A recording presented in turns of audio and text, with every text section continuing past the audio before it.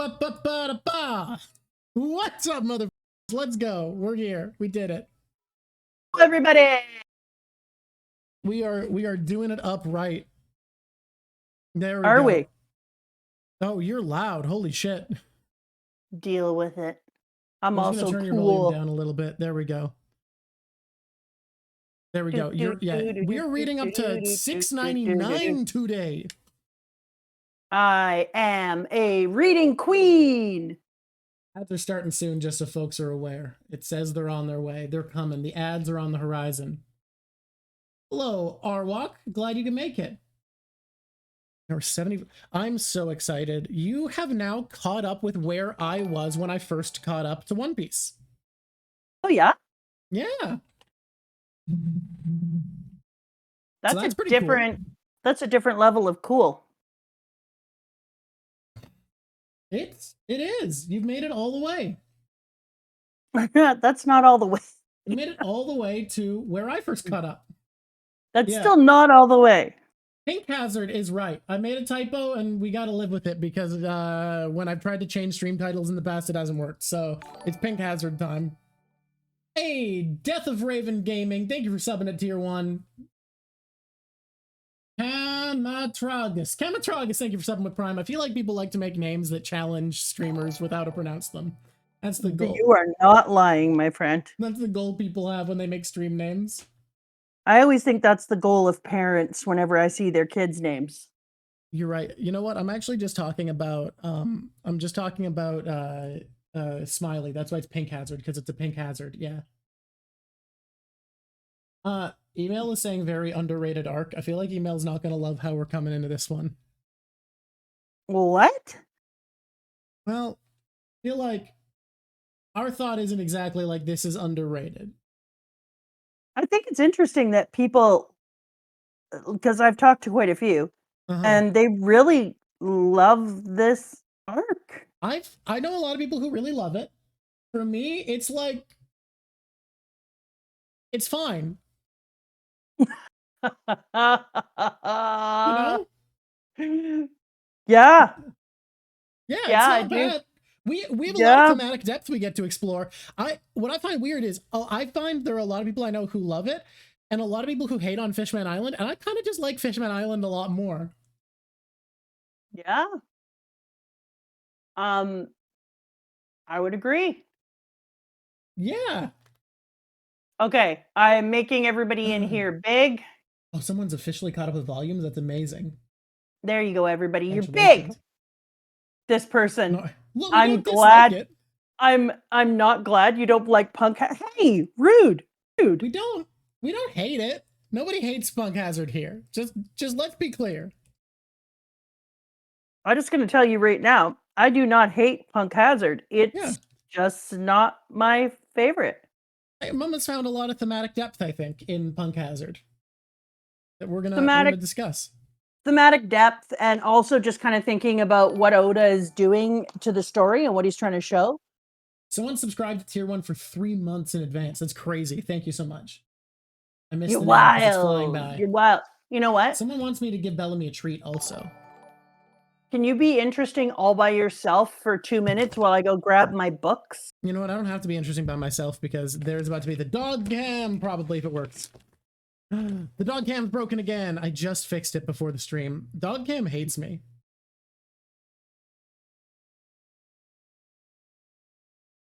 Come on, dog cam. Guys, dog cam hates me. I'm so sorry. Dog cam is broken again. I just fixed it. Okay. Here we go. We'll just get dog to come up for the treat. The broken dog cam's a tragedy. Time zones are a mistake. There's only one time zone that's real. Lame name, shame, game fame. Why did that one I say? That's a tongue twister and that was easy. Red Potato gifted us up. We're at the 281 of our 300 goal. We don't have a thing to do when we hit our goal, but we should do something.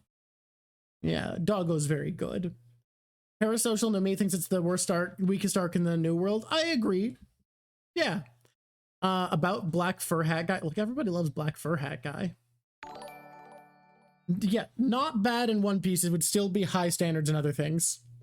Like stupid dumb pie. Thank you, Parker Scott, for subscribing 4 months in a row. Incredible. Yeah, it's not, nobody here dislikes it. Dresses Marco the Phoenix? That can't be sub goal. We've already said what that is. I mean, that's sub goal on YouTube, but.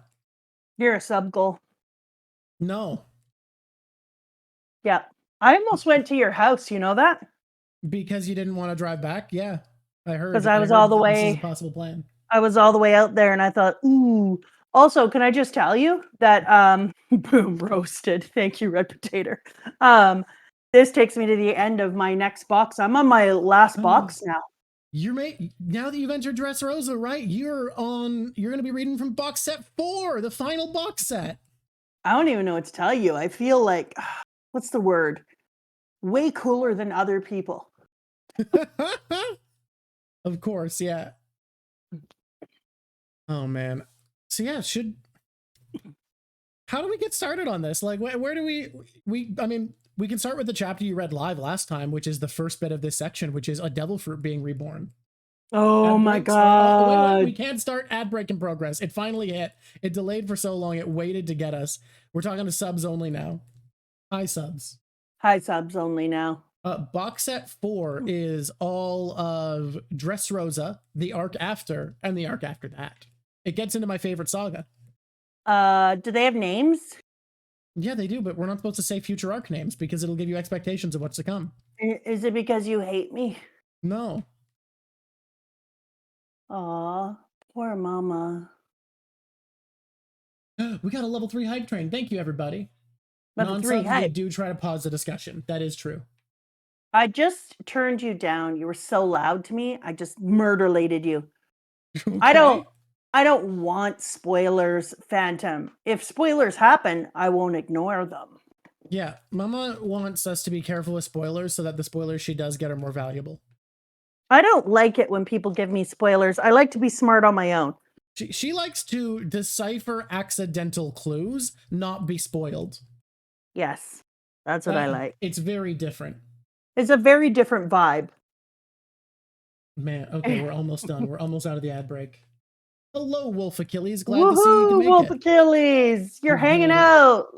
Oh, Mama will always be smart on her own. That's true. Hey, if anybody hasn't watched the new video that just went up on YouTube because it's not Mom Piece, it's the funniest shit. It was such a good recording. It was so goddamn funny. Holy hell, it's so good. He means the second funniest shit after Mama. Sure.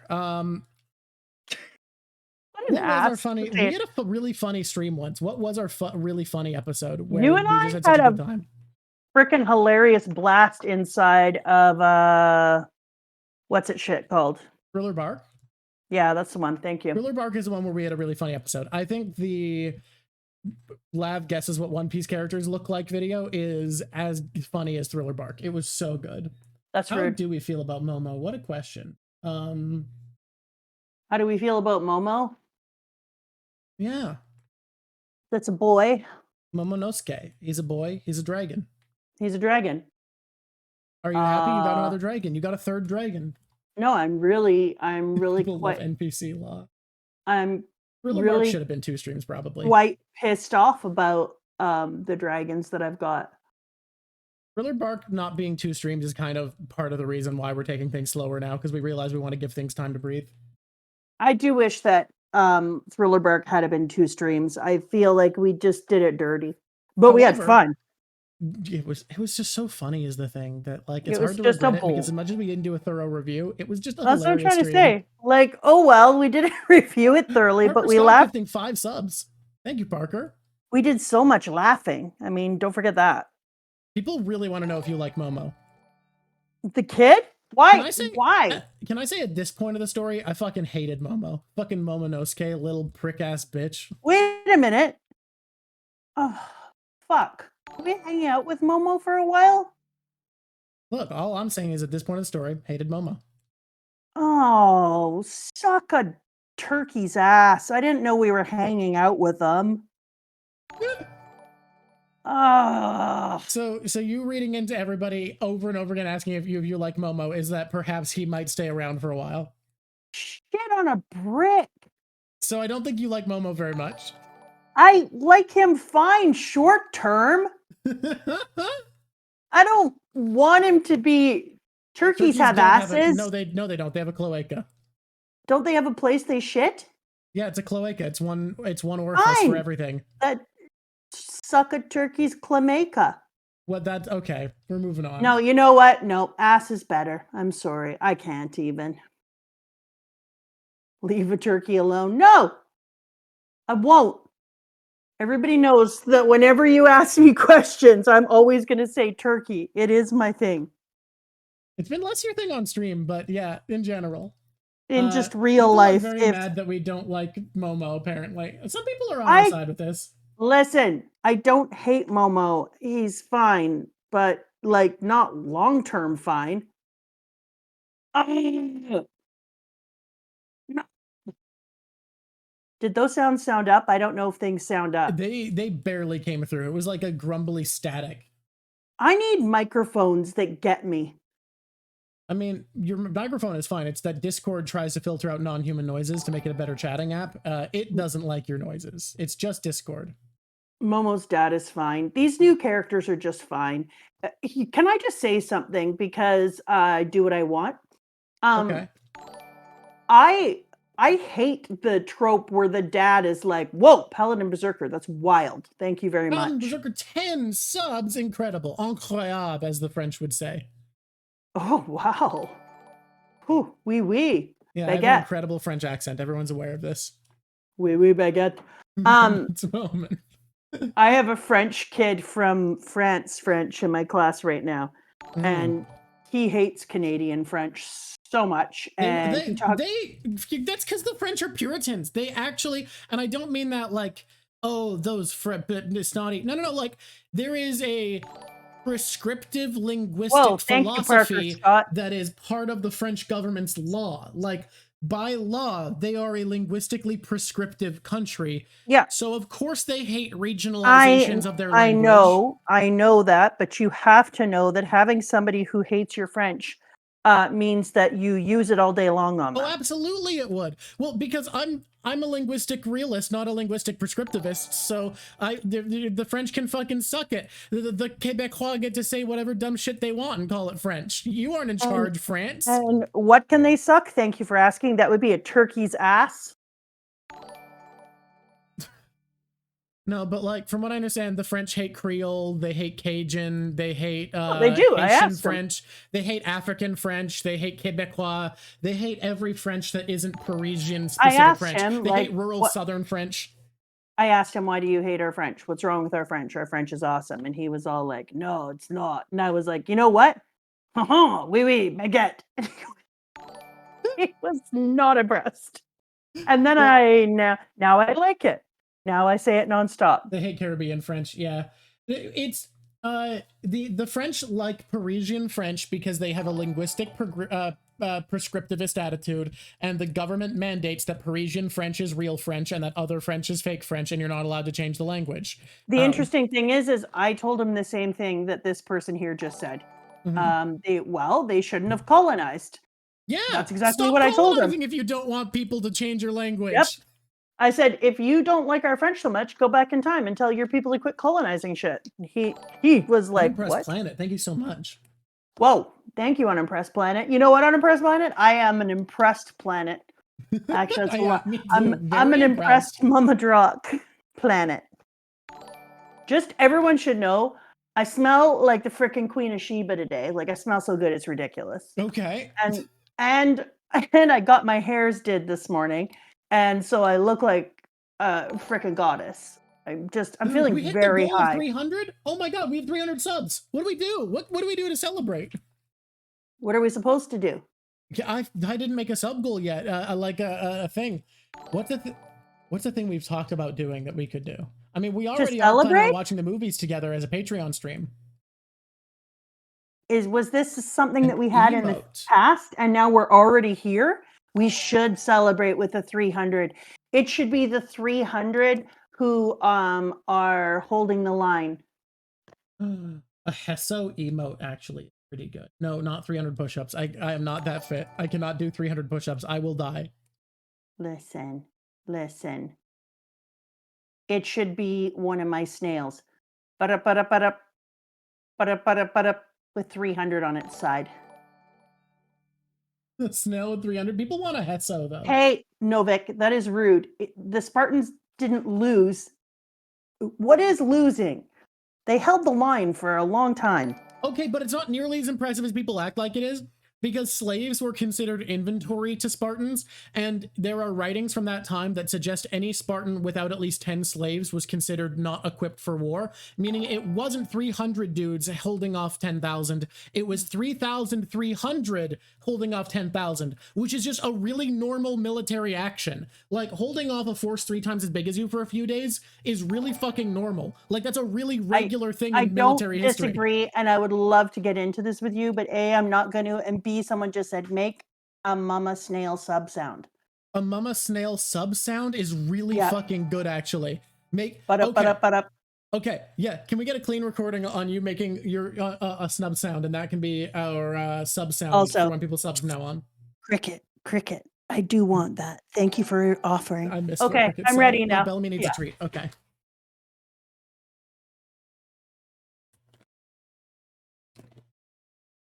How can people say patter, patter, patter? Because on my thing, that's not how it goes. It almost sounds like para, para, para, para, para, para. Oh my God, Bellamy, are you ridiculous or what? You cute He's got a little mud on his face. It was a messy dog park day. Give him a bath, though. He just doesn't like his face getting wet, so I can't wash his face. What do you say when you pick up a snail phone? What's the sound? The snail goes, catch-chat. So cute. You really love the snails. Do you know what I bought? What'd you buy?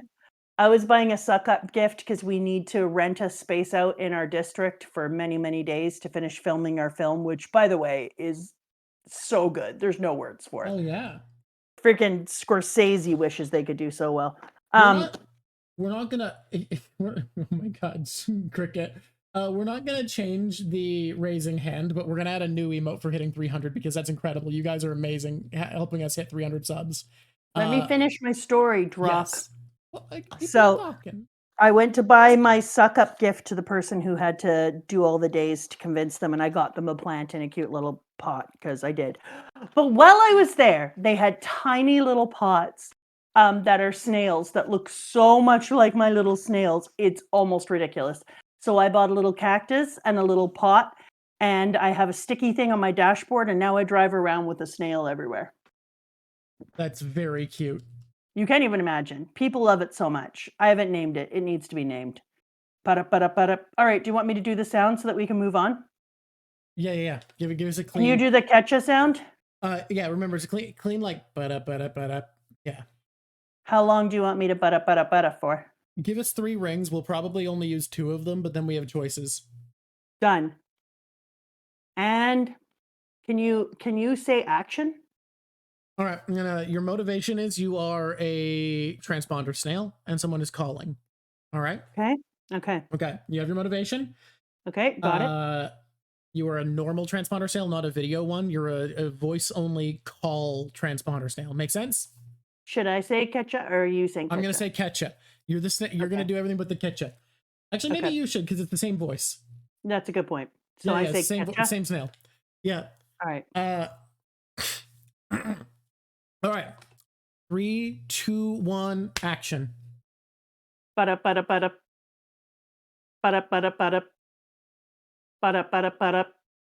Ketchup. Hello? You're subscribed. Hey, we're supposed to get the episode started. Are you there? Oh crap. Sorry. Are we starting now? Yeah, that's probably where we should probably get started. Probably. No, we should do it where it says, hello, you're subscribed at the end. We're only doing the that's the only part that's going to be part of the sound. Otherwise, it'll be too long with how often people sub. It'd be so amazing. It'd go, you're subscribed. Can you set a different one for if there's like a pile of subs? I don't know. Okay, ready? I can't set it today, but I'll try to get it set before next stream. Ready?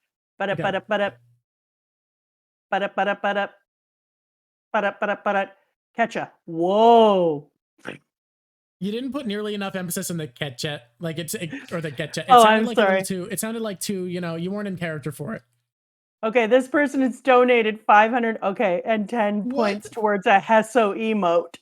Oh my god. Okay, we'll do a Hesso emote. Let's do a Hesso emote today. How about I'll draw that? We're not doing it today unless I finish this early. But if I do, I will. Otherwise, it'll happen when we stream the movies later this month. What's my opinion on the hot guy? Is Cricket asking about Brooke? Is there a new hot guy? Asking about Kinemon. Wow, the rich ruler of the world. Narwhal, you cute little thing. We were going to do a freaking Hesso emote Draw you, anyways. Nova Beast. I don't know who you are. I can't draw you. I forget to feed my phone. Okay. It's time once again to talk with us all about One Piece. Let's talk! Woo! That's a new theme song for today. We left off on Devil Fruit being reborn. That was your first episode this time that you read last time live on air. I'm not going to lie. Reading that piece on air, Pet the Boy, reading that piece on air was, I wasn't like as pumped up about this thing. And then all of a sudden, I'm reading it, and this poor slime, Smiley, goes in and is like, I'm a Smiley. Boom, I'm dead.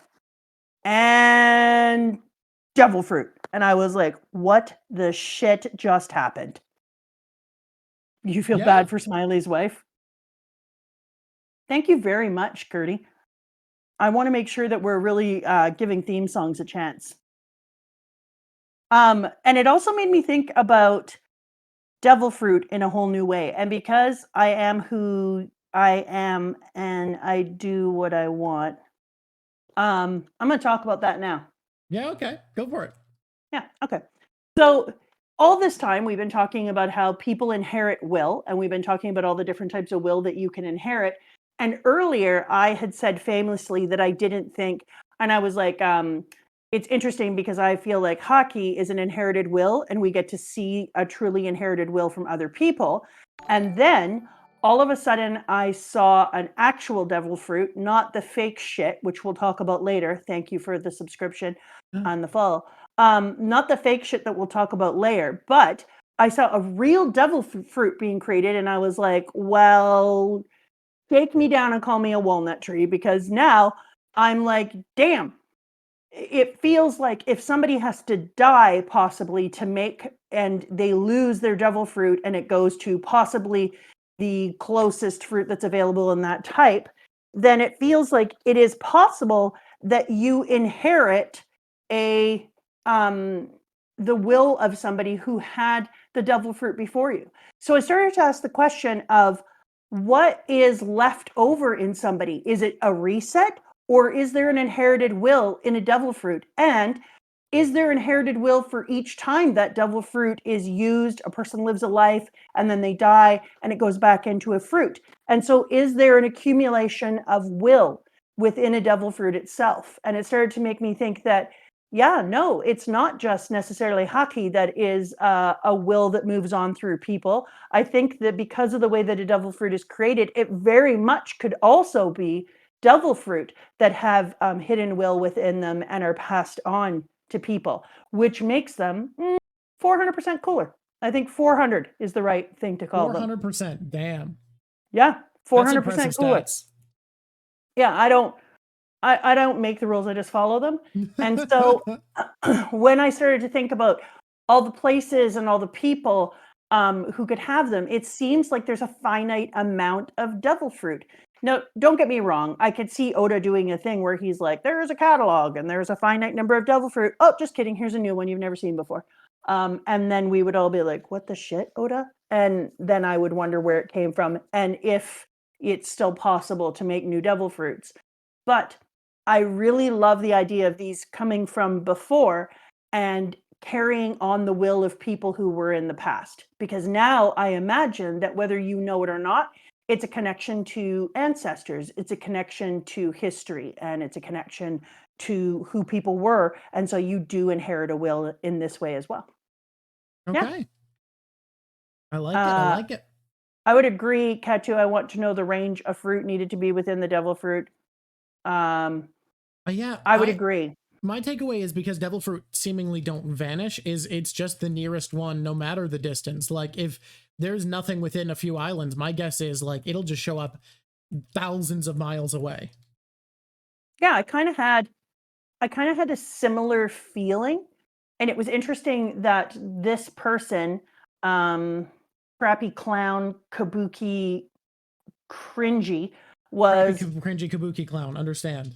the crappy cringy Kabuki clown was Yeah. running around saying shit and being a weirdo and intentionally kind of killed Smiley in front of this fruit, kind of so that we are looking at the juxtaposition of how it's almost like they were highlighting to the world how difficult it is to have a devil fruit, and yet how this sad fruit, which is the right name for it, by the way, sad fruit would be the right. There's devil fruit, then there's pathetic sad fruit. You eat it and you're sad, sad, sad.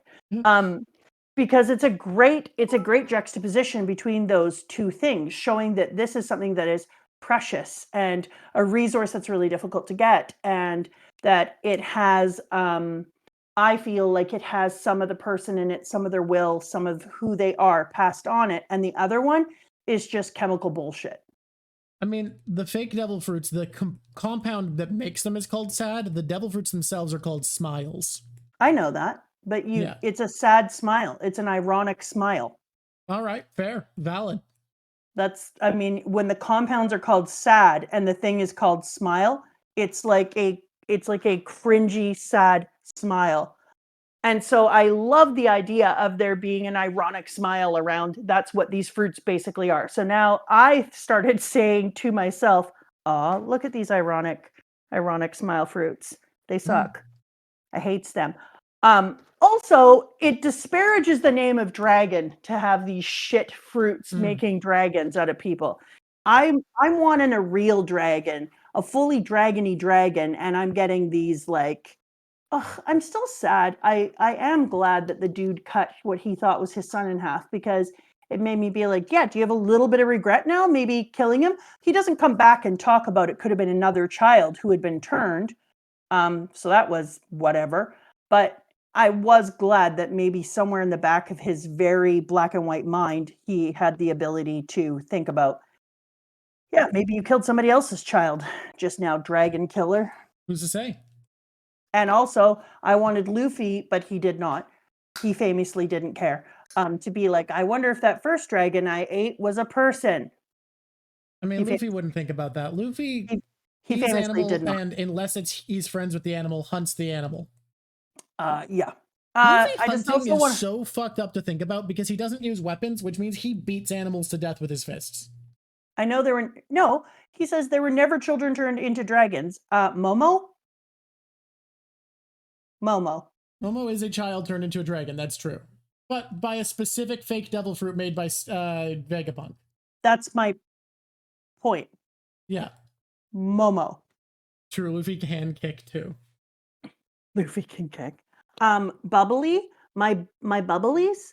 Apple just came back finally. Oh, God, thank God. Apple Bubbly back in town, baby. Yeah, I just need to put that out there. Anyone who's Canadian can get excited on their bubbly own time. In the US, isn't there? Did they not have it?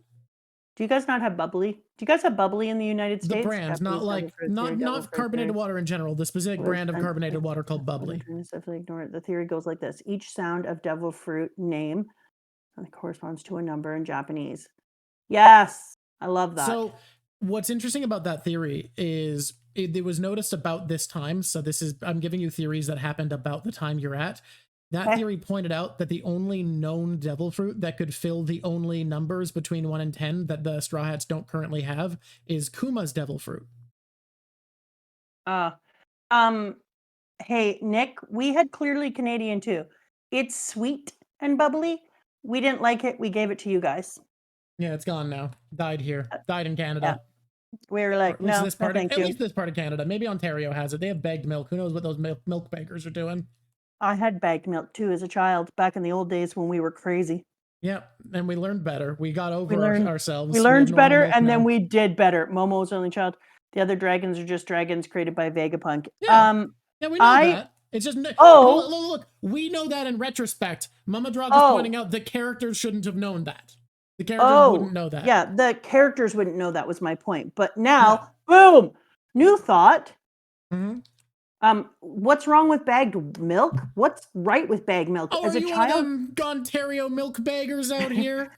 can I just say that as a child, I always cut the bag too big, and then the bag would give me way too much milk at a time and then fold over. Whoa, quit talking about the D. We're on air. So I had some thoughts about Dr. Vegapunk and the dragon. Yeah. And I'm wondering if do we know okay thinking got it, all right. Do we know if Kumo was obviously friends with Dr. Vegapunk earlier and had a relationship enough, in my opinion, to be trusting him enough to do the things that he needed to be done? And so I now see Dr. Vegapunk even more as being a member of the rebel party hiding in plain sight for the government. I am reading a book, and one of the baddest baddies in Badville also happens to be working for the other side.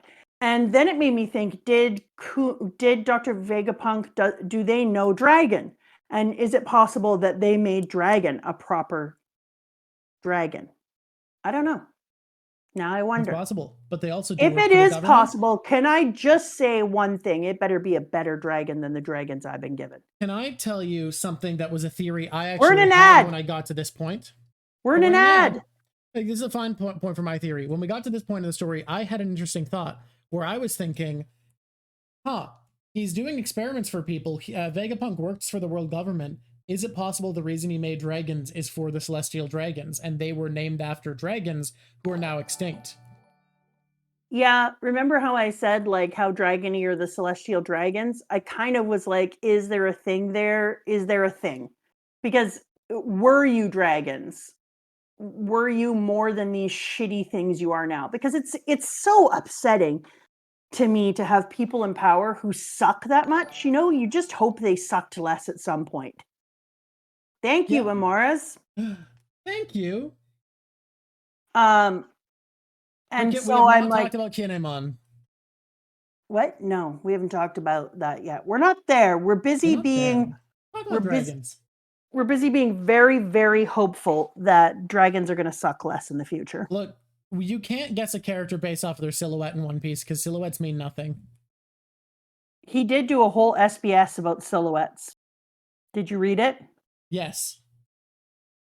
Did you? Yeah. Did you like it? Is it the one where he's like, yeah, I like using a silhouette because it's a way of like not committing to a character design? No, And it's the keeping one people where guessing? he said, here is how you look at the differences and can tell these characters apart. Oh, do you mean silhouette for character design? I meant like when he Yeah. introduces a character as just a silhouette, he does it so that he can have empty space to change their design later. I see. I see and I agree.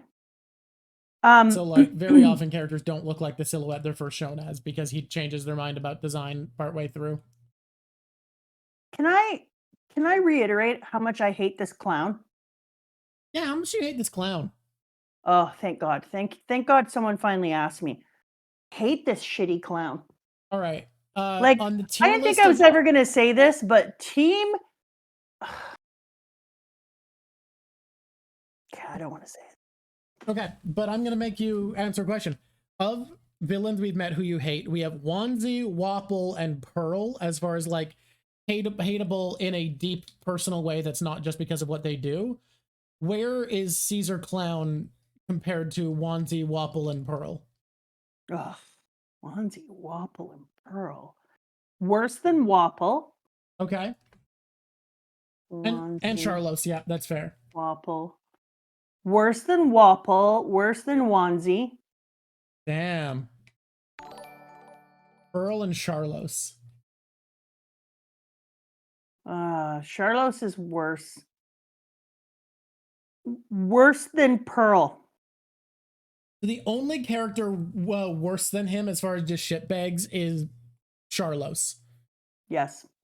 Damn. There is a lot of contempt for this clown. I hate him so much. Ew. Ew. Ew. Fuck that guy. What are you doing? That's What his are you laugh. doing to me? That's his laugh. I hated that. Yeah. That was bad. Caribou isn't a clown. Caribou's just some fucker. I don't give a shit how zesty he is. I hate him. I hate him so much. But What did you see? really, how I poisoned all those children? yeah. Did you see how I made children addicted to drugs? Blah blah I put blah. children on drugs. Did you see how I made got children drugs off the addicted? street and into these children. As a person who somebody tried to make addicted to crack on accident, I'm not here for it. He's getting drugs off the street. No. No, I hate this dude, just like my dad. Okay, Virgo. He at least has drip. Doesn't he wear like a striped jumpsuit and a lab coat? Thank you, Timo. Are you claiming that this gas bag kabuki farter has drip? In an arc with like Aloha shirt Tashigi, Trafalgar Law in his fucking trench coat era, Smoker, and Virgo. To be fair, Virgo's jacket, great. You're gonna claim Caesar Clown as drip? You know what I've decided? I love the idea too that that our good friend Law is also apparently obsessed with his hat. Look, he likes his hat. Anyways, I've decided to call Caesar Fart Clown. Whoa! Hi, Agedix.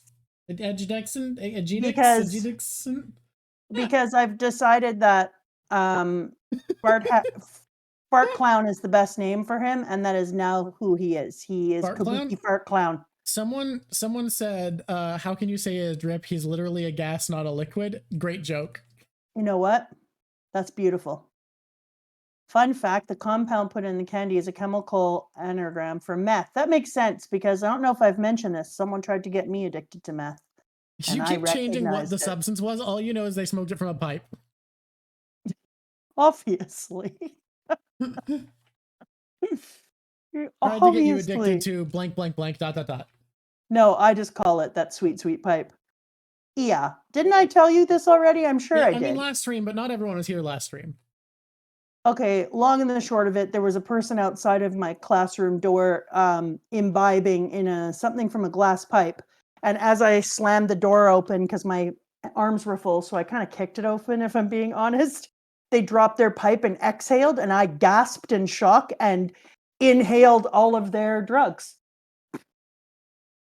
And then when I came home, I said to my husband, I think I might be addicted to that sweet, sweet pipe. You're going to need to keep me away from that sweet, sweet pipe. And I had such a bad headache. I felt so gross. Hey, yeah, you know what? It wasn't the best. With a drug is actually a really good way to not be addicted. So good job. You're doing it. Oh my God. I am a queen of not getting addicted to drugs. And my secret is inhale others. My secret for not getting addicted to drugs is just kind of don't. Nobody's ever offered me drugs. I'm starting to think I never had a real friend. Oh, hey, Cricket, you have art for me? Yeah. Incroyable, as the French would say. Are you going to put my art up, or do I have to go find it? What if you put it in media chat, Cricket? And then drop and show it. I have an announcement today for patrons. Hey, patrons, this is important. Our first ever gift from a fan has come in. It's incredible. We are looking forward to it. We are going to be waiting to open these for our Patreon streams before we get into what we're going to be doing. So this month, either in one stream or two, we're going to be watching movie 4 and 6 of One Piece. From then on, we're going to watch all the ones that Oda was involved in, but this month is 4 and 6. And before we get started, I'm going to open all of the packages we get in. So that's going to be a special thing. You guys have to know, I am really weird about packages. I never had a single package as a child. And I told my grandparents, I was like, one day I hope I get a package. And my grandfather, I had made fun of his runners for like 2 years, and he finally changed them. And he sent me his old runners in a package. 5 months, Watsuba? Thank you, Watsuba. And so it crushed my soul when I got my sad ass package of old runners. And so the very first time I got a package, I got really weird about it. And now even Papa Drock doesn't get to open his own packages. I'm like, I open.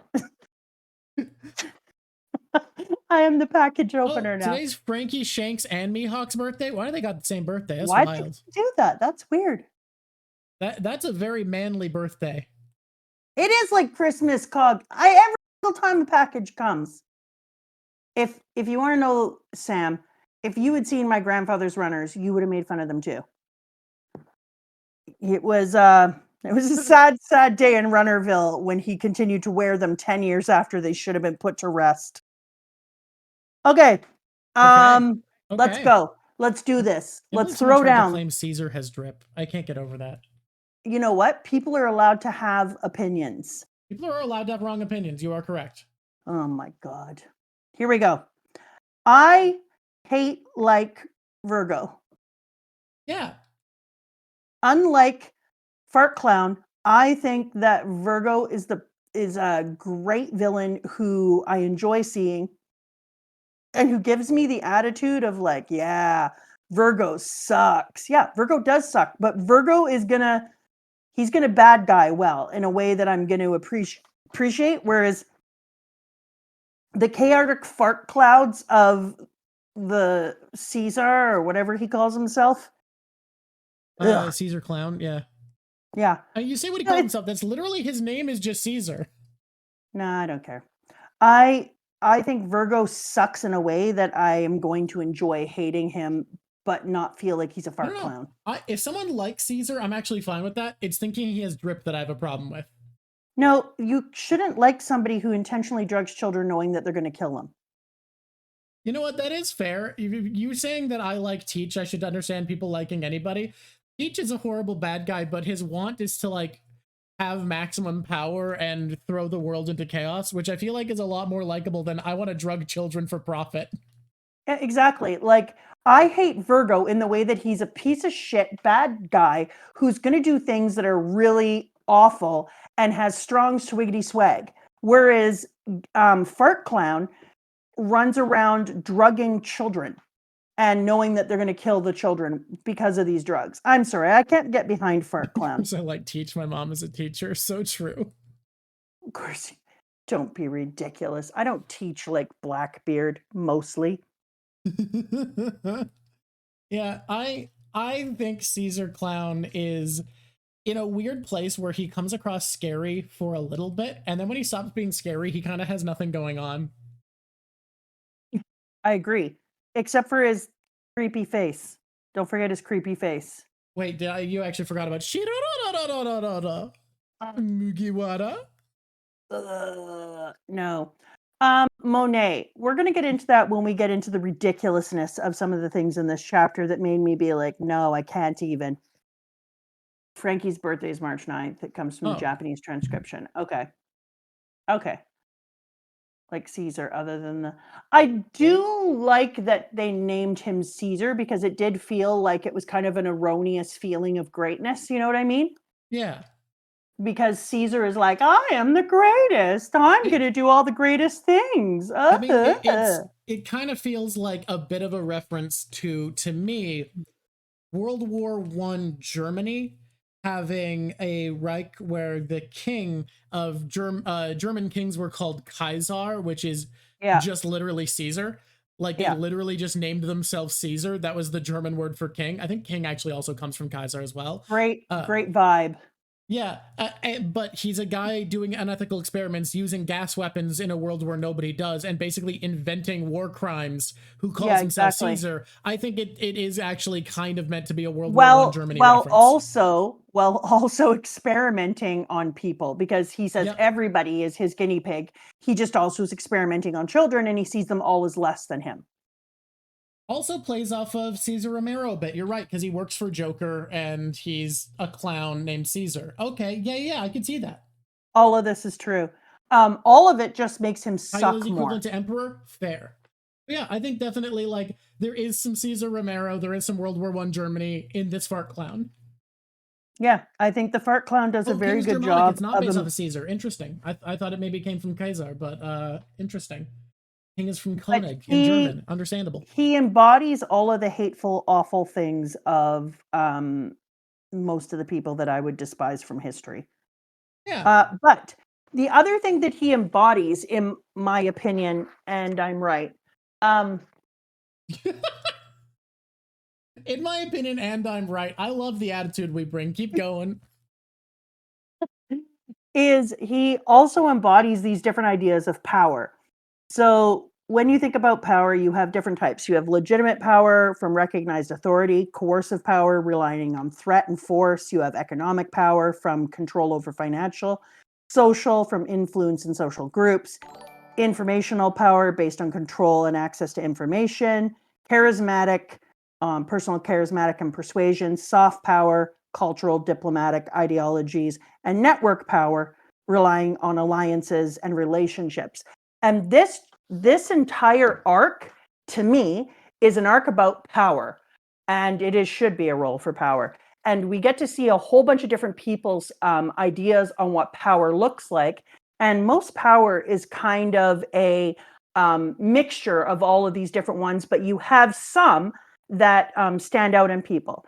And so when you look at the different ways that we're looking as power, and this is a power themed arc, you're seeing that for some of the people who came into this arc feeling like they had nowhere to go, they had no one to help them, they were lost, then they grab onto Caesar, who somehow manages to be convincing in his power that he is going to protect them and they will be safe with him.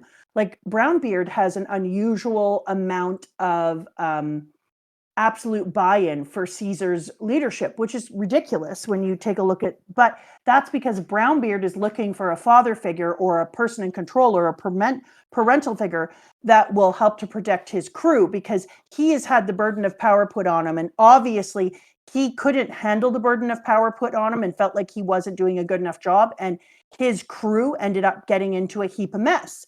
And so when he sees Caesar and Caesar makes him feel kind of like he is protective and caring and will help him and gave him new legs that belong to an animal, then it made Brownbeard feel like he gets to get behind him and give him all of his allegiance. But in actuality, it is unearned power. And so when we talk about what unearned power looks like, it's unearned loyalty in politics is like where individuals of the group have unwavering support. They get all this allegiance, and yet they haven't merited any of the performance deserving this loyalty. And so when you think about it, I started to think about him as they align with him maybe because he has a cult of personality, but then I was like, this is not a charismatic leader. This is not a leader that you're like, oh, the charisma, right? Whereas when we're watching this, Virgo is a charismatic leader that gets loyalty through charisma. And there's not a historic, it's kind of propaganda, but it's not really, and it's not really fear or intimidation. So it feels like he got this unearned power through lack of an alternative. And that is one method of getting an unearned power. And by having a lack of alternative, people feel compelled to throw their support behind this political person or this because they don't have anything else. So they start to give them more credence for doing great things than they deserve, because otherwise, if you don't believe in the person who's leading you, you're going to be rudderless and you're going to feel absolutely vulnerable. So I think this little bastard manages to take the lack of alternative and with the people in the army and stuff, but with the children, he uses misinformation and propaganda. So he is, yes, this person is exactly right. He's so narcissistic. He's a narcissistic fart, and he uses different types of unearned loyalty to make people follow him to a fervor. What did I call it earlier when you and I were talking? Zealous loyalty. Zealous loyalty.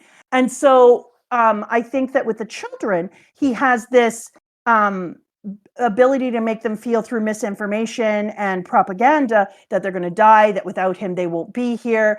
But then he has that backed up with all the people who have this strange cult-like ability to believe in him, other grown-ups. And so exactly, Kaitu. So it almost feels cult-like because the other grown-ups are like, this person will save you. If he says this is what's going on, this is what's going on.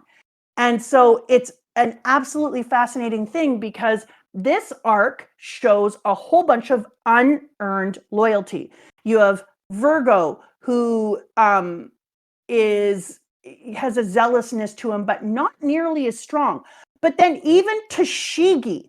So when you see Tashigi being chucked through the doors at one point, and all of her people are trying to get her to safety, and she's like, no, I need to get in there. I need to save them. And her people are like, no. And they lean forward and they say, you did well, boys. You got our great leader through. And then they all give the thumbs up and all sorts of okay symbols and stuff. And then they all turn into Pompeii victims. And so even they have this huge, huge feeling of loyalty. And then you have the loyalty of the Straw Hats to Luffy. And then you have the loyalty of all these weirdos to Fart Clown. And then you have all the loyalty of these people to Doflamingo. And then it's showing that this arc is all about loyalty and power and leadership, and how sometimes that loyalty is misplaced. And people have been led to believe in something that isn't true. You can see him start to kind of create a comparison to that, a foil to that, in when he did Marineford, and he showed our Whitebeard, who deserved power, who gave of himself, who created a circumstance for people to be rich in. And yet you then see Buggy, who is taking credit for things that he didn't do, that people are coming towards Buggy and believing the things that happen around them are all because of Buggy. And they just were in such a bad situation that Buggy seems like a savior person. And so all the things that they attribute to him, they want to attribute to him, because then he seems more powerful and able to help them out. The more you believe Buggy was responsible for those things, the safer you are when you travel with Buggy. And so he kind of showed the juxtaposition between power and loyalty when we were in Marineford. But in this one, he was like, hold my sake. And then he went off and he frickin' blew open power structures. And we have the speech that's given by Usopp is kind of a finale of power, where he says, I want to talk to you about this, and I want to tell you why Luffy is the greatest leader, and why all the people that you are worshiping and you are giving your loyalty to are shitbags who have done nothing but damage you, and who don't care about you, who you are, or what happens to you. You personally mean nothing to them, whereas Luffy is nonstop thinking about others and where they fit into the overall plan. And he sees us each as our individuals and gives us agency. Meanwhile, in all the other positions where the power is not credited and that person didn't deserve to have that loyalty, the number one thing there is the people lack agency. They don't have agency over their own life. Meanwhile, with Tashigi and Luffy, who have earned power and earned trust and leadership, you can see that they believe in agency for their people. They're their own people with their own minds, their own ways of doing things. And the proof of that lays nowhere stronger than in Doflamingo deciding that he is going to tell somebody to give up their life for him. I'm sorry to have to do this. Do I feel sad about it? Oh, I feel sad about it. I'm Doflamingo. Go stuff it up your sideways butt, flamingo face. But meanwhile, he asks someone to commit suicide on behalf of him. Die for me, Monet. Die for me. And that is the ultimate thing in saying that these people who have power don't earn it, didn't get it through a real reason, and then don't give agency to the people that they have power over. And you can really start to tell whether or not the person that you believe in and the leadership that you believe in deserves the loyalty based upon how much freedom of thought, movement, and personhood do you have underneath their reign. And I think that's what we saw.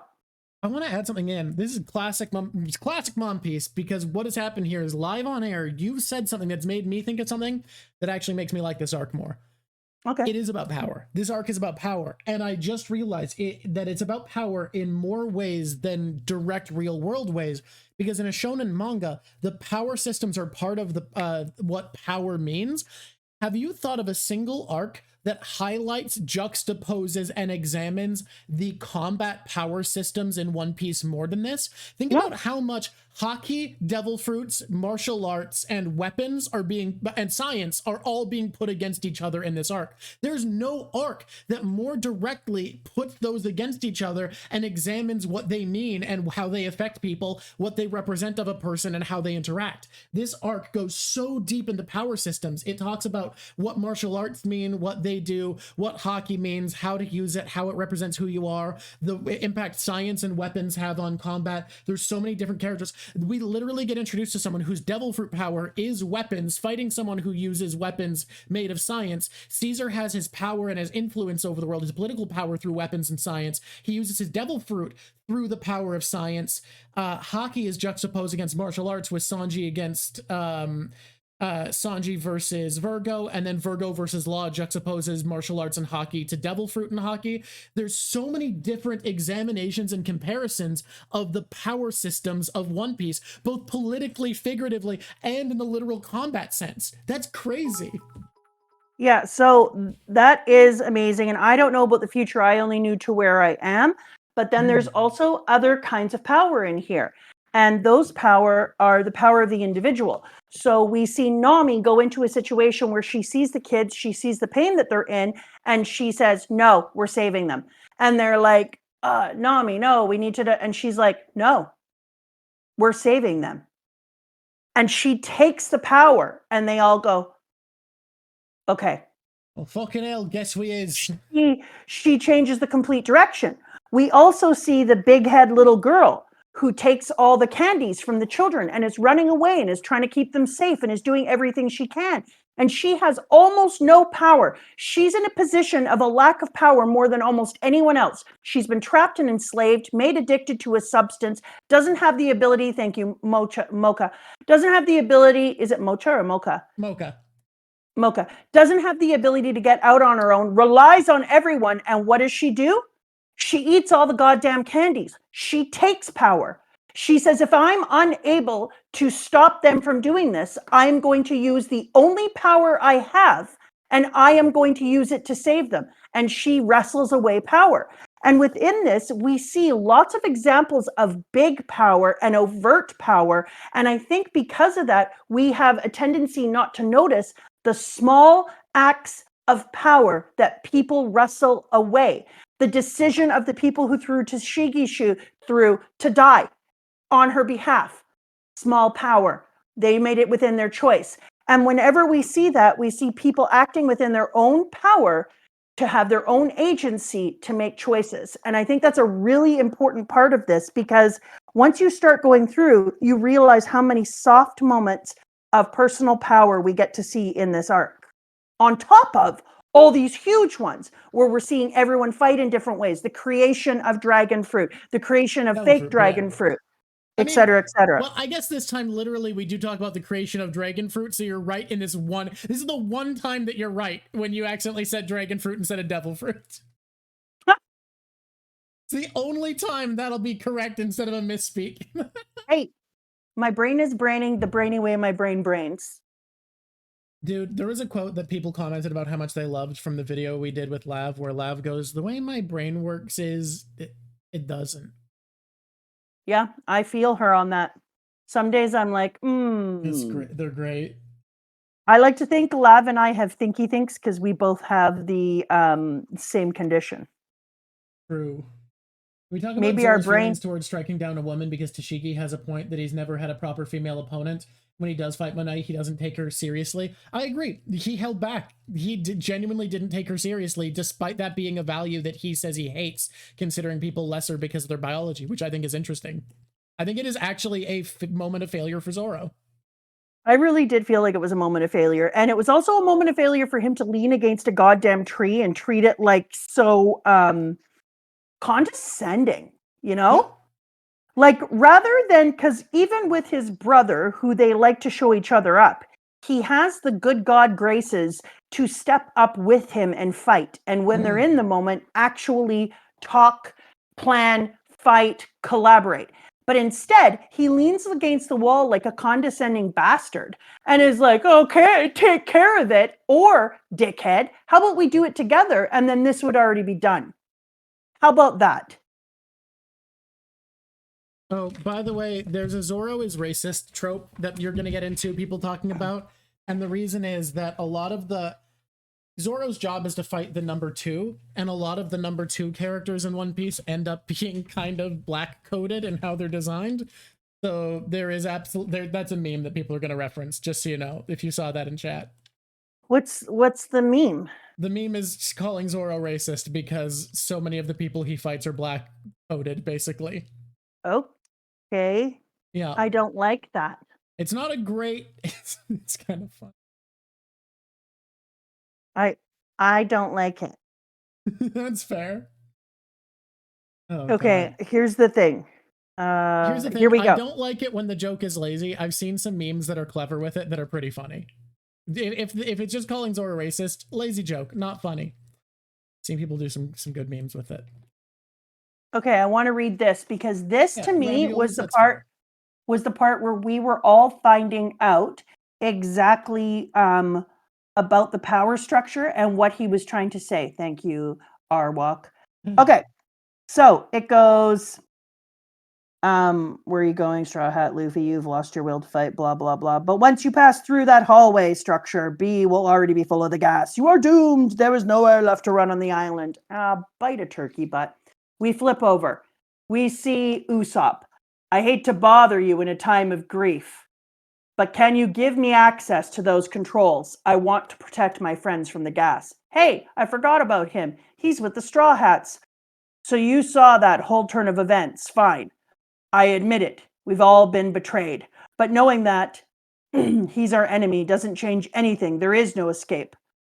But aren't you in the same situation? Didn't you see your captain running from Caesar? Serves you right.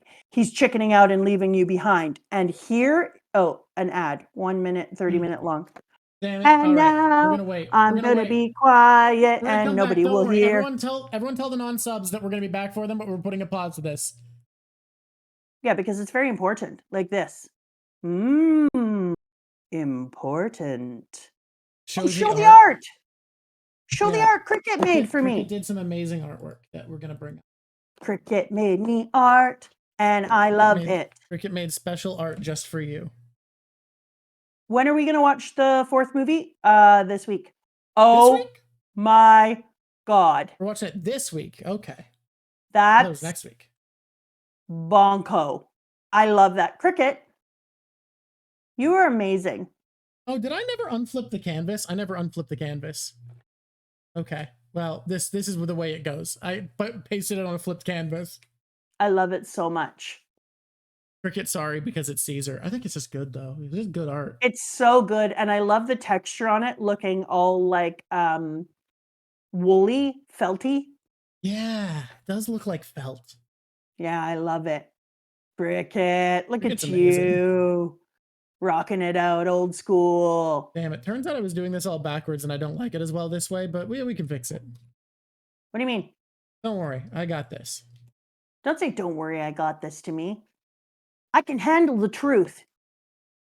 Oh, everybody's back. So now people You can't handle the truth. Oh, someone said delete your art. All right, well, I'm going to delete this shading layer and start over. Boy. I never get there fast enough. People delete it before I can. Okay, here we go. Now I'm going to finish reading this. No one breathes like Gaston. No one sees like Gaston. Here we go. Consider what I'm doing here. Do consider. I'm going to read. Consider quietly to yourself. That's not what I'm asking for, Drock. Drock! Yeah? I'm attempting to read. You're singing. Pet your boy. But now I got that one TikTok song stuck in my head that was popular like a year ago. Please pet the boy. Okay. Here we go. So here says Usopp. Did you just say what I think you said? You dare to slander my own captain to my face. Sure, if he was the type to betray us, things might have been easier. We might want to tuck our tails between our legs and run. But he never, ever fails to believe in our strength as a group until it breaks our own backs, which means we step up and meet his hope for as long as our lives can hold out. So this is exactly what I was talking about in this arc when he's juxtapositioning all the different types of power. He is saying when we're looking at all these types of power, we might start to get worried that the Straw Hat is too fervently pro-Luffy. Maybe they should believe in him, but not quite as strongly. Maybe they should be careful they don't become cult-like. But Oda decides to spell out what's actually taking place. Luffy will never fail to believe in us. He doesn't micromanage us. He doesn't step in where he doesn't need to. Luffy expects the best of us, so we are the best of us. And that is the difference between the other type of power where you have someone like Doflamingo who walks around saying, hey, how's it going? Do you want to commit a little seppuku, a little Harry Carry? Do you want to be a little Flight of the Bumblebee for me and maybe crash into this area and end your life? No. Luffy says, we need to do this and we need to do this. What do you guys think? And then he knows that it will come true together as a group. He learns what it looks like to have faith and trust in each other. So it isn't a one-way street like it is in the broken power systems. The love and the respect and the trust goes in both directions. Whereas when somebody absolutely doesn't deserve your respect, doesn't deserve your fervor in their leadership, is when the power only moves in one direction. Which you can see in Trump, like it or not. You can see that Trump... We're getting direct this time, huh? Hey, Cricket, I like to keep an atmosphere where on the show we're pushing our liberal agenda more subtly so that people who are conservative can be kind of lulled along and maybe be deprogrammed by our dulcet tones. So leave this out. Whoever's editing this, leave this out of the YouTube video. For Twitch, go off. The VOD, I don't care. Go off. Take it on. Mama, go ahead. Okay, so this is what I always feel like with Trump. When I look at somebody who, quote unquote, has charisma in leadership, you're looking at somebody who will act like they're on their side, say the shit you want to hear, because if they say it in the right way, they know that you'll be like, oh, I hate people too. Do you promote my hatred? Yes, I do promote your hatred. Do you want more people who hate in the police force? I do. Thank you. Put them inside. Yay, I vote for you. Oh, I think abortion is wrong too. Are you going to make that agenda despite the fact that you didn't even realize you were holding a Bible upside down? Yes, I am. Okay, I'll vote for you, even though you clearly have had more women have abortions to get rid of your revolting seed than any one human on this planet throughout the time of history. And so when you're looking at this, the people who are agreeing and believing in these people have one way love, support, and trust. Whereas when you have got two-way support and trust, like with Tashigi and her people, or with Luffy and his people, it goes in both directions. The leader actually gives a shit about the people and wants it to be the thing that is best for them, and isn't pretending and holding it close to their chest saying, I will make you think whatever the fuck I need you to think in order for you to do what I want you to do, because all you are to me is a bunch of things that are usable, guinea pigs on the planet able to give me the power that I need. And that's what we're seeing here. We are seeing Oda say throughout history, this is repetitive. You think it's just Trump now in this era, but it is leaders throughout history that have done this.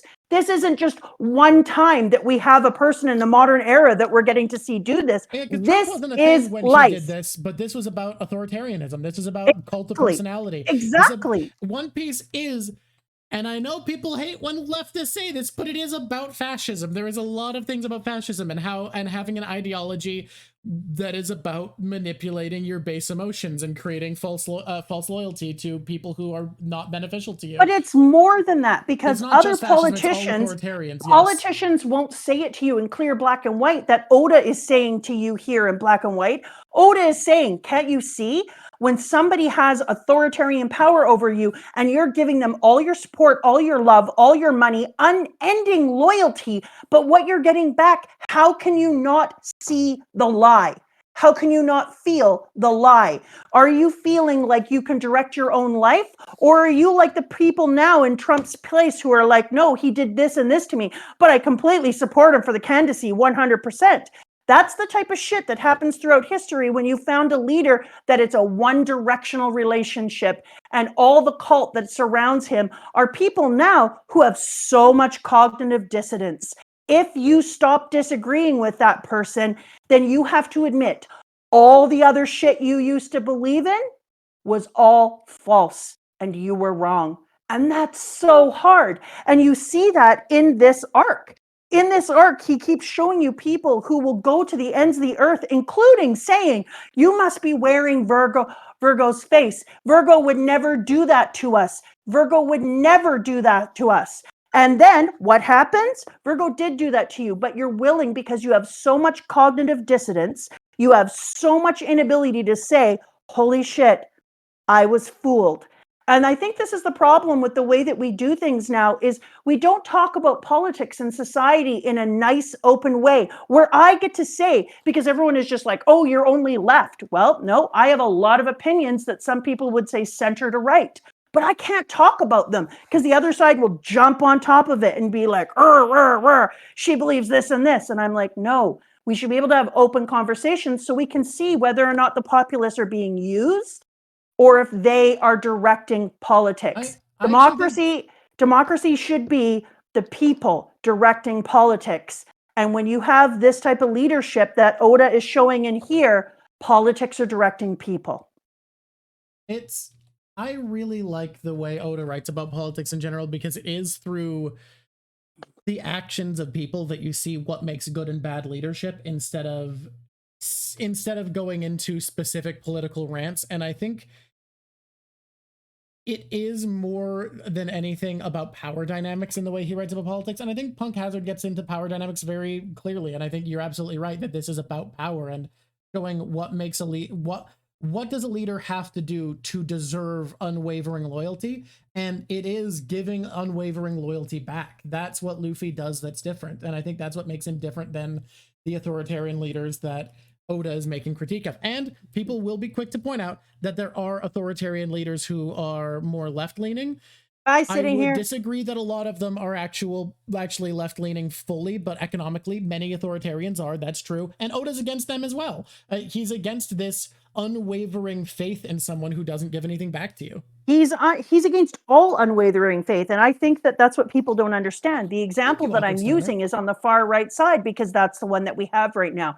You give me somebody on the left and you have people giving unending loyalty with a one-directional relationship, I'll call that shit out. Because your politicians shouldn't be frickin' rock stars that you're excusing all their actions for. Your politicians should be working on behalf of the populace, which is shown here. He also shows it, and this is something that's amazing to me, by making this world black and white, or frozen and fire. He makes two distinct sides. And he says to all of you, you're doing the thing again where we're going so far into the cool philosophy and thematics behind an arc that I'm starting to like an arc more that I came in not really that hot I know, about. me too. We're kind of long landing it right now. I know. Because when I looked at this, I said, okay, dude has got a relationship with the land where he's made one half of it be fire, one half of it be ice. And so now, not only do you show two sides of politics, or in his case, it would be all the people who are pirates, all the people who are government, or it would also be all those people who work underground, all those people who work above ground. He has all the us's and them tropes put inside of this through one frozen side, one on fire side. Same with leadership. He has the leaders hot and cold on the leadership, the leader that runs hot and burns everything up, the leader that runs cold. So he does it in two things, but he'll go back even further and you think about how it became hot and cold and how it's a fight between two people who see politics of leadership. exactly. Oh my God. Exactly. Yeah. the whole reason that this island ended up hot and cold, fire and frozen is because two different opinions of leadership. So he started by creating a land that is two different sides of leadership, burning and frozen, and then he layered fucking leadership over the whole thing. Sorry for swearing. I'm a sweary swearer. I also want to say, if you want to talk about two-party politics, you want to talk about the difference between modern conservatism and modern liberalism, having one of them be embodied by passive, lazy justice and the other be embodied by cruel, unforgiving, absolute justice. Great scathing critiques of the modern state of politics in 100%. The world's most powerful military, which is what the world government is. I just want to say, you want to make fun of both sides? That's absolutely how you do it, because you have 100%. Lazy and ineffective and absolute and harsh, which I think is actually a really 100%. Good critique of divide of power in the modern worlds. And so he's already seeing something, because as a person who's been alive since the dawn of time, I can tell you that in the year he's making this, I looked it up and I thought it was 2013, 2014, I wanted to say. Might have been 2012, but I think it's 2013, 14. In the time that he's making this, we're already starting to see the polarization of politics over the world. We're already starting to see that some people feel like they are being completely left out, like people in this are. So I think about the people who believe in Trump, that again is our polarized person right now, and someone that I know well. This story is not about him in particular, because he wasn't. No, I'm just thinking about this way. And then I think about people like Brownbeard, people who feel displaced, untrusted, without hope, feel that they've been left out of the bigger equation. Nobody is there to believe in them. And I start to think about all the people in poverty in the United States who started to feel like they didn't have jobs, they didn't have anything. Well, what do? Well, the same thing Hitler did. You pick a person to blame, and then you rally up all the troops, and everyone agrees to go against them, and you claim power. That's exactly what happens inside of here. You pick a person like Brownbeard, you pick other displaced people, you create fake sicknesses in people, and you gather them all up, and you create loyalty from nothing. And that is why when you see this thing, I started to say, this man layered leadership on leadership on leadership to show the distinction between power struggles in all of humanity. And God damn it, I think I like the arc now. I still think it's not a high tier arc for me, but goddamn, is it starting to feel a little better. Story-wise, I feel like it could have done more. But when you're talking about moving forward from here, and we're looking at the new land, because remember, we're going into the new world. What do you need to do before you go into the new world? You need to do something like this. You need to say, look, you're not looking at leadership in a great way, and I want you to look at the Straw Hats, so that when they do shit, when they have loyalty, when they work together, you know you can have faith in them, because you've compared leadership and you've compared loyalty, and you know this one is worthy. Yeah, you're making me like it more for sure. We are doing a huge thing in philosophy about the philosophy of politics, and I will be mentioning some of this stuff in it. Perfect. Right. My kids in philosophy, every day they leave and they go, ow, my brain. And then I'm like, have a lovely day. Good luck. I don't look, it's not making it a high tier arc, but by God, it's just making me like the arc more how much we're getting into the themes here. Okay, well, let's go through and see if we can flesh this biatch out more. We're doing really intense color grading because I'm doing very pink lighting, so it's not going to look fully blue, but it should look a little bluer. Are you giving yourself like texture? Because I love me a texture. We're doing a textured, we're doing a crosshatch texture for the shading. Look, what do you mean? How do you get into philosophy? I gotta, when people go delete your art, I have to redo it in a different way. That's the rule. I do love it. That's what makes it fun, because the art on the show gets to be about discovery then. And discovery, in my opinion, is the best part of art. People when they get into art say, I want to be able to draw the things I imagine as the way I imagine them. And I had that goal. And I think it's a bad goal. You shouldn't have that goal because... Calico, Cricket said they can lend you textures. Yeah, exactly what I talked about in the Blackbeard video, I think that you are open to better ideas when instead of getting your mind stuck in a direction, you are open to discovery and finding a better option. And in art, I think that's 1,000% true. That if you're open to discovering something during the process, you're open to finding a better solution. And all of the best drawings from One Piece are something where someone said, delete your art, and I had to find a new solution. And what's cool is people do it at different points in the drawing. So it's interrupting a different process each time and getting me to think about a different part of it differently each time. I love that. I mean That's it. I why- think that makes it really fun. That's why I'm grateful to Drawfee for making the delete your art meme so that it can be a cornerstone of this channel as we grow, because that's where we're getting all of. Look at that texture. Holy shit. Yeah. Two things. Number one, where are you? Amethyst. How do you get into philosophy? There's lots of different ways. The way that I would suggest you get into philosophy is there's a little dude, almost unheard of, whose name is Hank Green. And Hank Green's a good start. And he does this tiny little show. Can I recommend a place that I would Wait, I'm not done. Let me finish. Okay, I'll let you finish. What's his damn show called again? Crash Course? Crash Course. Sorry, Hank Green. Well, if you go into Crash Course, he has a crash course of philosophy. The reason that I would start there is just because he does a whole bunch of kind of like big picture overview, like you're flying in a plane over top of philosophy. The place that I would go next is, I honestly wouldn't start reading philosophers. I would look up ontological problems. Like I would look up Plato's allegory of the cave, and I would look at how different people look at it. And I would look up philosophical problems like the trolley problem or the problem of the hospital and surgery. And I would start to think about it. Like, what is my opinion? Do my opinions vary? When I look at this problem, is it the same way as I look at this problem?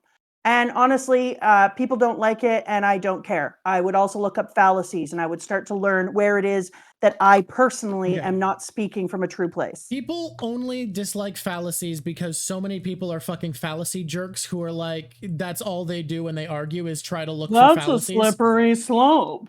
The slippery slope fallacy, though, that's an ad hoc. Yeah, and the people who just fallacy fish and don't actually engage in rhetoric are so annoying, but fallacies are actually a good place to get into philosophical thinking. I have another recommendation, which is Wisecrack, because clearly if you're watching this, you like media analysis, and Wisecrack does a series. They are trained in philosophy. That's their schooling. The boy.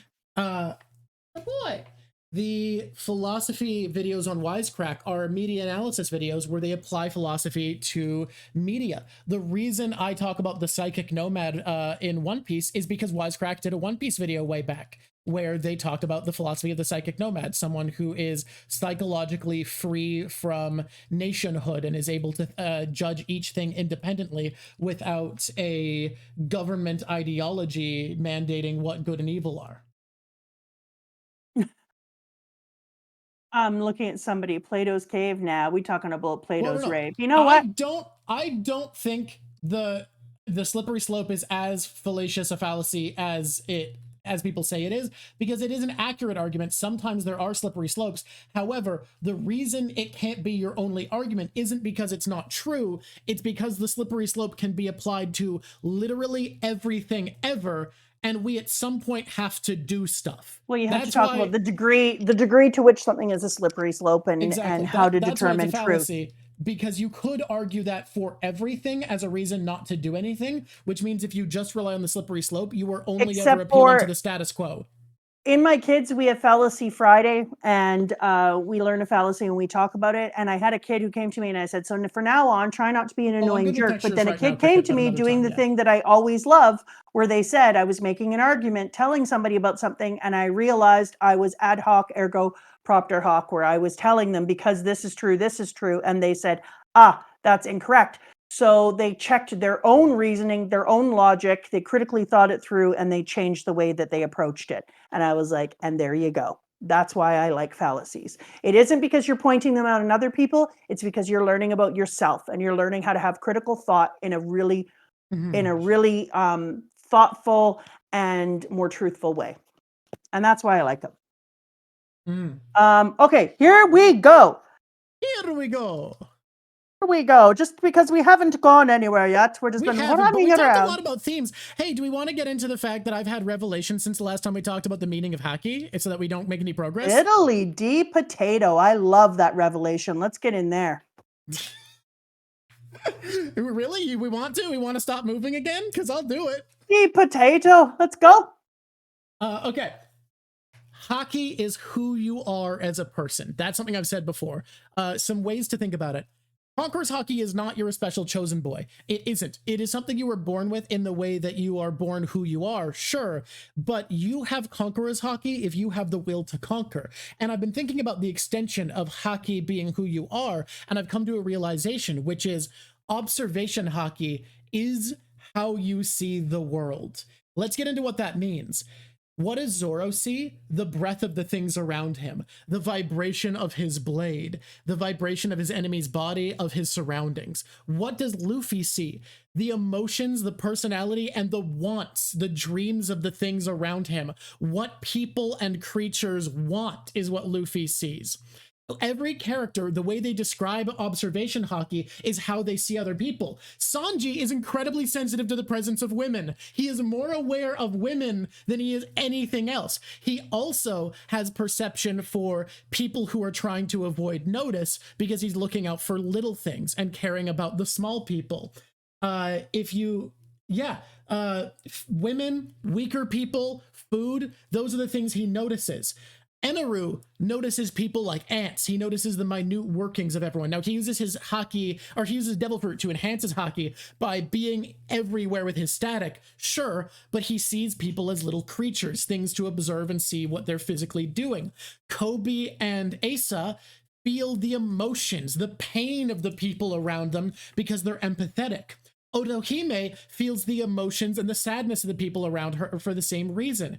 Everybody's Haki and how it first manifests says something about how they see the world. Observation Haki is how you observe inherently. It's so cool. I agree completely. And so we started to think about all the ways that this could add to the piece and our understanding of Haki.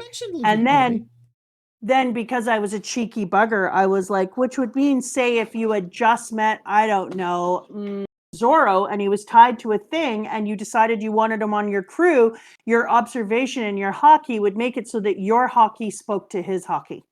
Now, I will say we both agree with that person that Luffy is not like Blackbeard picking people because he's like, you're powerful, but Haki is who you are. He senses what it is that they have because Luffy senses dreams. He senses ambition. He senses what people want and need. That's his observation, which is why when he's first tapping into it manually, Rayleigh says, what do you feel? And he says, I feel what they want and what they're feeling, because that's how he sees the world. He sees who people are. Yeah, exactly. And so, yeah, Luffy is choosing people quickly because the person was like, are you just saying that Luffy would not be able to choose somebody based upon their personality? For 4 seconds, he met a dude tied to a thing. He had one action that doesn't determine everything. And so the Haki, speaking to Haki, would talk about why is it that Luffy is able to know when somebody is right. Don't get me wrong. Luffy also just invites any weirdo he sees. That's a Luffy weird moment. But you can tell the difference between Luffy is like, I must have you. You speak to me. We speak together. It's kind of a, I like to think of it as their Haki is grokking. It groks out with each other. I just used grokking in a cyberpunk story that I wrote for class. By the way, that cyberpunk story, I'm going to get published. I haven't sent it out to anyone yet because I need to upgrade it, but holy shit, it's so good. It's going to get published and then y'all will see it. I'm so excited. Wow, grokking is great. Nice. That is amazing. Okay, so we're moving from this part because we talked about a lot of the other part leading up to it without talking about it. So we're starting in book 69 and we're starting right after Big Head Kid is eating all the candies. I never thought we would die. I still thought we could be grown-ups. That might be one of the saddest statements that this dude has written. I never thought we would die. I still thought we could be grown-ups. Oh God! Yeah, having that's a little thing kid for a child to say. Having a little kid say that is too much for my soul. I thought that Oda did a really good job of putting the children in the center of the story without putting the children in the center of the story, if you know what I mean. Like, he has them there, and every once in a while when you're like, well, you know, he's not that bad, then you're like, right, the kids, the right. child No, joking. no, he really is that bad. He sucks with all the power of sucking. And then he did the same thing with Virgo. Well, you know, he's got some good characters. Nope, he doesn't. It's because of all this that these kids weren't returned to their parents. And he used the kids again. Well, Law seems to be just a good guy, and his relationship with Luffy, nope, Law knew about the children. And so he keeps using the children in the background to change your opinion of everyone, including the Straw Hats. Because when Nami comes in and is like, no, we're not leaving, we're saving these kids. You're like, and now your opinion of the Straw Hats changes based upon the children. Law did not know about the children. I was trying to determine if that was true. I thought he did. I thought he had an idea, but he didn't know that they were being drugged. I just thought he had a personal objective that he thought was bigger. Yeah, he did know. And then the same thing with our great girl who is asked to kill herself. She knows about the kids, but she has too much faith in her leadership. And so I'm like, she's great. And she was misled. But also, she knew about the children.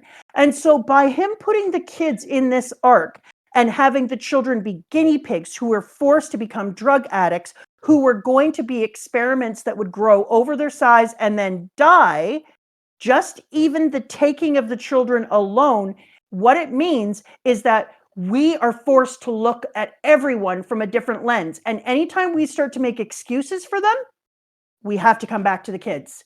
Even Monet, I'm like, I get it. And Monet is this and this, and she didn't mean this and this and this. And I'm like, nope. Look, Monet knew about the kids. Monet fine as hell. We love our weird autistic bird girl, but also she did know that there is child experiments happening. Yeah, exactly. And so, and Tashiki's relationship about the children, Tashiki ends up helping to save the kids. Caesar's literally giving kids meth. Yeah, exactly. Look at all that. Irregular heartbeat, dizziness, euphoria, vivid hallucinations. I would know this, Alon, because of that time that I got addicted to that sweet, sweet pipe. Oh, God, that's never going to get old. I won't forgive her. You have to be... She doesn't quite pass the threshold of where I'll forgive someone for atrocity. She doesn't meet what I call the Makima standard. Chainsaw Man fans know what I'm talking about. We got to read that at some point, by the way. You want to read Chainsaw Man? I want you to read Chainsaw Man. That's way down the road, but we're good. Oh, there's an ad break. I thought you told me you did not want me to read Chainsaw Man. If you can handle Berserk, that'll be the litmus test. If you can handle it, from what I understand, Berserk is way worse than Chainsaw Man. It's an ad. We'll be careful. Yeah, we're in the ad. Maybe we'll read Chainsaw. I had a kid in my class who found out we're reading Berserk next, and he went berserk. Look, he was like, "Oh my God!" What do they call them again? Sufferers? Yeah. No, not sufferers. A new sufferer? No. Welcome, sad sads. Strugglers, that's it. Strugglers. God damn, that's a terrible name. Like that. It's actually worse than sufferers because it says, it's so actually much a struggle. Worse. Oh my Lord, strugglers. Yeah. You really did the thing, didn't you? I said you shouldn't read Berserk, and you were like, but Stazzy Boy spoke so fondly of it, so we're in it. We're in Berserk now. Oh, those pictures are so pretty. Or morale. I missed the first Punk Hazard live, but when I reached it, you said something about drugging the kids with candy, and it reminded me of kids getting addicted to smoking via vape. Oh. Not a lie. I cannot tell you how many times you walk by a bathroom in a high school and you're like, yes, normally bathrooms smell like cotton candy. This is normal and fine. That's a normal thing. There is so many children who are addicted to nicotine and vaping, and it's just not good for you. It's not. We might, did I vape? I did vape. Did I like it? I loved it. Was it good? Here's the thing about vaping. All of the points it trades off for not being quite as bad for you as smoking are lost by it doesn't look as cool. Good night, Death Raven. It doesn't look as cool. No. I also think, and this is my personal opinion, that we have to stop lying to kids and saying that smoking isn't cool, because they can look at videos of people smoking and be like, no, that does look cool. What we need to tell kids is the honesty is that if you need the crutch of smoking to look cool, that says some pretty shitty things about you. What? You're not cool enough? You need training wheels to look cool, punk? Kind of cucked behavior. I don't know. I think that's more effective. Kids know when you're lying. I always tell kids we know smoking looks cool. It's used as a thing to tell you that characters are cool in movies, but you'll also notice that those characters are filled with wild insecurities, and in the end we find out they're nothing. Exactly. Look, if you need to smoke to look cool, kind of lame, honestly. Yeah. You do you. Beta behavior. You do you. It just really talks a lot about how uncool you actually are. It's wild. I don't like to talk like that at all unless I'm talking down to like, unless I'm talking down to something in a big way. Like if I'm trying to me smoking right now. Good for you, Smash. Yeah. Sanji laying on the ground. Stop cutting my character down. Sanji, you poor smoking fool. Aw, Sanji. Well, I think it's way more effective if we tell kids the truth, because like it's the same big issue of, I think it's actually really bad for kids doing drugs to lie and say that pot is just as bad as other major drugs, because then they'll do pot, it's not that bad, and they'll be like, oh, okay, all drugs are cool. Yes. Okay, let's talk about, speaking of drugs and fake shit. Okay. Let's talk about the man-made devil fruit of the Zoan persuasion. Yeah. Do we know if there's any other kind of devil fruit, or are they all Zoan? As far as you're aware, the only artificial devil fruits are Zoans. We're not at Hot Men yet. Cricket really wants you to talk about skeleton and washed up dad. How do you describe a guy who's cut in half? There's not really like a clean way to say it. Is she talking about Momo's dad? It's Cricket. Cricket is talking about Momo's dad, Kinemon. You think Kinemon is hot? But yeah, he thinks Kinemon is hot, and you have reached the point where he is allowed to talk about Kinemon because you've met him. Curtin also agrees. I just like, you're in an arc where Law is right there. How am I supposed to look around Law to see Kinemon? I'm sorry. Two people are, three men are leaving with the Straw Hats here. One of them is Law, and you're looking at Kinemon, the bisected dad, and being like, damn, that guy, he got like it. Law might be one of the hottest characters. Law might be one of the hottest characters ever drawn. He's like Jessica Rabbit. He walks out and he's like, I'm not bad. I'm just drawn that way. Jessica Rabbit vibes, TBH. He does. He does. Oh my God. From now on, that's how I'm seeing Law. From now on, Law is Jessica Rabbit.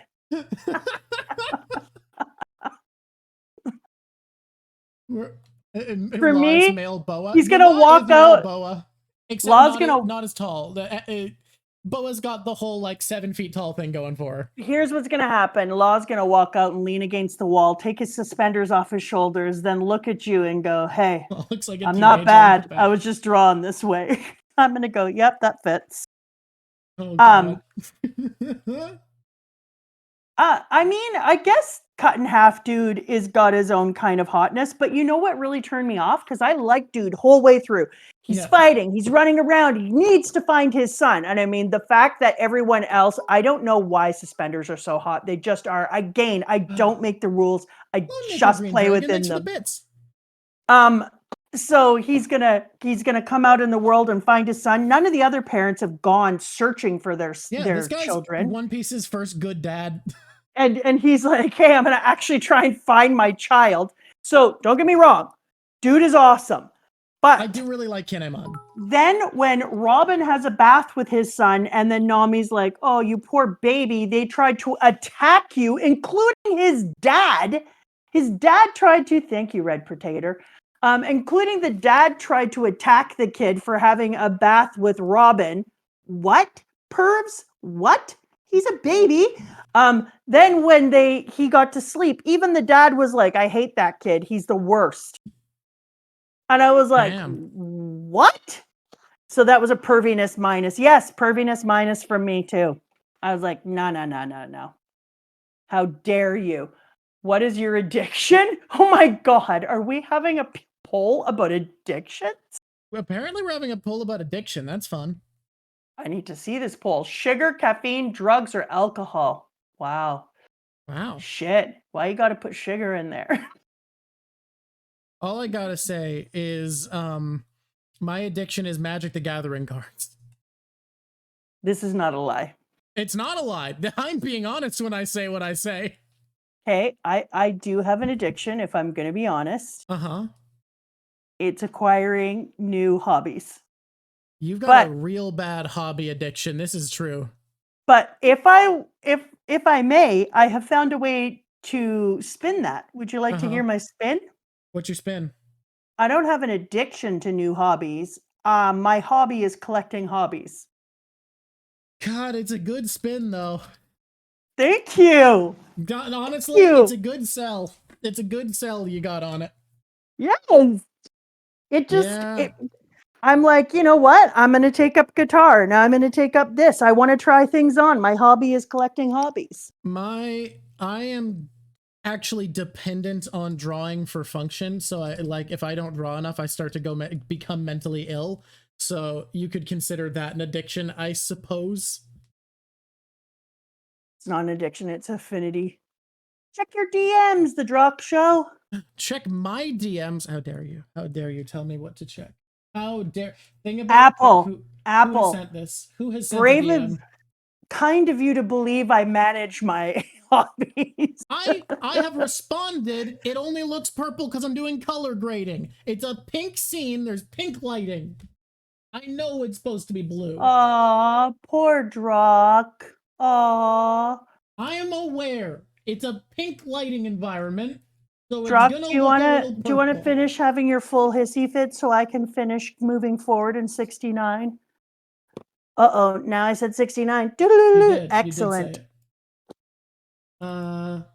Oh, Cricket is pointing out that it's not, I'm not colorblind, it's color grading. Release to the also, a lot of the references, it looks purple. Like half the references are purple for whatever reason. Chris, I love you, Playing Chris. in the snow is adorable. Chris got just as pressed as you, and I'm here for that. This is like very blue though. Like in some of the references, it's straight up purple, but some of them it's very blue. But I do want it to be color graded is the thing. Like I want it to blend in with the pink environment, and that's too blue for a pink environment. No, it's too blue. Thank you, Shinto. You know who else pops off in this arc is Smoker. I've always had a little affinity for Smoker since the very first time. Since our very first time seeing him when he gets talked to about how we got to save the Luffy and how he will not be taken down the Luffy. For me, the big thing with Smoker that makes me love him is the moment where he's like, no, you aren't giving me credit for what Straw Hat did. People deserve the truth. Yeah, I agree. From the moment that he did that thing, I was like, you know what, Smoker? I like you. I'm sorry my pants ate your ice cream. So it is a great introduction also. Mary File? Ate your ice cream, little girl. No, Mary File. Doing that is like saying, oh, I hope you like him now. Okay, here we go. This fake a weird shit vibe on this today. Someone made me change it, and now we're just going wild. White Chase is a badass epithet, but I don't get people putting it up as one of the best in the series. Like White Chase is fine, it's cool, but like this is a series where a guy is called the Surgeon of Death. Come on. But they called him Chaser. Boo. Okay, I'm gonna do this. I keep trying to talk about the goddamn fake fruit, and I still haven't. Fake fruit time. We're in fake fruit time. Okay, so the fact that they're able to make fake fruit, and they said that that is Dr. Vegapunk's world. Well, Dr. Vegapunk made the one that's fully functional. We don't know what the issue is with the other one. And we don't know what the issue is, and it kills people. Yeah. Well, we know something's wrong with it, is all we know. That the fake fruit Caesar's making aren't as good. We don't know what that means, but we know Vegapunk made a functional one that he still said was broken.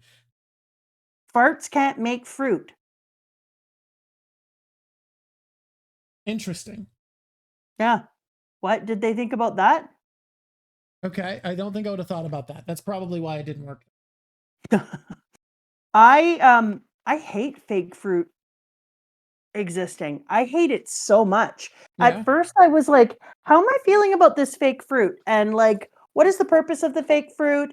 And da da da da da. And why is Dr. Vegapunk trying to create it? Well, maybe if you were trying to give fake fruit because it's difficult to find a devil fruit and you're trying to give it to a crew of rebels or whatever, say, since I've decided Dr. Vegapunk is good. If Dr. Vegapunk isn't good, that's going to be a real punch to the old kidneys. Is he going to be good? Is he going to be evil? Will he be greedy? Will he be inventive? We'll have to wait and see.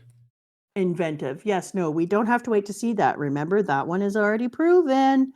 Anyway, so I was like, are you trying to do a thing where you're trying to help out people like rebels and you're like, we don't have the resources, unlike get dragons, to run around the world finding every bloody devil fruit in order to hand them off.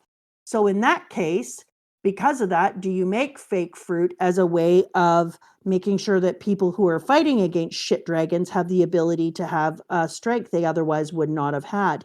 And then are they being turned against them by this sad, smiley bullshit of the ironic fake fruit? I hate the ironic fake fruit with a passion that burns in the night. You don't know what they do yet. They could be super cool. It turns everyone into a Rowan, it said. Rowan type. Zoan. They're all Zoan type. Sorry, Zoan type thingers. Yeah, they're all Zoan type devil fruits. No, I hate them. I hate them. Just on the principle that fruit shouldn't be fake? No, here's why. It's bullshit. Okay. Hear me out on this. I have an opinion. I'm right. Okay.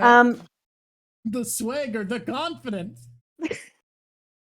When you have something as rare and precious as a devil fruit, and people are have to go through so much to get them, there's pros and cons. You've got the con that it isn't available to all, and therefore it can become elitist. But then, because it is found in what we think is random places, and there's an idea that I haven't had enough time to play with, that it could be possible that if a person dies, it goes into the closest fruit. People who are not the dragons do have a possibility of also securing one. But the fake fruit does a bunch of things. If you can make them for cheap enough, it starts to be that you just huck fake fruit out all over the place. And it's kind of that, oh God, you're not going to go here. What? What's up? What's up? What are we doing?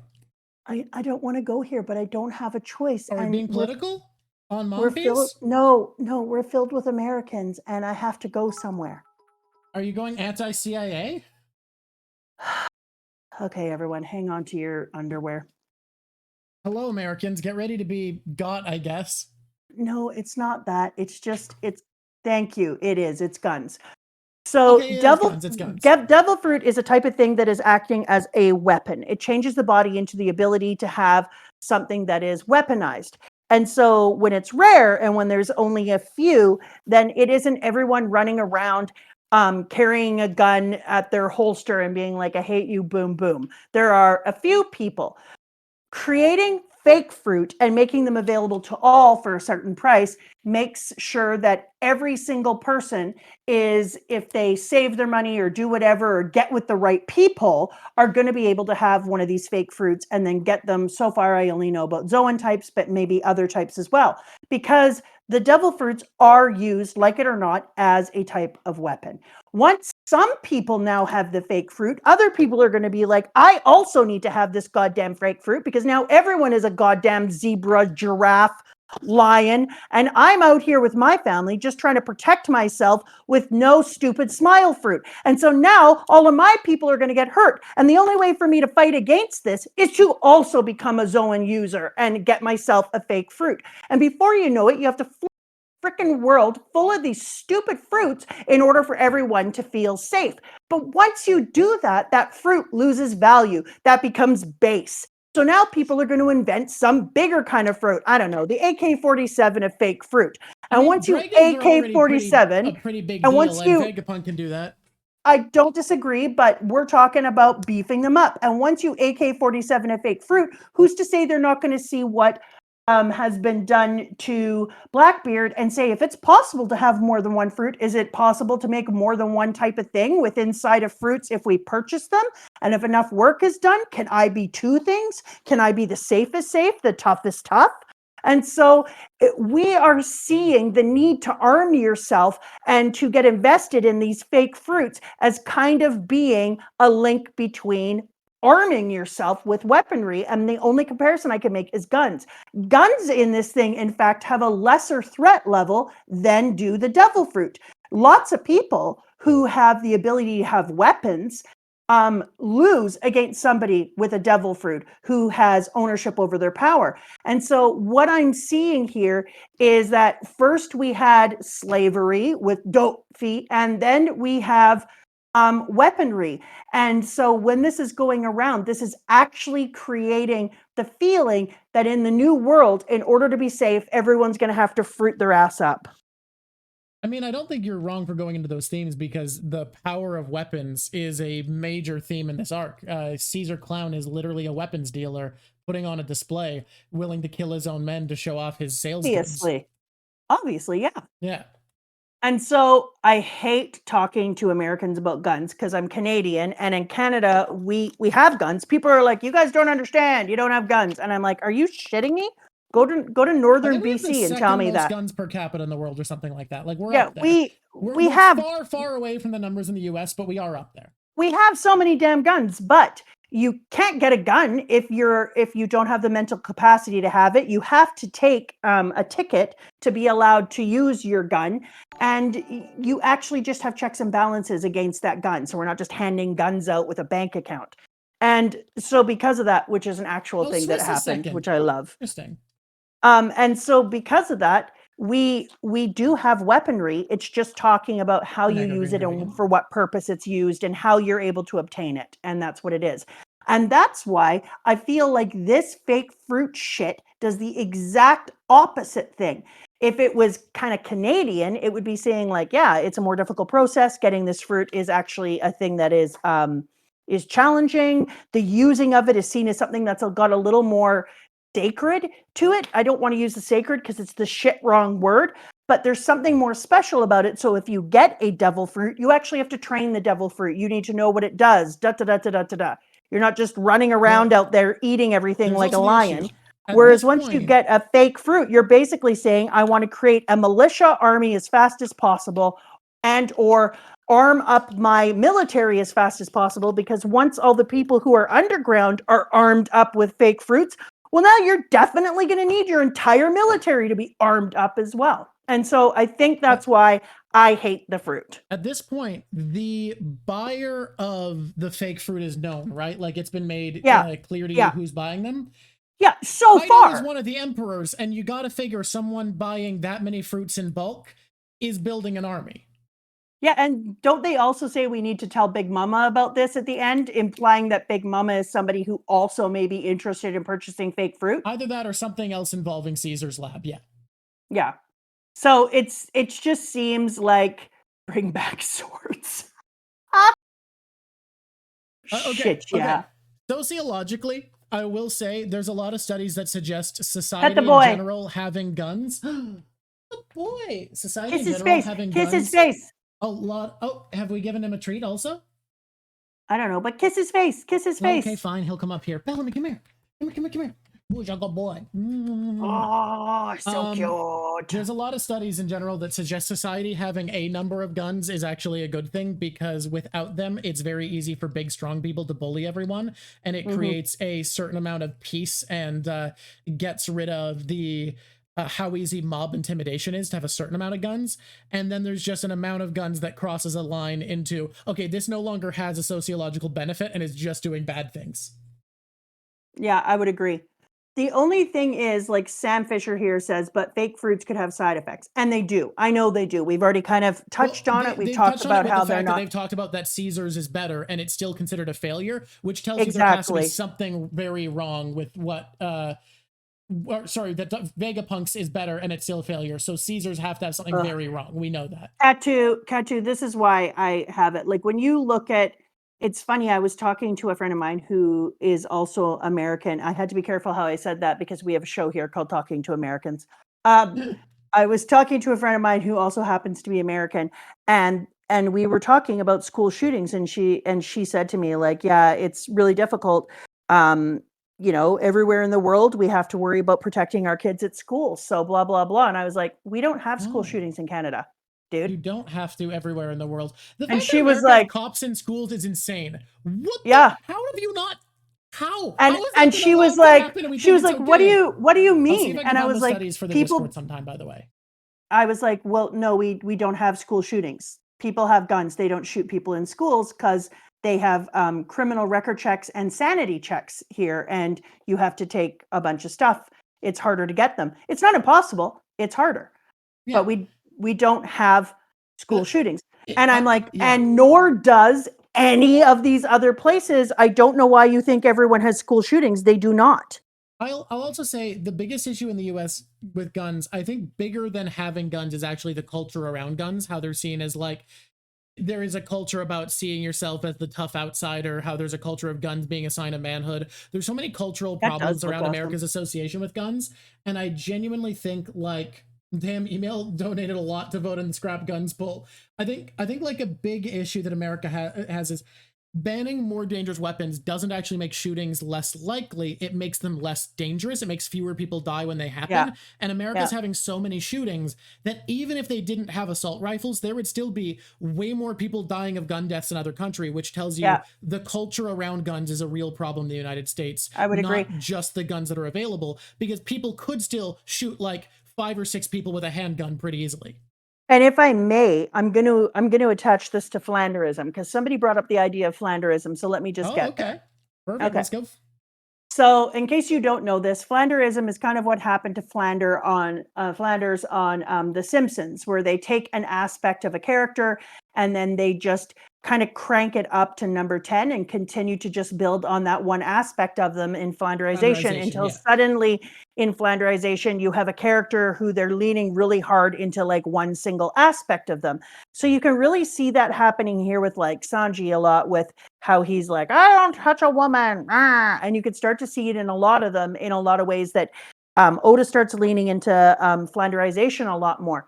Dope. And then when you look at guns, it's the same thing for Americans. It becomes like, yeah, it does. Okay. It's a fetishization. I didn't need this tongue anyways. But yeah, no, that one's broken. But when you go to Germany, they have their own thing. In Germany, our niece and nephew are German. My husband's sister married a German boy she met on the West Coast Trail many, many, many years ago. And she would say to you, because she's like, I hate driving here in Canada. Everything is so slow. And I'm like, we're doing 110. It's not that slow. 110 kilometers, just so you guys know. Not in the miles. United States. Miles would be absolute nonsense. And she's like, yeah, it's like old lady slow. And I've been to Germany quite a few times, and I've been in the Autobahn, and the Autobahn is just their name for all highways. All highways. Don't be like me when I was 19 thinking that the Autobahn is one special place. And she said, it's ridiculous. So then the next time we were in Germany and I was talking to my brother-in-law, he said, many of us are trying to get a speed limit put in for the highways. And I said, what speed limit are you trying to get? And he said, we are trying to get it set to 175 kilometers an hour. I love speeding. I really love driving fast. I hear that speed and that sounds so frightening to me. Like, I love going 140 in the 120 zone around Nanaimo and being like, oh, that feels good. And 175 is terrifying to hear. Yeah, so they're trying to get it. I like to speed. That's too fast. So 175 kilometers is 108.739 or 110 miles per hour. And so a bunch of Germans are trying to get a speed limit put in at 110 kilometers an hour. And No,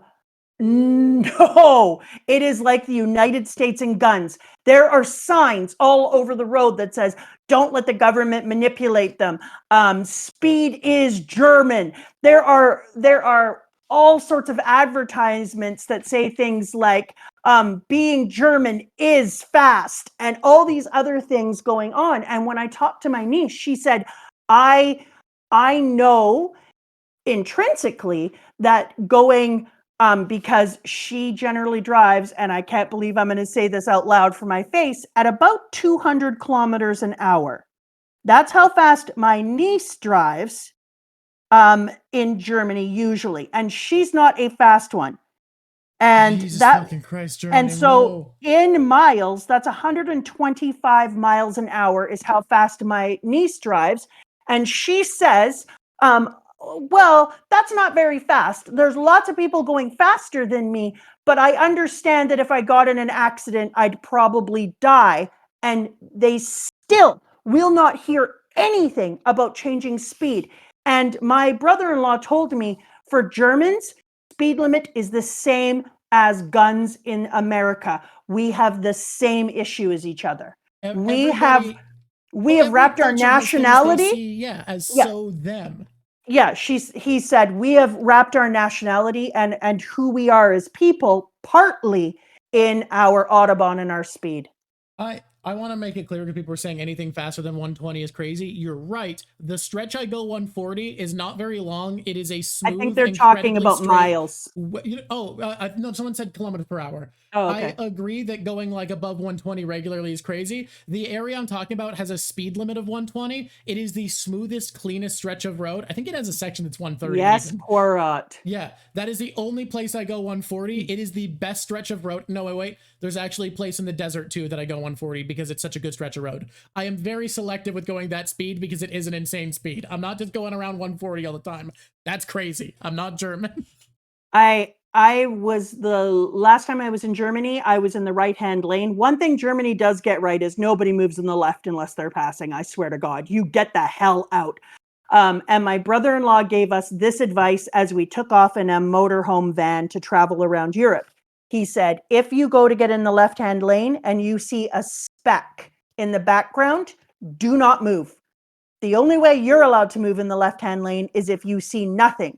And the man couldn't have been more right. We were doing at about 160 kilometers an hour, and we were passed by a Lamborghini that moved so quickly, I barely saw it. All I saw was a streak of the back end, and that's it. And when we first went to go in the left lane, it was a speck in the distance. And then it was boom, right there. It was wild. You haven't seen how good the stretches of road I'm talking about are, clearly, or you wouldn't be judging me. And yes, Canada does have a desert. Lots of people don't know that. We have a few. Oh, yeah. Do people not know that we have a desert? Yeah, British Columbia has a desert. We're on ad break right now, but so that the subs know. There's a desert in BC. It's beautiful. Giant rolling hills of sagebrush. It's really pretty. Oh, I didn't hear them talking about the 175 kilometers per hour. There were signs all over the town that they live in, and I asked about it, and my brother-in-law Boris said it comes up all the time. There's different people who run in politics, and one of the things they always say is kind of like in the US, you have every once in a while a politician say, I'm really going to work on gun control, and then people are like, don't touch my guns. It's exactly the same thing. They had a bunch of people who were politicians who supported the idea of 175 kilometer an hour speed limit, and then people were like, shut your mouth, and started making signs and stuff. It's kind of wild. I don't speak German, so I can't look up all their things. I can only look at what gets translated into English. But I can ask Charlotta to send us stuff. True. Yeah. Or Boris, honestly. Either one. Anyways, yeah, and it's not crazy. 175 kilometers an hour would be considered like medium fast by many. Truly, my husband's sister drives your aunt, and you've met her. The most neurotic woman in the world, yes. No. Don't say that out loud on a thing. You're going to have to get rid of that. Nobody's going to see that. It's on the Listen stream. to me. She's not watching the VOD version. You will not put that in our final piece. Don't put that in the final cut, editor. That's for people who watch the VOD. That's it. She does about 140. The speed that I consider crazy that I only go if I'm in the best conditions. And her family, they call her the slow one. Germans, y'all all right? Yeah, but it's the same thing. When you put some of your is. national identity wrapped up in these things, it's really hard to separate information. It's one of the reasons that I think that philosophy is so important, VODs so that are you can have unedited videos, conversations. which actually have their own channel now. That I'm The gonna be ad plugging made later you. this week. No, we didn't talk about anything really. No, we didn't. We should move on. We just took a break to talk about culture and how everybody has things that are dangerous in their culture. But yeah, not Caesar really, Clown is weapon because pregnant. it was attached to the fake fruit, so it had What's purpose. great about it is it's a section that was really fun for stream and that it's really easy for our editors to cut out. Yeah. Bye. Yes, this is not a lie. My friend who visits Germany pretty often says to the Autobahn, if your car don't go over 250, don't even go into most left lane. Not a lie. Okay, here we go. Oh, lobbying German? That makes sense. Oh. That makes sense. Yeah, that makes a lot of sense, actually. Huh. Wild. Thank you for that. Okay, we already talked about Zoro picking up Tashigi and carrying him through. And she's like, this is mortifying. Let me down. And I was pretty pissed off that when they got to where her troops were, that he didn't just put her down. I was like, that's disrespectful. She told you how she feels about that. She told you that she didn't want to be dragged through like a child. And you don't respect her to do that in front of the people who she needs to lead. So you're trying to steal some of her legitimacy and authority. And I was just like, nah, dude. People say no. This is an arc where Sanji takes an L and Zoro's just all W's, but like Zoro comes across as both disrespectful and reckless in how he treats Monet and Tashigi. I completely agree. I can't believe people would just count him out. You know who comes off like a bloody superstar is Usopp. Usopp has a great showing. Sanji, I think, does take L's here. He gets his fucking leg broken in a kick fight when he's the kick guy. Yeah, that's not a good time for him. But I really think for me that this, it's really hard for me to say this, but have you noticed that every time we talk, I like Usopp more and more? Yeah. Damn you, Usopp. Damn you. Zoro stocks drop. Sanji stocks drop. Usopp stocks, they're on the way up. And even though he's the one that had the fight for Luffy, I think I like him even more because of that. So when Usopp gives his speech that I read to everyone, it was the time that we finally got to say Usopp say to everybody out loud, Luffy is my leader. I'm not the captain. Luffy is 100% in control, and whatever the man asks for, I will do. And that's pretty cool. I got a bit teary. I'm not gonna lie. I got a little bit teary.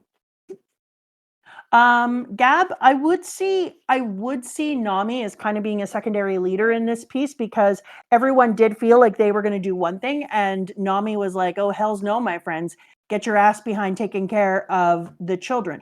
It is different too because we had, was it Sanji? Wait, which one had to go and follow around the cut in half dude? Sanji.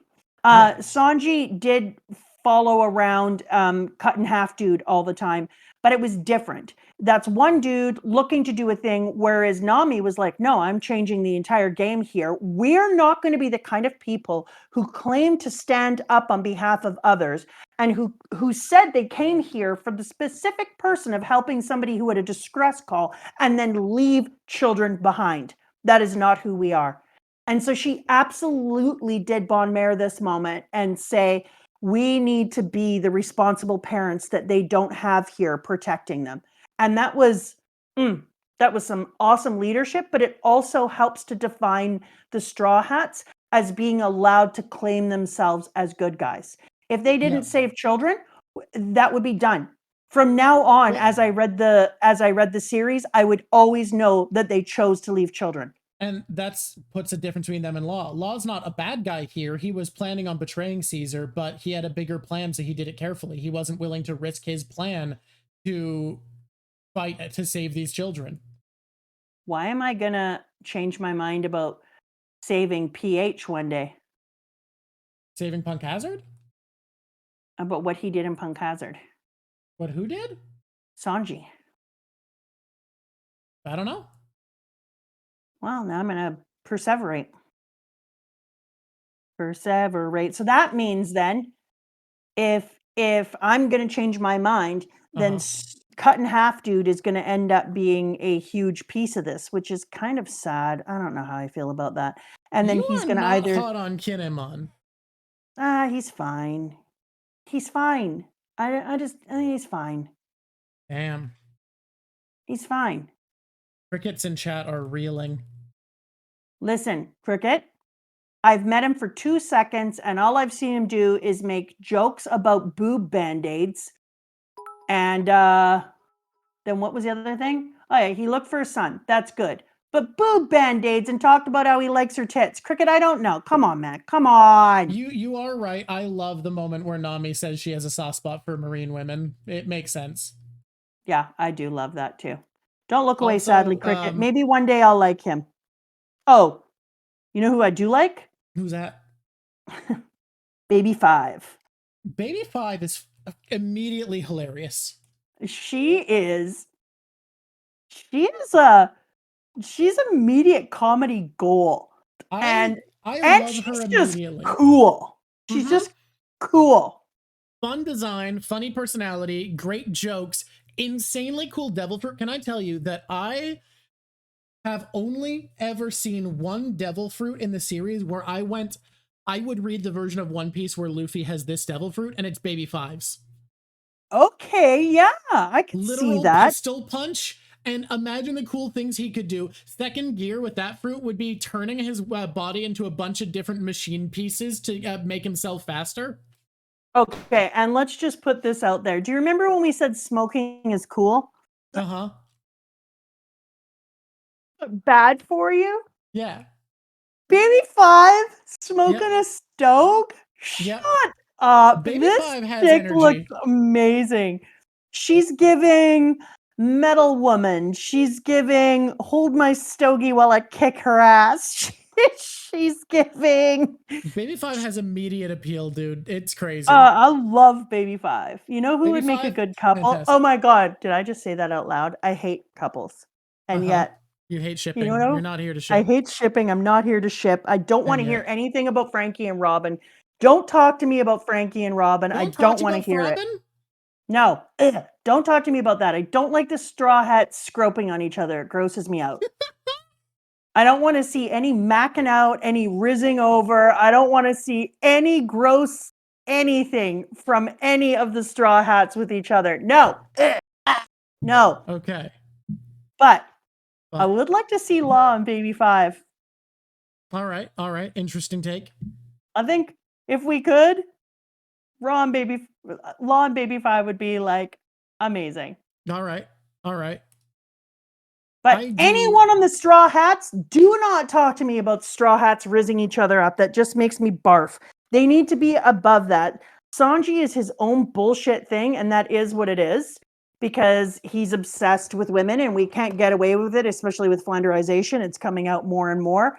Oh, yeah, but it's only getting more powerful. People off Straw Hat, hell yeah, we can ship up. And I mean, even Oda does that. You see the guy who dresses with a paper crown from Baroque Works fall in love with Muscle Woman from Baroque Works in the cover stories. So Oda's willing to have the side characters have romance. I'm cool with that. I am cool with that. I don't think anybody should be in a relationship because they need someone. I don't need my partner. I love them. I'm happy to be in it. But I don't need them. Yeah. I just really like having him here. So I think Law and Baby 5, yeah. I almost sang a little song for them, but I'm not gonna. I love Baby 5's whole vibe. She's fucking hilarious. I also almost tried to draw way back in the day fan art of Weapon Fruit Luffy, but I wasn't good enough at art and it looked really bad. I bet I could do it now. I bet you could do it now. I think we should. I was about to do an emote, but I can save the emote for when we do our movie stream after I do Kaito's, because emotes are fast enough, and do a quick Weapon Luffy sketch. You could do an emote on here. Well, I could do an emote. What I'm saying is I could do an emote or I could draw Weapon Luffy. You want to try to draw all of Weapon Luffy right It's now? just a sketch, not like rendered. Don't you want to do that when we're doing our Patreon so you can take a little more time with it? I don't know. You do you. I don't care. Buffalo? What do people want? Chat, do you want Weapon Luffy or do you want a Hesso emote? It's the Hesso. Full, yes.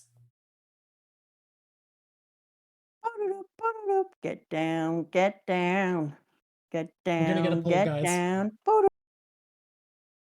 right. Do you wanna? Where are we at now? I'm not There's a huge. lot of today's stream that's gonna be cut in the edit, but you know what? Fine, we're having fun. That's how it works. People who are here get a different show. People who are in the regular world aren't even going to get to hear that whole tirade I went on about Looks like emotes leadership. probably. I don't like Buffalo very much.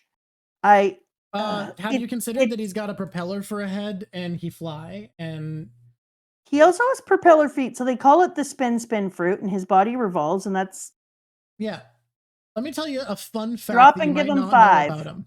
I'm going to tell you a fun fact that you might not know about Buffalo. His voice in the anime is repugnant. Okay.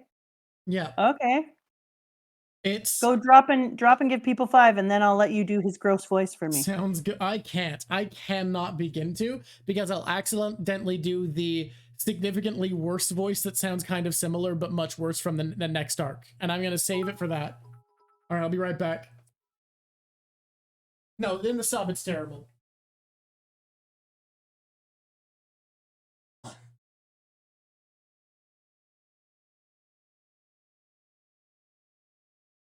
Oh. All right. All right, I'm back. All right, I'm back. Do you want to hear a secret? What's your secret? I'm very excited to do the Hesso. I'm going to make it a transponder snail. Oh my god, yes. Buffalo does have tats on his teeth. That's true. God, we're at 49-51. This is a crazy split. It might be Weapon Luffy. We're close. We're close. Transponder snail Hesso. Will it be able to win? The other terrible voice, the worst voice in the anime, is a certain man whose last name should be Clef. I'll leave it at that. Clef? Is this a person I haven't met yet? This is a person you haven't met yet.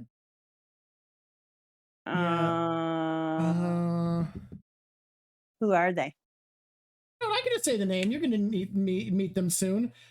Treble. Treble, if you haven't heard, has the worst anime voice possible. Their name is Treble Clef?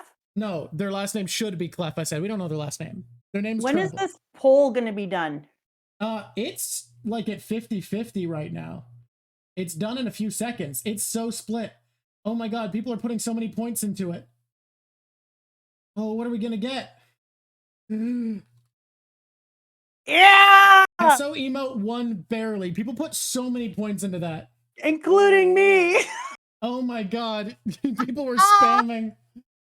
Look, Weapon Luffy will happen. It just means Weapon Luffy's happening when we watch the movies. That's hilarious. I put in so many points. I never usually care. I'm like, whatever. You had a strong opinion today. This time I had a strong opinion. This is our special gift, love though, me for a 300 Denden Snail. subs. Because we have 300 subs, you guys get the Hesso emote you wanted, because it seems like that's what chat wanted most. Okay, listen to me. Listen to me. Show me his voice. Do it. Buffalo? I can't do Buffalo's voice because I'll end up doing the worst voice. Do it. Do you want the worst voice? Or yeah. Okay, here's when you meet Treble, this is what he sounds like. Oh my god. What? Oh my god. What was that? Is that really it? That's it. That's it. And I'm going to be honest, it wasn't that bad of an impression. It was pretty much the voice. Oh my god. Listen, people are going, love, that's a good That's a good impression. Hey, Monomon, is that after this kid? Is what after what? Their name is Monomon. Is that going to be after this kid? Are we going It to could see be this after kid anything. that much? His name's not Oh, Momomon. It's Mononosuke. It's Momonosuke. Mononosuke. That's what Mono has. Mon. They said, Yeah. and I quote, "Who knows?" God dang it! That kid better get better. Look, let me tell you, Oda's not going to keep around a kid for long and make him that shitty, is he? Probably not. If the kid's sticking around, he'd probably get Kid better, better right? get so much better. It's kind of annoying. Oh, shit on a donkey. That kid better get amazing. Eat a bag of turkey beaks. All right, here we go. I'm moving forward. Here we are. Do you feel there's a connection between Momonosuke and Momotaro? Oh, I don't know. Maybe. Well, that's the one of the 3 classics I told you to look up that you haven't looked up yet. I'm going to look it up. I've looked at the other one. Here we go. I hate that guy's voice. I'm sad it exists. I don't like his spinny head. Buffalo's isn't quite that bad. It's close enough to that in vibe that I can't possibly do Buffalo's without accidentally doing treble. So that is a real punch to the throat that this kid is going to keep existing. I almost wish we didn't save him now. I thought you wanted the Straw Hats to save children. What yeah, happened to maybe that? not. Maybe not him though. Wow.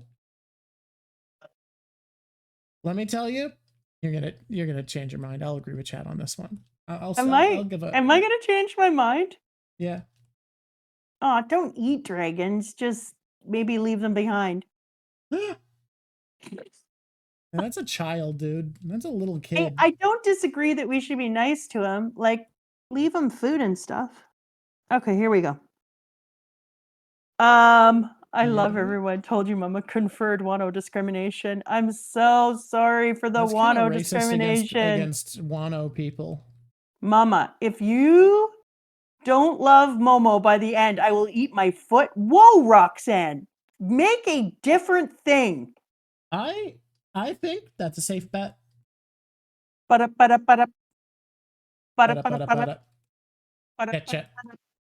Hey, can I talk to you about this kid? What kid? Momonosuke?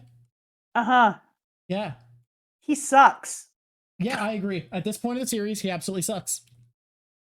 I didn't like Okay, him. I thought he was annoying. I was like, why do we have to travel with this fucking punk? Okay, that's all I have to say right now. You, this punk's a hazard. Whoa. Listen. That's funny. Listen. I'm done talking about this now. See you later. Bye. Okay. Okay. I will admit that drop and give them 5. Again? No. I don't know what to tell you. They're mean people. That Dofi has got some swiggity swag. And I will admit that Dofi has something about him that feels powerful, but I hate him. I hate him so much. Do you think that it's his coat? Yeah, no. It's also that he sits like me. I like that Dofi sits like I do, that he tucks one foot up underneath him when he's sitting on things. Very neurodivergent sitting. Yeah. Also, with Ellerts, we sit on our things. Mm-hmm. Is the snail gonna look like you or Mama? Is the snail gonna look like a hybrid of you and I? It's gonna look like you. Really? You're on the phone. This is you doing subs or saying hello or whatever. I get to be a denden. Yeah. Well, you're calling it on a denden, so it's imitating you. Oh, I cannot be happier right now. You know what? Remember the other day when you were super mean to me? No. Well, you were. Okay. I forgive you now. Okay, cool. Okay, here we go. I forgive you too for being mean to me. Okay, that's good. I'm glad. Yeah. I loved getting to see Franky's like ultimate form fighting against Shitty Spin Doctor and Awesome Baby 5. Spin Doctor. I thought that's what I'm going to call him from now on. It's the shitty spin doctor. I thought getting to watch him fight against them in his ultimate General Franky form was just a blessing to the population. He is so freaking cool as the general. Like, Franky. They shoot a bomb at him and he just kind of walks out like, wow, that was a neat weapon. Like, it's just so good, General This is Franky. also the point. Guys, is this the point where he reveals what metal the general's made out of? Tell me. If it is, we need to talk about it. Did he? I think he did say what his metal was made. Yes, the metal out is of. Wapo metal. The metal Wapple invented by eating trash By and became eating the rich trash. Oh shit, my the General donkey. Franky is made of Wapo metal. That's why I'm so tough. Shut up. Oh, seriously, beat your so face cool? with a brick. That's terrible news. But on the other hand, about it, yeah, it interconnects the world. Franky gets to have that upgrade because Luffy punched so him to another island. Okay, listen, you know I'm not a Wapple, like we've talked about it. Yeah. But that's pretty cool to attach those things together. Hey, why does no one ever use the Mama Two Birds? That thing is the best. I should get that tattooed on my that one's forehead. like a tier 2, so not everyone has access. I'm gonna get that thing tattooed on my forehead. I liked it so much, I was like, no, if anything's like an exclusive emote, it's this one. I love it. It's so good. So okay, I love now that it is Wapple. I just Or is it a tier 1? Okay, because a lot of people are using it. All right, might be a tier 1. All right, I love it. Love it. No, we don't like Wapple. We like Wapo metal. It's not tier 2. Okay, I thought I considered it at least. I wonder which one I made tier 2 that day. Okay, but even though I love the Franky, I love him being in his general form. I thought that was incredible. Right afterwards, they do another thing that you're like, oh my God, that's equally cool. When we find out that Law did a little switcheroony and gave the wrong heart to Fart Clown. And then you think that you're killing our boy Smoker, and you ain't. And what I love about that, it is the only reason we survive the disaster of Zoro underestimating someone and not killing them when he could have. Exactly. Thank you, Zoro. That was a really good idea. You were smart. Smart. Zoro not killing Monet almost killed everyone. But we did get to see, because of that, the old switcheroo. Can we talk about what's crazy though? What? Virgo was cut in half when the island exploded full of poison, right? That was a thing. Monet died. 2 people just died outside of a flashback. Wait. Did Monet die? Monet got stabbed in the fucking heart. Like, I know that, but usually that doesn't mean anything. 2 people died? 2 people just actually died in One Piece. Shut the shit up. People are dying now. We're in the post-time skip. That's terrifying. Yeah, I know they're bad guys, but they both died. Yeah, because people don't die. Like, we had to set shit up for a decade. Although I found out, because I didn't know that every time Robin does that thing, until I watched the episodes, I didn't know that Robin was cracking necks. I mean, granted, they're not dying. They're just becoming quadriplegics. And some of them might die. Some of them might die. I didn't know that Robin be out in the world breaking people's spines. I had no idea. It isn't until you hear it. Thank you. And then you go, oh, potato.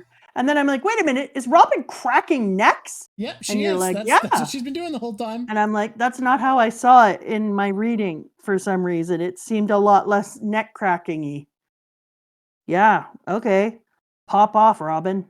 But yeah, 2 people just died in One Piece. I can't even believe 2 people die in this arc. That's wild. Yeah.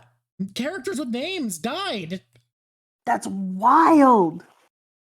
It's also wild because he's not just making a critical analysis of other people's countries. Like, when we talk about the fact that he is mentioning all these things about World War I or World War II or whatever else, he's also talking about Japan in here, because he basically says to her, and she dies, but I didn't think she died in that way. I'm going to need you to kamikaze now.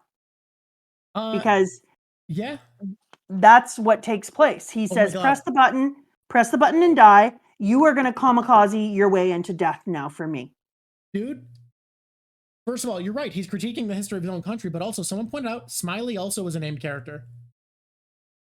Oh, Smiley was definitely a main character. And yeah, that's another named character. 3 named Oh, characters shit. died. Yeah. Holy shit. We had 3 characters die. Oh my God. I don't even know what to say about this. I love that every time a Dendem speaks that it takes on the characteristics of the person who's speaking. When I it think does that's Dofi's amazing. glasses, it's so funny. It's amazing. Amazing. Oh, I Dofi's can't even glasses are so believe this, intimidating. guys. They're just killing people left, right, and center. Now I got to go back and read a couple of chapters because I feel bad that I didn't give Monet a little bit more time now that I know that she actually died, because I was like, oh yeah, she stabbed her heart, but this is One Piece. Maybe they'll take somebody else's heart and shove it in her or something. No, no, she Oh, dead. Yeah, she got stabbed in the heart and then exploded. die, smoker. Dead. Oh, Monet. Smoker just standing there with the heart, or Caesar standing there with the Thank heart, looking at Smoker, and you, he's just Fudger. like, can't help but notice that you're not dead. Thank you for the So sample. Maybe where we'll do do a you hype think her train. devil fruit goes then?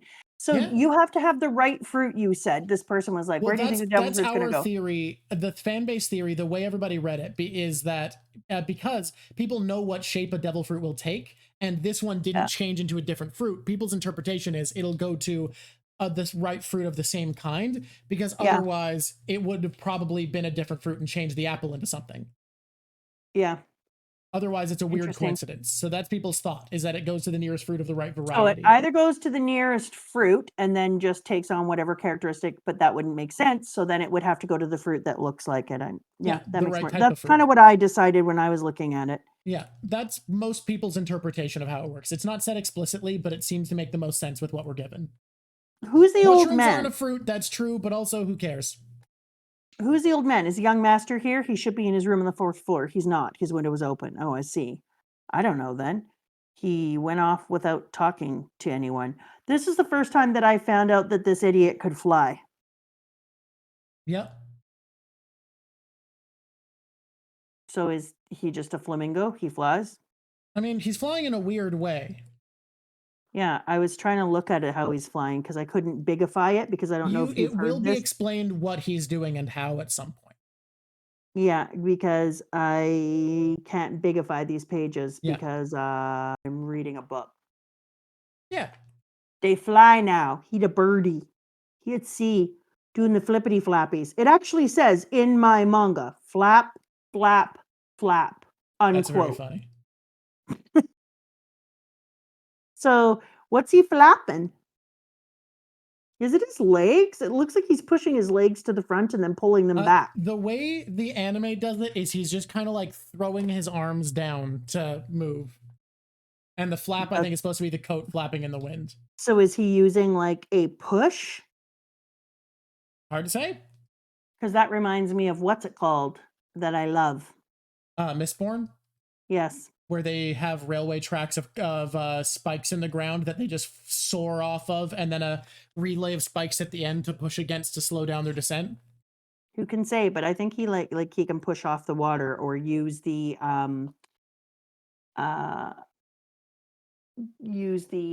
heat or the what's it called? I don't know. I gotta think about that. The reason I don't is I hate him. His moniker is the Heavenly Demon, which is, I'm going to say, for all you White Chase fans, Heavenly Demon kicks the shit out of White Chase when it comes to coolness of name. If we're going to be honest, I hate him so much that I haven't spent as much time looking at him, and so my bias is taking away my ability You can't read him as well because you don't want to look at him? Well, I'm just not doing cool predictions about him because I'm just like, I hate you and I don't want to look at you, but I think I'm going to have to look at that piece of crap a little deeper and allow myself to... I'm just going to have to get over my own bias and remember that that's not how analysis works. Analysis isn't, I don't like you, so you aren't important. Yeah, exactly. It's just not. So I'm going to have to fix that up. Oh, I went back to 26,000 again. I was way under because I voted so I could get this Den Den Mushi.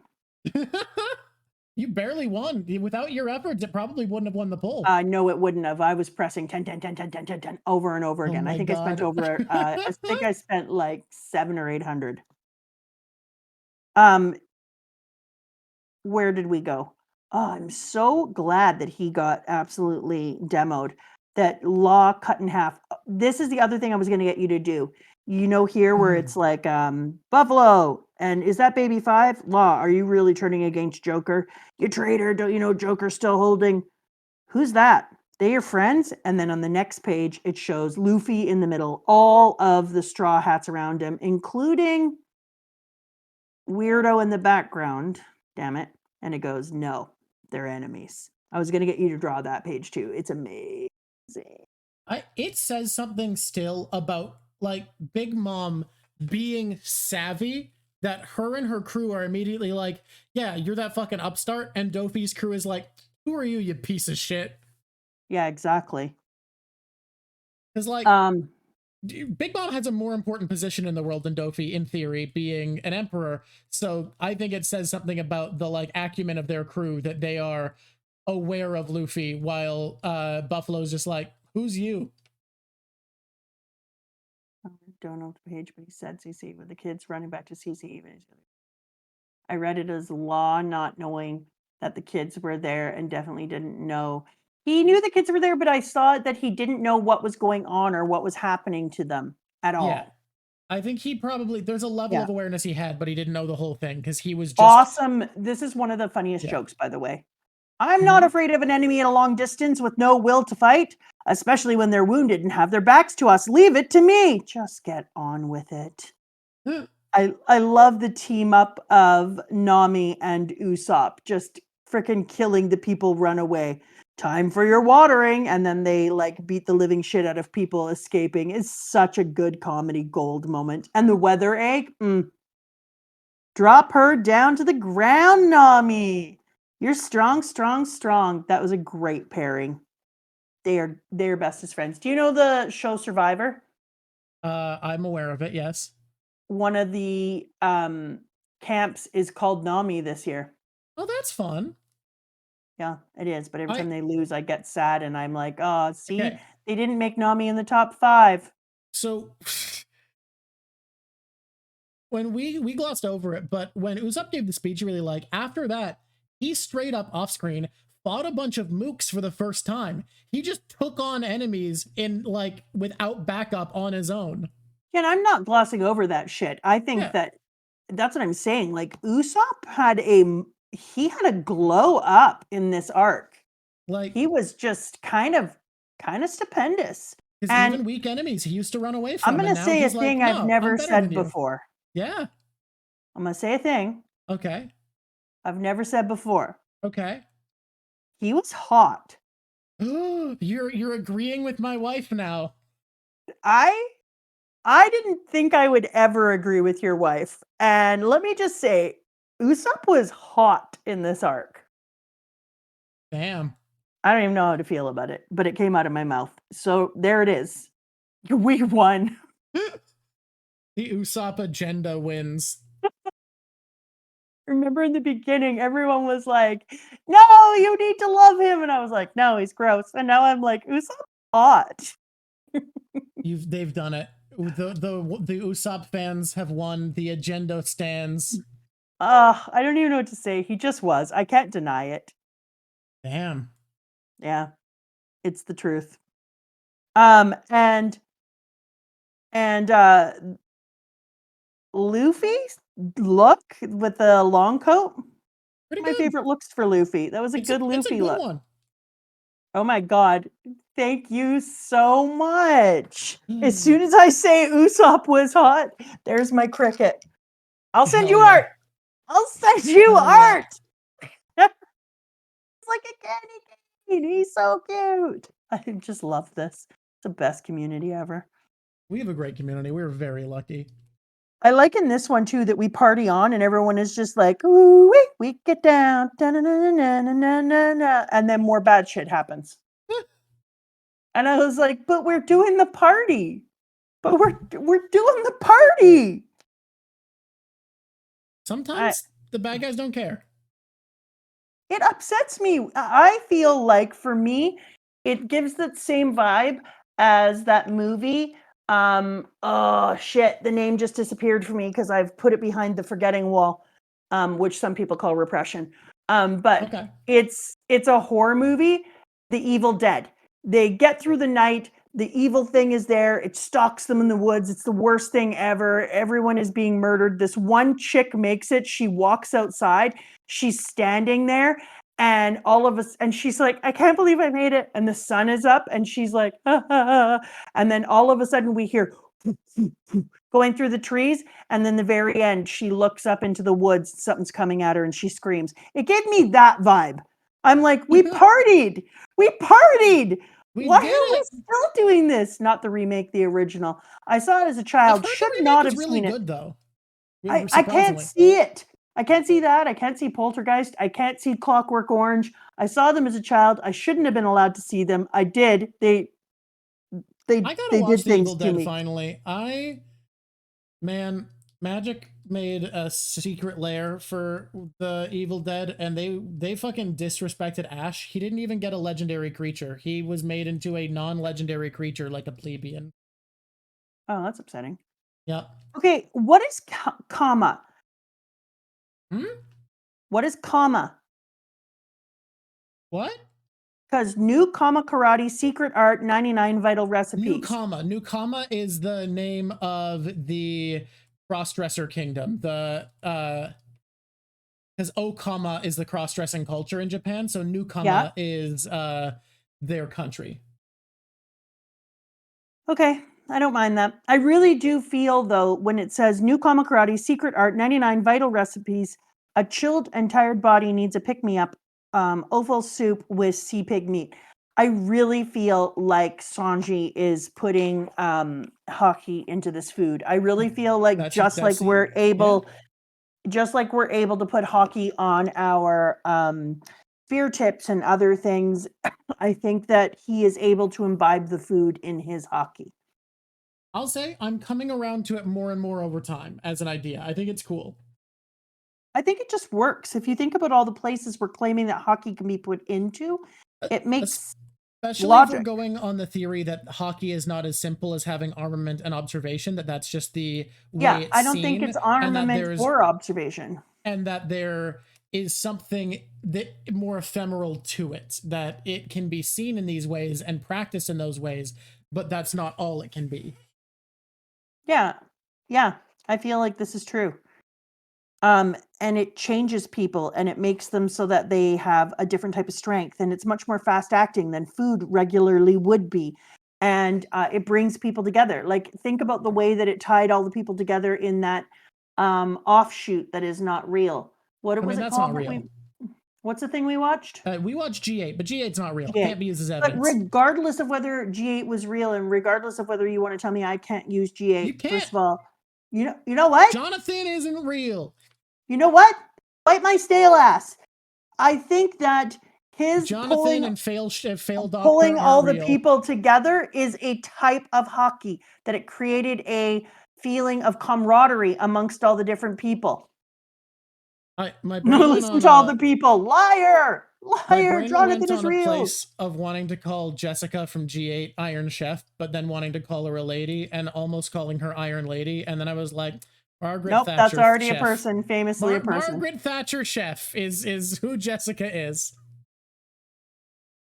I really liked the. Sorry, everyone, I'm still coughing because that sickness you all know that I had gave me asthma. Jonathan is anime canon, that's true. I really, really hate that things don't get to be, like, these little offshoot shows don't get to be canon. I mean, canonicity is a weird thing because stories aren't real and your interaction with them is your interaction with them, and you are allowed to shape it to whatever it is. However, we also need to understand that it can't be used as evidence because it's not Oda's writing and work. And that's what I'm saying. That's where I want it to be real. Yeah. Where, like, regardless, I think it is a real story because all I'm not stories lie. are fake, and you get I to have choose now what stories you engage 4 with. announcements that Cricket has sent us pictures. Will you put one of them up for me? I will put one of them up for you. Okay. Did you send them to me, Cricket, or did you send them into the regular world? I don't see them. So my DMs are full of. They're in the group of both of us. Oh, people don't want to see them. We're not allowed to share them. Cricket, we won't share them. Sorry, everyone. You're not allowed to see them. No one gets art. Those are just for people who say that Usopp's hot. Yeah. So we have a party and we're like, everything's amazing. But I really enjoy that we have a bridge between Luffy and Law. I'm glad we made that. Oh, we can. It's okay. I was only joking. It's safe. Oh, okay. Yeah. Okay. Put them up. Everyone, you get to see one picture of sexy Usopp. I'm gonna pick which one. Sexy Usopp. Damn, that is a wide Usopp. What? Cricket, you're gonna need to say the artist in chat because I don't know who it is. Sexy Usopp. Here he is. Sexy Usopp. Whoa. Really well rendered. Good color. That boy built. He built. Happy birthday, Usopp. That's a great picture. It's very good. Rotkins is the artist. Rotkins. Thank you for sharing Rotkins' work. Rotkins, thank you for the sexy Usopp. Yeah, this person really gets the Usopp vibe. Show that to your wife. She will very much appreciate it. I will do so. Because she thinks that Usopp has daddy vibes. Yeah, she does. Yeah. I'm really glad that Law and Luffy made a pact, because when we saw all the other ones packing up all of our, what did we call the kids? They called them the bad kids, the worst generation, the shitty kids, the worst generation. Because when we saw the other members of the worst generation packing up with each other, I was like, God damn. Once again, Luffy and the Straw Hats are on the outside looking in, blah, blah, blah. And then boom, Law creates this thing. I was, however, a little bit like, I agree that Luffy is captain and therefore he should get to make decisions that are outside the purvey of his crew. But just saying, yeah, I've made this and this is going to happen, although it is very Luffy, I would like to see some improvement in that area. If I was to give Luffy a little like sidebar and be like, yo, Luffy monster, I have a little thing I'd like to point out. Maybe talk to your crew for, I don't know, 30 seconds first? It makes sense as a deal for Luffy. Like, yeah, I want to beat up the emperors. That's my whole goal. You have a plan to beat up an emperor? That's my whole thing. Fucking got it. 100%. Let's go. 100%. I get it. 100%. But I would really enjoy it if he maybe just had a little bit of time. Okay. Can we be real, though? That Luffy I said he's the captain. He's allowed to make decisions. Yeah. But RJ, he still needs to have a little 30 seconds. Luffy's fucked over Law without realizing it, because he didn't say, hey, which emperor are we taking on? Oh, Kaido? Oh, yeah, I picked a fight with a different emperor yesterday. Yeah, exactly. Just so you know, by teaming up with me, you were attracting the ire of an entirely separate emperor who you don't know that I'm. You don't even know you're in a fight with. I declared war with an emperor like literally yesterday. The reason that it's important to me is, even though I know that Luffy is the captain and he gets to make his choices, on the other hand, because he's given his crew so much autonomy, et cetera, he should, and he trusts them within battles, it would help us to solidify that kind of feeling about his leadership if he every once in a while just took a second and said, here what we're thinking. Just give me your opinions. I might do it anyway. Give me your opinion. Yep. Here we have, if you really wanted to silence me, you had plenty of opportunity. What are you using Straw Hats for? What are you starting? And then it goes, which one of the four emperors do you mean?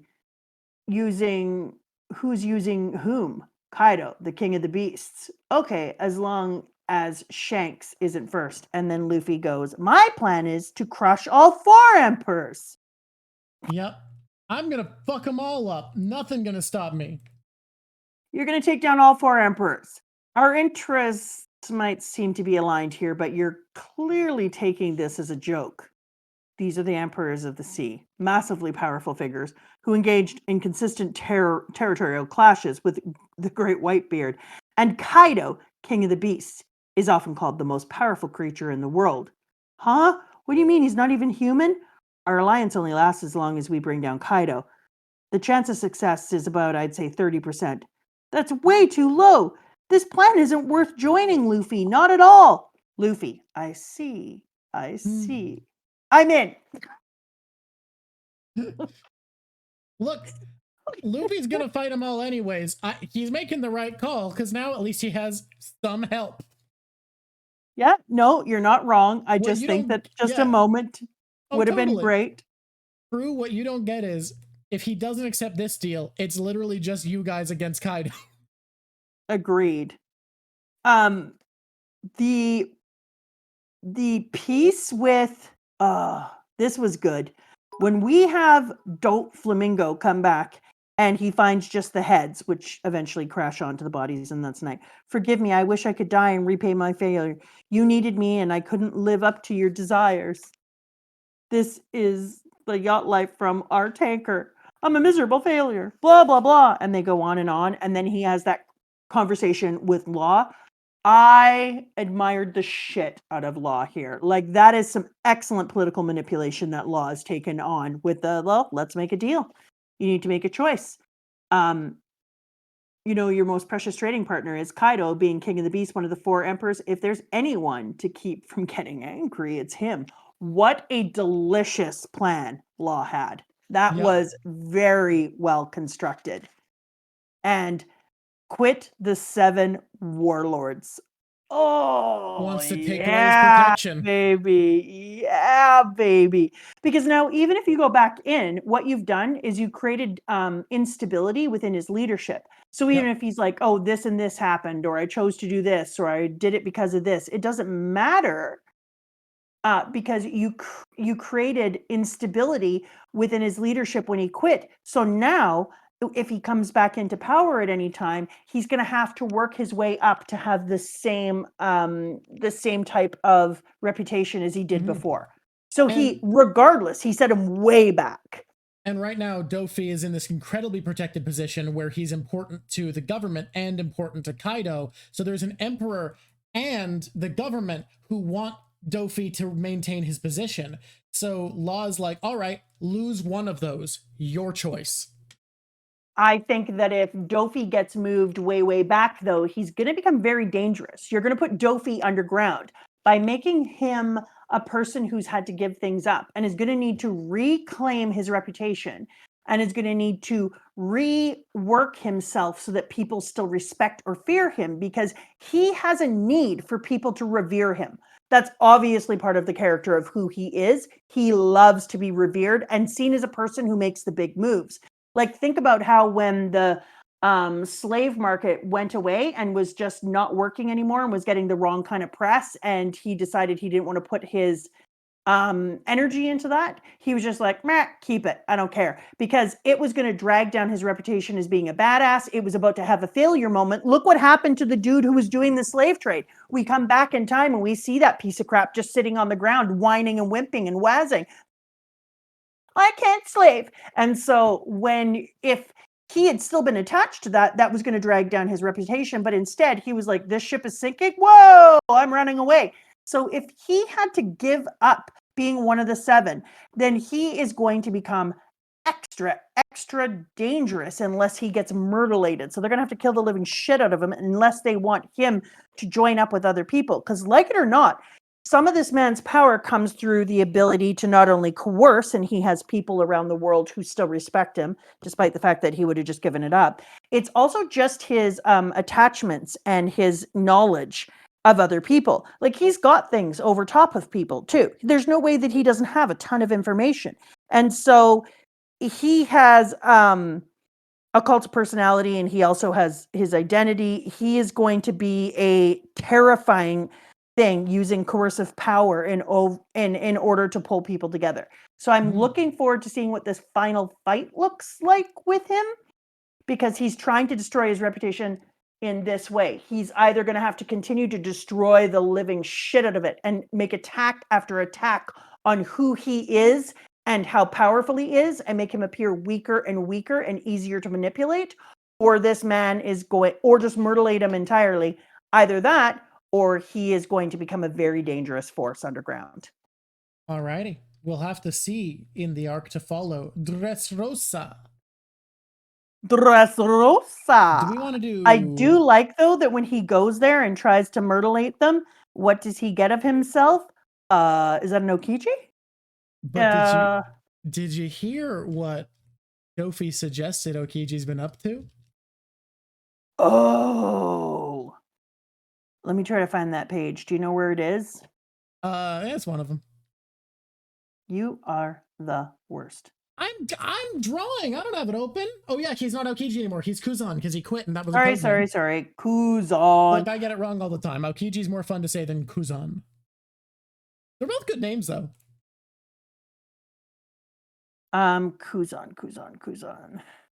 You stand just where you now. Kuzan. It is true. In many ways, Dofi has a lot in common with Crocodile Face.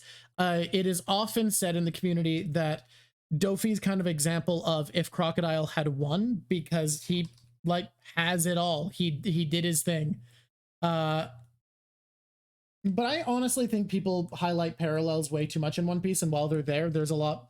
I think you actually lose depth looking at getting too into the parallels instead of gain depth, just because like there's more there than just the parallel. Though they are present. People aren't wrong about it. I just think like people kind of stop their observations there. We more or less know it. I didn't get into all the reasoning. Like, I saw people talk about it at this point. I was caught up at this point, and people started talking about it already. Parallels are at their most obvious at the next arc, but I still think they are not as like defining as people say they are. I wasn't paying attention to you. I was looking for the page. What did you say? I actually missed something. Oh, don't worry. People are right that it's probably not something to get into yet, even though I did already see people saying it at this point. It was an uncommon thought. You rat bastards. Now I don't know what it is because I was busy searching the book trying to find my pages. Oh, yeah. Did you notice there was a bunch of shady people watching Caesar's feed, including one that looked a lot like one of the supernovas? Yes, I saw that. I'm very interested to see what happens with Big Mama. Oh. The idea of having, what are we calling him? Kuru? Kuzan. I gotta write it down. He just stays a Kiji for me, so it's time to write Kuzan down. No, I understand. I had so much trouble shifting, and I still get it wrong all the time. We're gonna Kuzan down the road. All right, here we go. Akainu is now just Sakazuki because you don't have a code name as Fleet Admiral, only Admiral. Sakazuki is longer, so he's not only just. All right, here we go. Well, I'm saying he doesn't have a code name anymore also. I love the kids by Sakazuki's new naval, and this would be the greatest challenge yet. Okay, just make sure you don't take your eyes off Doflamingo. He's one of the 7 warlords and presiding king over Dressrosa. He's exceedingly rare class of pirate, unlike even the Snake Princess of Kuji. Inform Sakazuki and have the admirals mobilized. In a worst case scenario, the gears will come undone before our very eyes, and this will be the greatest challenge yet faced by Sakazuki's new naval headquarters. I've given you my warning. Hey, you men, the fact that you saw me is, you know. What? Who cares? Forget it. We didn't see anything. Yeah, why do they allow him to leave so soon? That's the exact same thing I said. Like, they fight and they set up an amazing ability to show, like, us and them, 2 sides of the coin, fire and ice, this land is changed forever. Like, that's great. But I'm like, and you're just going to let him out? Freaking Garp, you were like, nope, can't retire. Are you 300 years old? Don't care. No retiring for you. Same with everyone else. But somehow, suspiciously, they're letting this very young man out that easy completely. I mean, he's in like his late 40s. He's not very young. He's just young. Yeah. Is he undercover? He's underground now. Are you suggesting he's an undercover cop? You know who would make a really good underground spy? Who's that? Me. Okay, that's true. Yeah. Cesis thought so. Yeah. But this dude here, he will make a really good underground spy. Do you think 44 is super young? Like, people aren't just like, oh yeah, sure, yeah, compared to Garp, I think he's like a grown man. He's a full adult. It's just I'm sorry, 44 is not old enough to be retiring. No, I mean, he didn't really retire. He quit, but regardless. They didn't let Garp quit. No. However, you can't just stop someone from saying I'm a pirate and leaving. Like Garp, they guilt trip probably, and Garp listened. Look, I think I am pretty sure he's undercover. However, I do kind of like to imagine the world where it's legit and we're Zeha winning on our side. Hey, also some person said Agent 00 Mama. Also, I've decided that if there is a thing, you and I talked about if I thought, because I think that there is a, holy shit, I need to say words. Yeah, words at some point. CP9, and I don't think there'd be a CP10. It doesn't sound good, but I think there would be a CP0. Yeah, you called out of nowhere like, I don't think it would be called CP10. I think it'd be called CP0. And I was like, is that just because CP10 sounds bad? And you were like, yeah. But you're right, CP10 sounds really dumb to say. I don't know why CP10 sounds so stupid, but CP10 sounds almost like, to me, sleepy time. CP10, it's just, I don't know.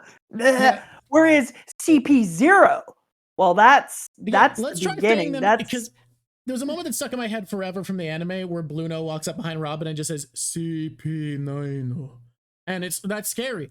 Yeah, that's scary. Yeah, and CP10 sounds dumb, but yes, it's terrible. But CP0.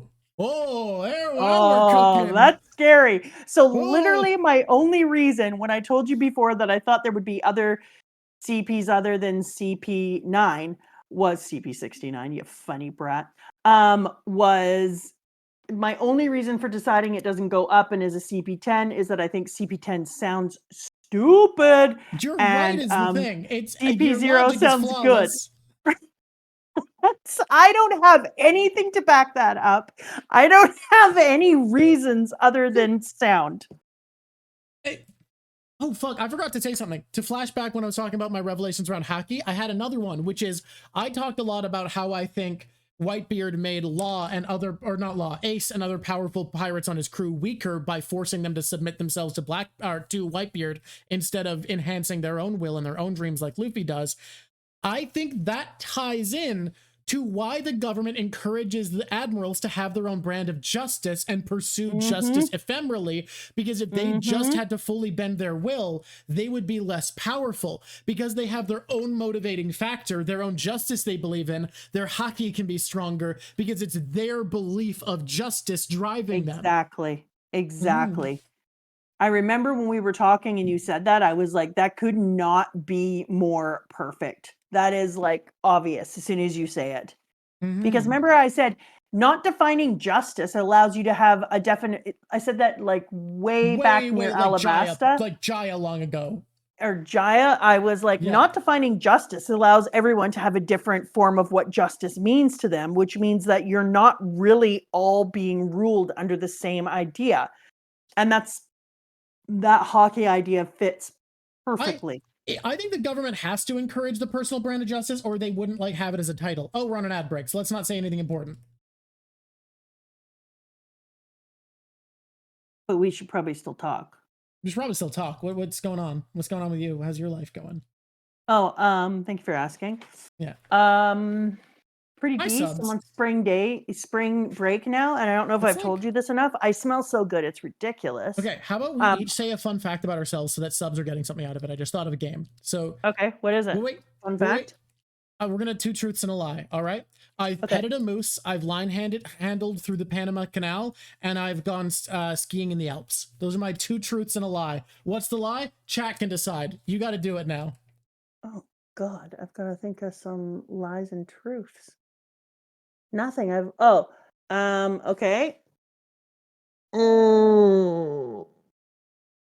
Here's the thing. Is the last one a lie because I stuttered? I stuttered a lot. Y'all haven't noticed. Here are the things. I almost got eaten by a grizzly. Okay. I used to model. Okay. And I can ski very well. Okay. We both have a skiing one. That's fun.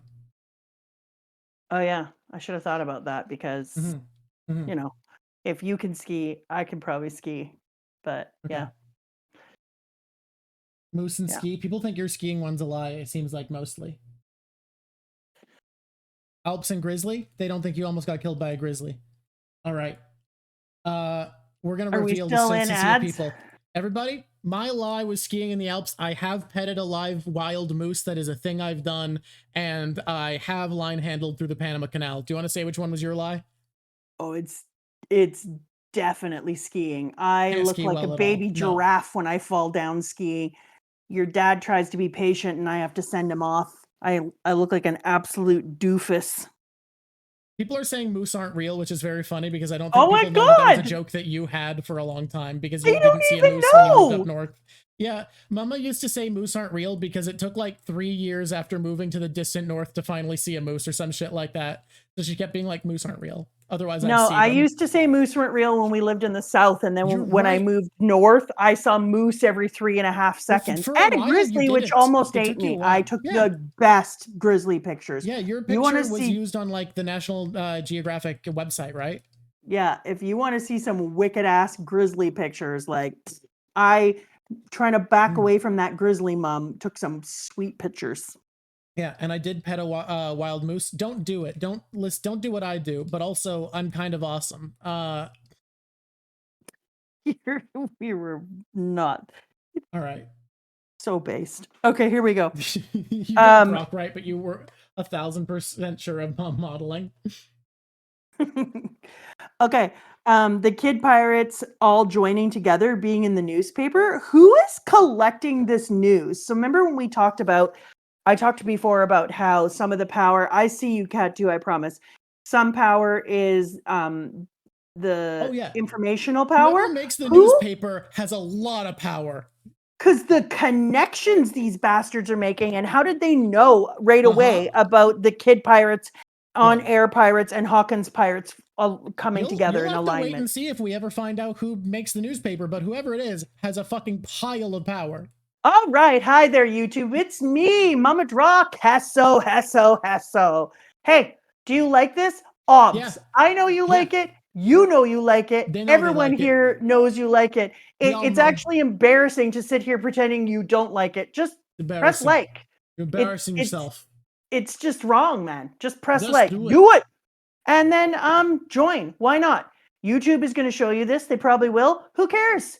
Fight against the fight. Fight the real power. Rage against the machine. Subscribe. Subscribe. That's a true thing you should do. And then here's what I have to say about everything in the world. Yeah, it's good having you here. I think you should come and join us on this talk. You're going to find out that we delete a bunch of stuff. It never makes it to air. So much gets deleted. You might not like the stuff we deleted. You might want to fight me. You might want to throw hands. I'm going to warn you. I took the hand fruit, and I'll just not tell you anything about what that is, but I don't recommend throwing hands with me. I'm just telling you that right now. I'll give you that for free. And that's all I have to say about anything. Subscribe. I've got something to say about anything. Click. I got something to say. People send us packages now. Yes, right. Put up the thing. No, that's not the thing. What I'm going to do is I'm going to say the address out loud so that our editors can do something with the text, because I'm realizing my handwriting is bad. The place you can send it to, make the name either Drock Show, Mama Drock, whatever you do. Let us know which one of us it's for. And the P.O. Box is 28078, Victoria, RPO, West Shore, BC, V9B6K8. That is V9B6K8. We are going to be opening any packages anybody sends us on the Patreon streams. This is a fun little bonus. People sent this one to Drock and not to Mama Drock. People did.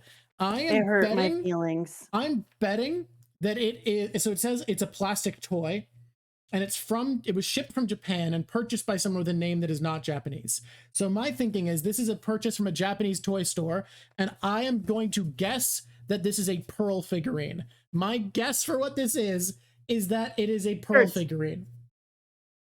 God dang it. I'm guessing what it's going to be.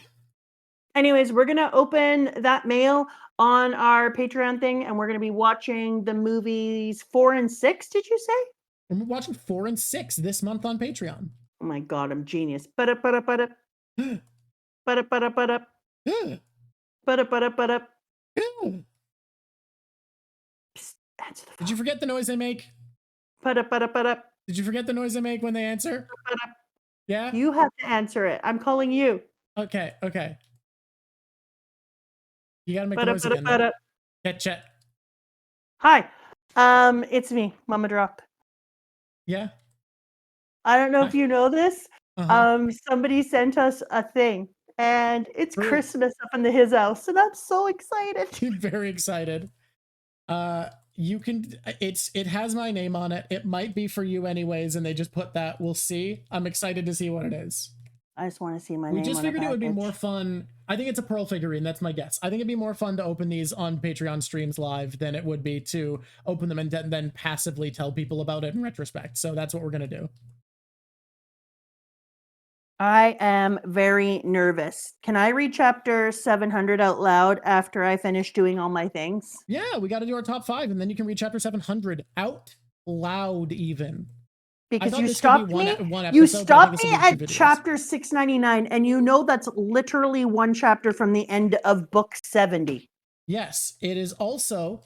You are about to read the first chapter I read when catching up. This was the most recent chapter when I caught up, so I have incredibly strong nostalgia for what's about to happen because it's the start of a new arc, and starting a new arc when you first catch up is actually it's a really weirdly special feeling. I will also tell you we have decided the end point ahead of time for once. 2 people had suggestions that are better than my suggestion, but we don't want to have to split it into 4 streams, and we don't want to ever read more than 36 chapters per stream, and the way to avoid that gave us a slightly worse stopping point. So we are going to be reading this time up to 732, which I think is going to be very exciting. I can already feel that that's the type of thing that a person would do if they say hated their mama. I don't think so. I also think 733 is going to be a great live read for you. Oh, are you stopping just ahead of a live read moment? I think there's even an argument that if you're willing to read more later, that 732 would be a better live read. But what that's if I up to you. accidentally read it ahead of time? Well, I mean, whatever. We'll see what happens. Have we met? I've been bad. We'll see what happens. You've been doing better lately since you have had no time. That's because I'm making a movie. What happens when the movie is not being made? Like, I don't know, because you're on spring break. Oh, you're on spring break, right? Oh, shit. Oh, you can't trust a mom on spring break. Oh, boom. We'll see what happens. 732 is the current stopping point. That's what we're deciding. I promise wherever I read to by accident, which I will totally stop at 732. Totally. I will read the next chapter out loud next time. I will read the next chapter out loud. Are you growing me and making me a longer snail? I'm just shrinking it because the shape was a little bad. Oh, okay. I liked my shape. Well, now you're going to like it more because it's going to be better. Monomon, I actually almost said wink wink out loud. Nudge nudge. Jesus fucking Christ. Yeah, okay. And then they were like, I heard winks and fingers crossing. All right. We ready for the top 5? Let's start. Let's start before our closing segments. We'll start with our closing segment. You give an inkling of who might be your least favorite character in this one? Oh shit, yeah. It's hard. I had to think about this one a lot. Yeah. Because I really loved everyone in this chapter. I couldn't think of a single person I hated. Except there was this one dude. This one guy. He smelled bad because he's constantly leaking gas. I think he poops himself. Sounds like a Shiro-Ro moment to me. And whenever he turns into gas and floats all over the room, everyone gets pink eye. Yeah? Yeah. I think his name is Fart Clown. And I hate him. Fart Clown is our least favorite character of Dressrosa. That's next. Punk Hazard Part 2. Yeah. Take that, Fart Clown. Who got the last word now? Kai is now a power system. No love for Fart Clown. Okay. On the best of the best list, is it going to make some people sad or happy? I don't know. I am putting Luffy on the tier first. He's S tier. Damn, you can't stop putting this boy at the top. You can't I stop don't know giving what him to S tell tiers. you. The kid is good. I gave him a lower tier last time. You lie. You lie with your whole face. You gave him an A. That's right. I gave him an A last time. And that was, I don't know what to tell you. That's what he deserved. He was an A level kid. I think you gave him an A in G8 as well. Now he's an S. All right. We have an S tier Luffy. Care to elaborate what Luffy's done for us this week? Hells to the yes. First of all, he made the proper alliance. He should have, because he is effed if he doesn't have an alliance. Because I think Mama is going to be like, "Hello, my name is Big Mama. I mean, granted, hold my eclair while I bite off your face." Law doesn't even realize he's making an alliance against Big Mom is the thing. No, but Luffy does, which is why I put Luffy that down as a qualifier for his S tier. Fair He enough. knows he's screwed. He saved an eel. He saved that little bit of an eel. He had a total growth moment in this arc with his crew. This was the most I ever saw where he looked at his crew, and it was a really time skip moment where he looked at his crew and he's like, somebody was like, "Do we need to do this or this?" And Luffy was like, "Nah, they got it. Go do whatever." And he didn't, no butting in, no nothing, just full trust, full agency, full everything. It was a level up leadership. And it was the right place to do a level up leadership, since I would argue that this arc is all about the different types of power and leadership. Yeah, power, and leadership, that base. loyalty, and trust. It's all about those things: trust, power, leadership, and it's also about that base, obviously. Yeah, of course. It's always about all about that base. It usually is. Definitely, as we head into Dressrosa, no treble. No. I get that. I get that reference because of the cheating, and I'm here for it. Thank you. See what happens when you cheat with me properly? We get to have this moment. This moment was brought to you by mild cheating. Mild cheating. It's fun. A game the whole family can play. The only cheating here, in case people weren't here earlier, is that I said there was a character with a very annoying voice coming up, and Mama pressured me into saying the name and doing the voice, and it's treble. And then it worked out. We would not have had this joke that made everyone snort laugh. This joke, actually. Megan Trainor delivered us this beautiful joke about treble for One Piece, and honestly, we'd be fools not to take it. Exactly. We'd be poorer for it. Oh, what happens if I eat this Ferrero Rocher? What does happen? I have licorice also. You want to know what happens? Joy. I have the most old man candy tastes because I fucking love me some licorice all sorts.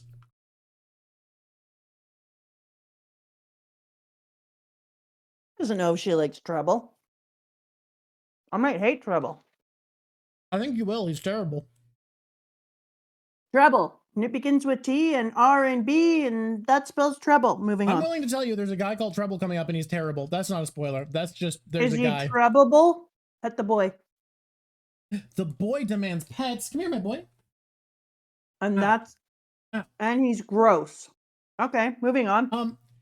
I'm not excited to meet a gross person. Can still send stuff because we're going to mention what we get on stream. We're going to show it off. We're just going to do the actual opening on Patreon streams. Oh, hells yeah. We will show everyone always, non-members everywhere. are going to get to see what gets sent 100%. It's just the opening is on Patreon streams, so because it'll take up a lot more time, and those generally have a bit more time to kill. But we get to show what was in the box in the next stream, right? To all the people. Absolutely, we do. I'm so excited. Leaving people out of that. You know what we're having? Okay, here we go. Hey, wait, did Discord pick up my sounds? Because it doesn't often get me. It a little bit did. It thinks that I'm a Zoan, and it doesn't believe that I'm a human. Oh my God. It a little bit came through for sure. Pisses me off. My squishies deserve to have the most unhinged Mama Rock possible, and it takes away all their ability to squish around and have a perfect squishy time. Okay. Okay, next. Who said Kung Fu? What? Where's your brain at? I was reading. Okay. Number 5. Number 5 on the tier list. Number 5 on the tier list. Number 5. Number 5. This has to be Make 2 way episodes. for number I thought this could be 5. 1 YouTube video, but this is 2 YouTube videos for sure. Make way. Make way. Fall back. Number 5. It is going to be Smoker. Okay, let's talk it through. What's Smokey up to? What's old How man Smokes dare doing? you question Smoker? I'll tell you what Smoker has been up to. Smoker was everywhere. How the hell can you even ask that? I did not particularly love the open shirt booby Smoker, but I would have appreciated if we weren't also feeling Nami up. So I'm going to give that one a pass. It's one of those things that we both agree, if it weren't for there being 2 pervy jokes, the one is actually pretty funny. Yeah, I agree. But Smoker was kind of instrumental in almost every one of the fights and is a real go-between. And starting in the moment when he says, like, you need to give credit for this to Luffy on, and then what do you mean they're not going to tell people about the escape and stuff? I feel like Smoker in this particular one really starts to let people know, the Smoke Show, that he's honorable, that we can trust him, that he's doing things for the right reason. And he was everywhere. He was fighting all the battles. He was doing all the things. He was creating the diversion so that Ace could get the shit done that needed to happen. He was a main man. Wait. High five, Smoker. Boom, boom, boom. I high fived him. We have a quick correction. Cricket pointed out it's 7:31, not 7:32 that we're stopping. God damn it, Cricket. Yep. 7:31. 7:31. I got it wrong. I hear you. 7:37. 7:31 on account of I got it wrong. That 7:37 on the account that it rhymes. 7:31 on the account of it was handpicked and chosen by a council of elders, by which I mean now, me. Red Potato is bringing up an interesting thing that I wanted to talk about. Okay. If you pick Smoker at number 5, can you pick Smoker at number 5 without picking Tashigi as also number 5? Because they're basically a unit. Are we trying to do another thing where every single space is a double up like last week? How about if I promise I am not? That was Fishman Island. That wasn't last week. That was Fishman Island. How about they are a package and it's difficult to deny that? I mean, it is, yeah. They even switch freaking bodies. A lot of why Smoker and Tashigi are so good here is because of their relationship. The trust that Smoker puts into Tashigi and how much effort he puts into teaching her about, like, following your personal justice. And can I just tell you that was another opportunity for Oda to present leadership. The way that Smoker presented leadership and talked to Virgo and said, they treat you like a father and believe in you like a father. So you need to be able to, you have to stand behind them. You were going to not only crush them, but take away their ability to trust. And then he showed a bunch of ability to strengthen leadership and create new leaders when he also spent that time with Tashigi and had faith in her and her ability. So yeah, that was another one. So Smoker and Tashigi are 1-on-1. Whoop, whoop, and they're 5 together. Hold hands. Switch shirts, you creeps. Maybe wrap up. Okay, and then number 1.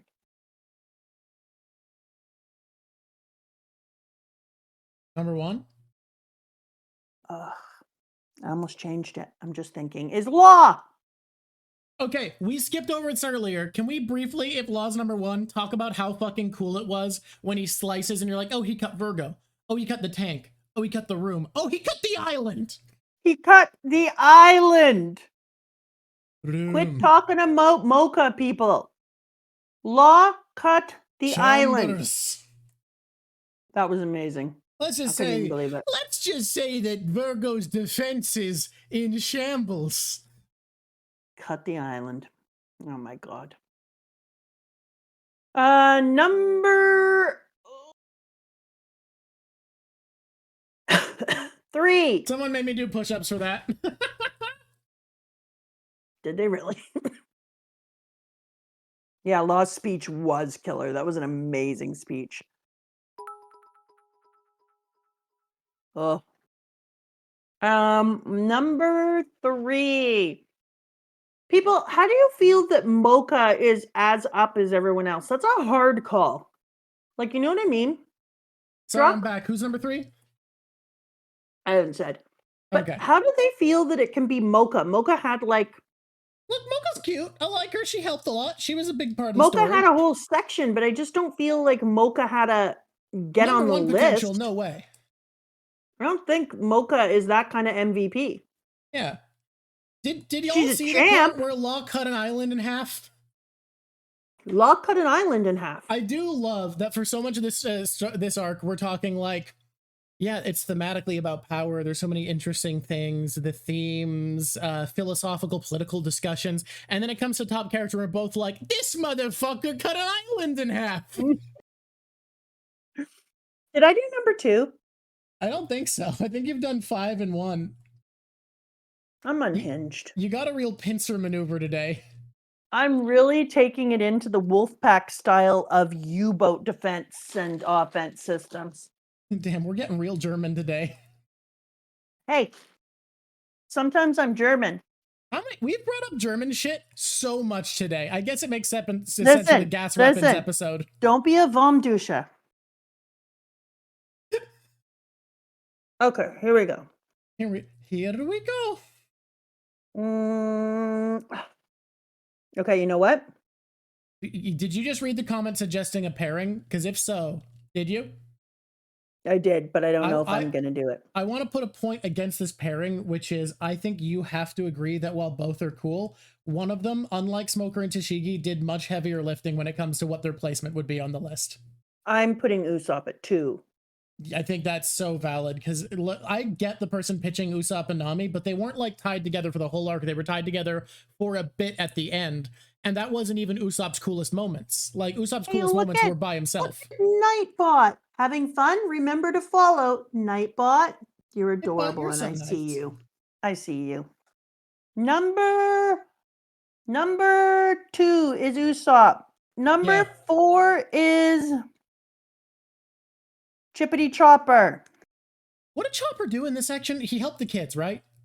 Chopper spent his entire time trying to find like a cure for Chopper Mocha I can actually see. That is a pairing that makes sense. That is a pairing that does make sense to me because they did the things together. But Chopper was actually devastated by this and actually came up for a way to help the kids out long term and discovered that they were addicts. Sense. Like I've said before, specialization literally always matters in One Piece. Like what your specialties are always matter. Yeah. Chopper isn't a surgeon like Law is. Law is a much, not just because of his fruit, better surgeon than Chopper. Chopper is a pharmacologist. That is his specialization in medicine. So this is his exact wheelhouse. This is where Chopper's built the function and he put his work in to help the kids. And I respect that. I have a weird pairing I want to make. I'm open to hearing the pitch. I think it should be Nami and Sanji. I think you did that last week, and I want to hear why this week. Okay. The reason I think it should be Nami and Sanji in number 4 is that Sanji is the one who led all the people through, even though he bitched at them for praising him because they were males. He's the one that led everybody through and actually did the heaviest lifting as far as fighting and getting everyone to safety and away from the gas. Like he took himself out for it. Mm-hmm. But Nami changed her role as a straw hat and kind of stepped up as a number 2 and said, no, I know that this is the direction you think we're going, but we are saving the kids. And then from that moment on, everything she did was around how are we getting them to safety? Where is everyone? Fighting in ways that Nami has never fought before.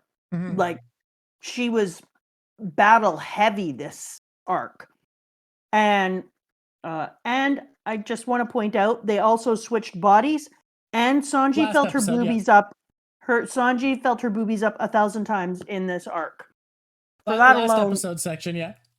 For that alone, he should have to put them in the same. You should have to put them in the same category. Mods, can we get a poll? Can we get a poll, a fast one, like a 1-minute poll, on whether or not we should lump these two together? Ads start in 3 minutes, by the way. I want a 1-minute poll on whether or not Sanji and Nami should be lumped in this section. They're not lumped. They're hanging. Should be hanging. Should be a group. Should be a package deal. I just think they should. Can we win these, y'all? Let's see. Let's see what happens. Sami? Yes or no? Tommy! Oh my god, what a name! Do we get Sami?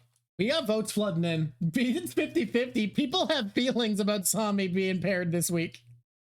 Because last week I feel like it's inarguable. This one I think it's up for a pull, No, you know? I think that there's a lot more to it. Like, you look at how Nami changed the direction, but start to go through it. I'm flipping through right now. Nami is wildly involved in, like, all the fights. It's still 50-50. What the fuck? Let me look.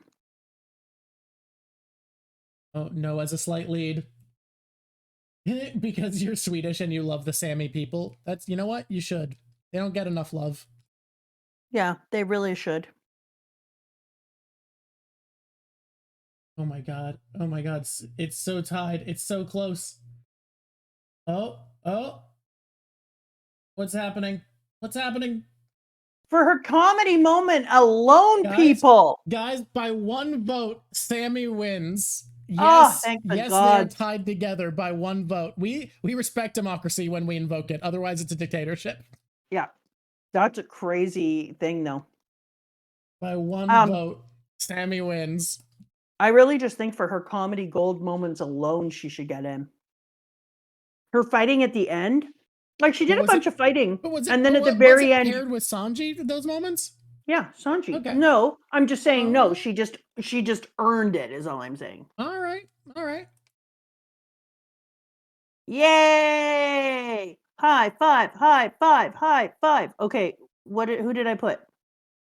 You what? I think I got all of them right. You did everything? Did you do everything? Number 2 was Usopp. Number 3 was Sami. I don't think you've done 4, have you? Yeah, I did. Chopper. Chopper was 4. You're right. You've done them all. Number 1 is Law. Number 5 was Smokey. All right. Should we do our live reading? Oh, didn't I have a Smokey? Someone else? Yeah, Smokey Tashigi combo. Yes. Yeah. Oh, and you also did Chopper Mocha. So they weren't all double ups, but like most of them were.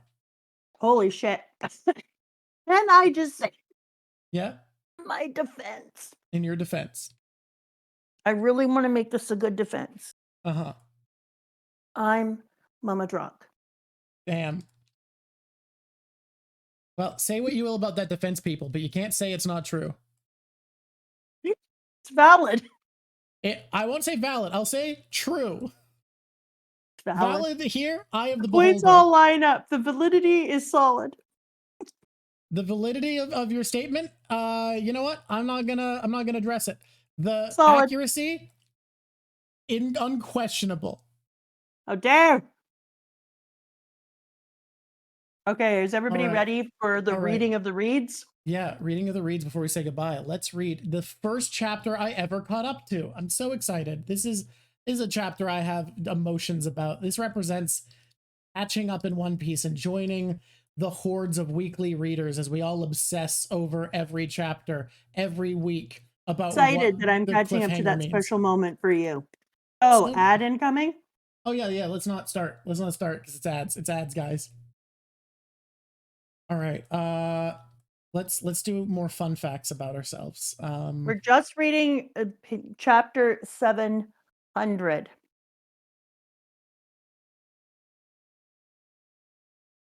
I have a fact about myself. Go for it. That is kind of wild. This is a subs only fact. I've lived in 24 homes. Damn. I have a fun fact about myself where I moved once every year for the first like 6 years of my relationship with my wife. That's true. Yep. Now we've lived in this apartment for like almost 4 years now, and it feels crazy. That is crazy. Yeah, I moved a lot as a child. Moving was a thing that was just almost as common as grocery shopping. I didn't move a lot as a child. You were there. You remember? Hey, you know what? I remember your child. Yeah. No. We do not have a... Do you think someone from a military family would have our vibe? You never know. I'm telling you, we do not have military family energy. Yeah, Paladin Berserker thinks we do. What? I've met military kids, and they do not have Paladin this Berserker vibe. thinks that I could pick up an Uzi and take on the world. Yeah, being able to shoot an Uzi doesn't mean you have military family energy. Do you think because I'm hooked up to earphones that I could get your father to turn the light on for me so I can see my page? I have no idea. Let's find out. I'm going to put Let's you find on the out. We're on mute an so you don't adventure, have to guys. hear it. Military families come in all shapes, that's true, but they don't come in all vibes. I've met a lot of them, and there's a lingering energy. The lingering energy cannot be escaped.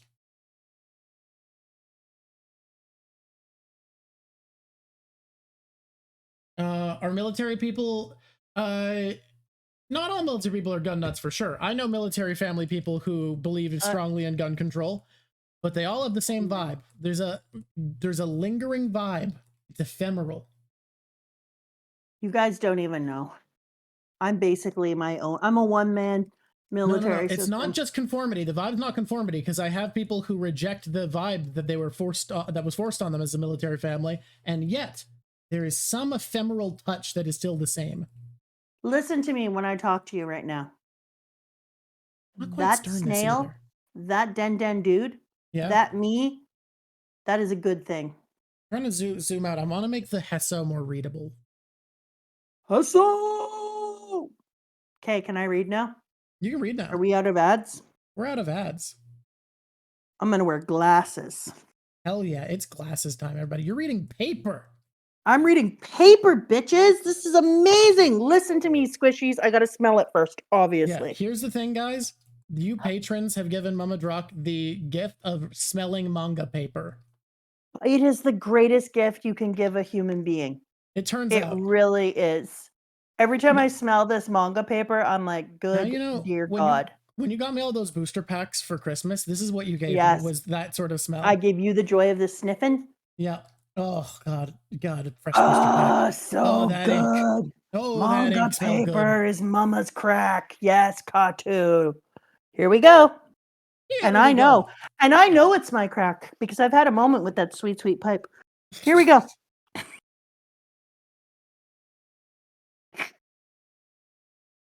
We're on chapter 700. Okay, here we go. Here we go. It is called His Momentum. I look forward to seeing what you do because I know this is about you, Dolphy. Okay. Even a great tidal wave that engulfs the town starts off as a tiny rippling lapping against the shore, unnoticed. Hey, what does this mean for our weapons deal with the Don Quixote family? Dope! I'm doing my best to get in touch, I swear. But no one's picking up. What should I do? Tell me this is just a bad joke. Without our weapons, the war is lost! And it shows a child standing in the middle of the street with a doll, crying, right beside a skull, which, honestly, ugh. All those crazy rookies from 2 years ago are teaming up now. You can't tell me he doesn't have something up his sleeve. Doflamingo left the 7 warlords. But why? Don't we have any more information? Kid Pirate's hideout in the New World. How the hell did word of our alliance leak out? See, this is what I was asking. Who's this freelance writer, Absa? Absolutely cool. Anytime there's an exclusive scoop these days, he's behind it. Told you. I don't care about the leak. I do. The problem is here. Straw Hat and Trafalgar. They're clearly after one of the 4 emperors, just like us. Ooh, I wonder if it's the same one. The question is, which one? That's the same question I ask, kid. I don't like it when you and I are on the same page. He keeps asking the same questions as you. You guys are kind of on the same wavelength here. Yeah, I don't like that. I don't like that for me. Dressrosa. Your Majesty? It's me. I quit the warlords. That's him. He picked up. Doflamingo. Shh, be quiet, you guys. He'll hear you. And that's the Luffy and all the other Straw Hats saying that. Hello, this is Monkey D. Luffy speaking, future king of the pirates. We just told you to be quiet. Hey, Mingo. So you're the boss of this ding-dong Caesar who is doing such horrible things to Brownbeard and those kids, right? We're giving Caesar back since that was the deal. But if you ever do anything like that again, I'm coming after you this time. Straw Hat Luffy. What have you been up to these 2 years since your brothers tragic death. Oh, you did not. You did not just go there. You bumface. Oh, that's a secret I'm not supposed to say. I've been eager to meet you. As it happens, I've got something that I highly suspect you'll be desperate to get your hands on. Oh, shit, I'm not going to like this. Oh my God, is it Sabo? Is it Sabo? Okay, Who's to let's see. say what it is? Tell me more. What kind of meat is it? How good does it taste? Straw Hat, don't give him any momentum. One juicy meat to get a grip, Luffy. It's the deadly his momentum attack. What? It's the deadly his momentum attack? What? What? Is that Usopp saying that? Mm-hmm. Usopp just makes up names for shit, remember? Okay. Like the I can't go to that island disease. Right. Stick to the top of the hand, Joker. We'll give you Caesar's agreed. That's a smart move for your own sake. If you try to vanish on me after all of this, even you have to know what dire consequences are waiting for you. First step, you show me that my valuable business partner is unharmed. Joker, I can't believe you actually quit for little old 8 hours from now. Greenbit, the lone island north of Dressrosa, on the beach of the southeastern shore. We'll leave Caesar there at 3 in the afternoon. You may retrieve him at your leisure. There will be no other contact. What a shame. I was hoping to share a drink with you now that you're all grown up. Hang up. Don't listen. Phew, that was a close one. We almost fell into his momentum trap again. Your eyes, Luffy. Wait, we didn't even get a chance. Oh, it's momentum. His trap is momentum. He uses momentum, so if he manages to get himself in the air, he can keep momentuming himself in the air. Who's to say? That's pretty cool. Wait, we didn't even get a chance to specify the number of people that he could bring. What if he shows up with an entire crew? If he does, it won't be a problem. For the purposes of our plan, handing over Caesar is already just a decoy. Meaning, the idea to destroy his smile factory while he's busy with Caesar. Right. The problem is, we don't know where he is. Whoa, that's some interesting hair Franky is sporting with 2 pigtails that are bobble braided. How could we possibly fail to find something as huge as a factory? It's super obvious. One laser beam for me and poof. Yeah, boss, for some reason, that was the only piece of information I couldn't glean. The factory's crucial to them, isn't it? There must be some secret behind it. Sir Law, you spoke of Greenbit, but don't worry. We'll land the ship at Dressrosa. Traffy, have you been to this place before? Dressolga? Rosa. Rosa! No, it's his kingdom. In that case, we can think it over when we get there. I smell an adventure. I can't wait to get to Dressrosa, and I want to see Wano soon, too. Well, we definitely will. Not know if you heard this, Luffy, but apparently I'm prejudiced against it. Insanity. This isn't the kind of thing you can do without a plan. Sanji, I'm hungry. What's for breakfast? Sandwiches. Ooh, I'll have a cotton candy witch, says Little Chopper. Just tea for me, please. No bread on mine. I hate. Gasp. I cannot reveal why I was being chased, but for the record, I first took to the sea to reach a place called Zoo. Is it Zoo? Z-O-U? Zhao. Zhao it is. Zhao? Yeah. Do you know of it? Or Zoo. That's I've quite heard a Zoo. coincidence. I've heard Zo. I've heard Zoo. I say Zhao. I don't know. Okay. Like 4 people just gave a different pronunciation very confidently. We have but Zoo, Zo, Zhao. Zo seems to be slightly more people than the other ones. So I'm going to say Zo. Oh, this person. Okay. Okay, Zo but it then is. someone said Zoo. Who the fuck cares? You people, if you can't agree, you don't get to correct us, okay? Okay, we're done. Zo. That's quite a coincidence. After I hand over to Caesar and destroy the Smile Factory, I was gonna head for Zo myself. My people are there. Why is there a little bear going, aye, aye? Did he bring his bear? Is his bear here? Where's his bear? Oh, that's where his bear is? Because it says, my people are there. And then there's a little thing of Beppo in a thing. But Beppo's not here. There. But it just says, I, and you're not understanding. Yeah. You're not understanding. What am I not understanding?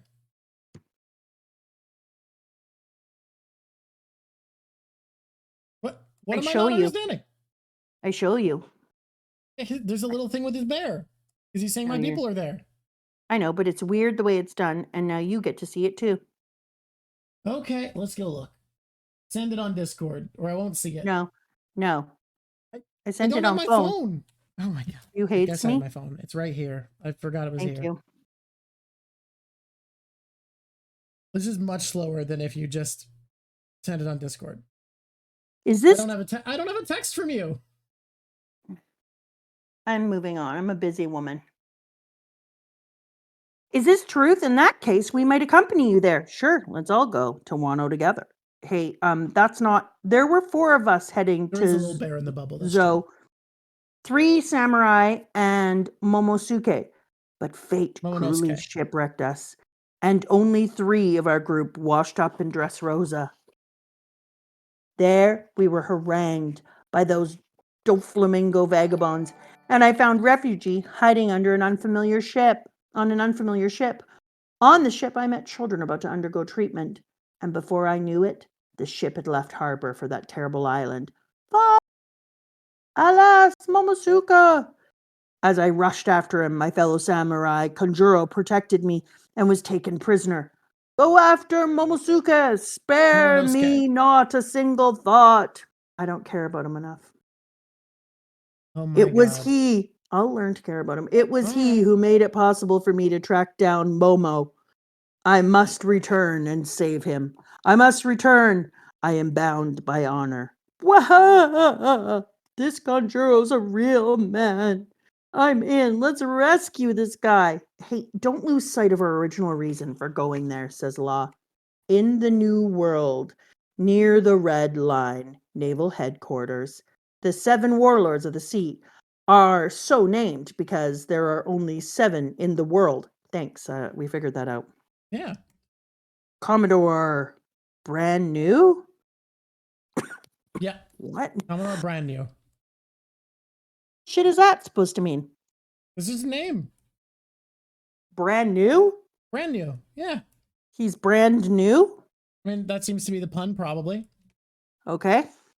They are pirates chosen by the world government and given license to pillage without retribution by the authorities. We already knew that too. Thanks, brand new. You know what? Thanks, Tips. You bring in all the nothing. In return, they must provide 2 things: overwhelming strength and great infamy. Okay, like this dude here. This dude. This Uh-huh. dude. Uh-huh. Shut up. Their association with the government is meant to serve as a threat to the other pirates of the world. This shit ain't new, man. Like, damn, come on. Give me something new or close your cake hole. Okay, here we go. Okay. The greatest swordsman in the world, Hawkeye, Dracul Mihawk. Dracul it up, baby. You know you're hot. King of Dressrosa and champion of evil. As in, he champions evil. That's great. The heavenly demon Don Quixote Doflamingo, the Navy's human weapon, the tyrant Bartholomew Kuma. We know all of this, shithead. Reigning sovereign of Amazon Lily, pirate empress Boa Hancock, member Also of the true. worst generation and mastermind of the Rocky Port incident. What was the Rocky Port incident? Do I We don't know know. that? We don't know. The Surgeon of Death, Trafalgar Law, Rocky Port incident. Oh my God! No, no, No? I think no, yes. I think yeah. no, I think yes actually. no, no, Well, yes actually though. no. Yeah, it happened. That's true. Chief Commander of the Pirate Temporary Agency, the living legend, the genius Jester Buggy. The clown, yeah. He made it. He's an emperor of the sea. Sorry, not an emperor of the sea. He's a 7 warlord. I said the wrong Are you title. fucking kidding me? Yeah, he's a warlord. He's one of them warlords because he's a big deal. What the actual fuck? He's a big deal. So of course he gets to be a warlord of the sea. He's a big deal. You know, oh, is he a big deal because of all the lies? You mean the lying? The lying things? The things that are lies? Is that the big deal? Is it a big deal that he can lie so well and allow people to lie for him so well? Is that the thing? I Is mean, the it's thing working that out we're for him. talking about the lies? He's the head of the big top pirate temp agency. This is not legitimate power. This is a cult to personality. This is a cult to personality. Yeah. Bullshit. Yeah. Fucking buggy. Drop more F-bombs in this episode than I can even believe. What a dirty mouth mama. Plus the man I previously described to you makes 7. Thank you for counting, brand new. Well, I mean, he's implying there that he described someone who we didn't get to see before the rest of them. Oh, F my B's. Did we really? That's right. Yeah. Good point. Yeah. So there's one of the new 7 warlords that we aren't allowed and it to can't know be about Blackbeard because Blackbeard already burned yet. that He bridge. quit. He's done. The government is not hiring him after he does what he does.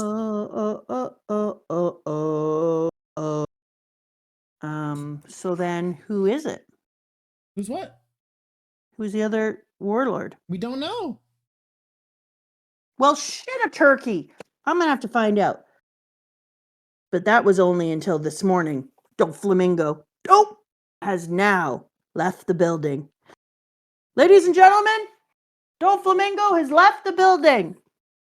Depending on what he's up to, Law might also have stripped his title. Or Law might also have his title stripped. One of the 3 great powers alongside Naval HQ and the 4 emperors is teetering in the balance as we speak. I know, brand new. I know. You know why he knows, brand new? You're a fucking moron. They all know this. I don't like you. You know what's brand new?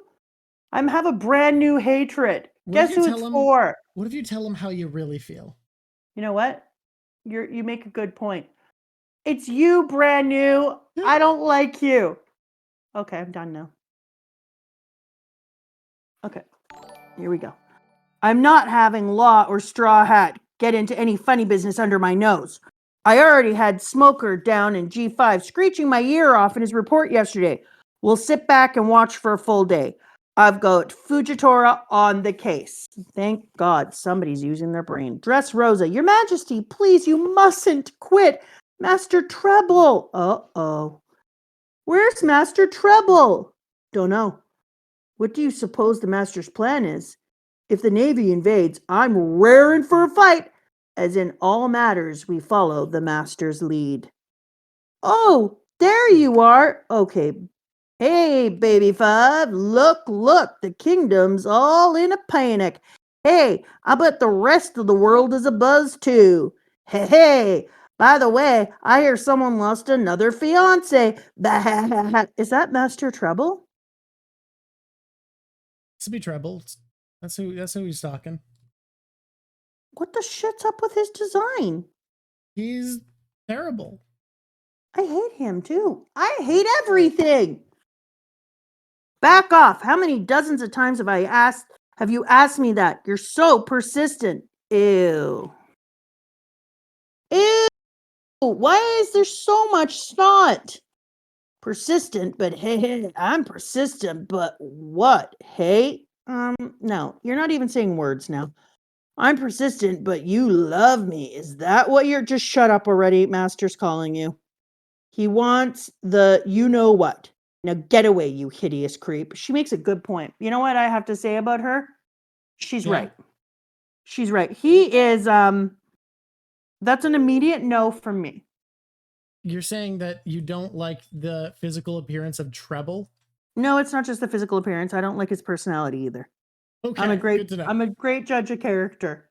Good to know, good to know. Hey, why don't you stop picking men that Dofi will get rid of and marry me instead? Oh, on behalf of all women, may I just say, just kidding. He needs me. Stop that. Colosseum is booming as always. Thank you, Diamante. Nonsense. It's a product of your charismatic royal lead, Doffy. Remember when I said showing charisma? Diamante on screen? Not yet. It's a blacked out thing. Okay. Nonsense. It's a product of your charismatic royal lead, Doffy. No, it's due to your skill. Oh, stop treating me like some kind of Colosseum hero. You are the Colosseum's hero. No, really, stop it. Oh, wait, what's this? Fine, I take it back. If you insist, then I admit it. Yes, I am indeed the hero of the Colosseum. Okay, I think we are going to meet him. I brought the you-know-what, Doffy. You're too close. I'm too close, but that's fine. Sit. If he learns that I have this, Straw Hat Luffy will be desperate to get his hands on it. And that alliance... Is it Ace's necklace? Who knows? Who knows what this is? And that alliance will turn out to be a set of shackles. OMG. You shitface. I will entrust this to you, Diamante. Wait, no, Dofi, I can't take this. No, I want you to have... No, please don't treat me like a genius. But only a genius like you could keep it. No, really, stop. Fine, I'll take it if you insist. I admit it, I'm a genius.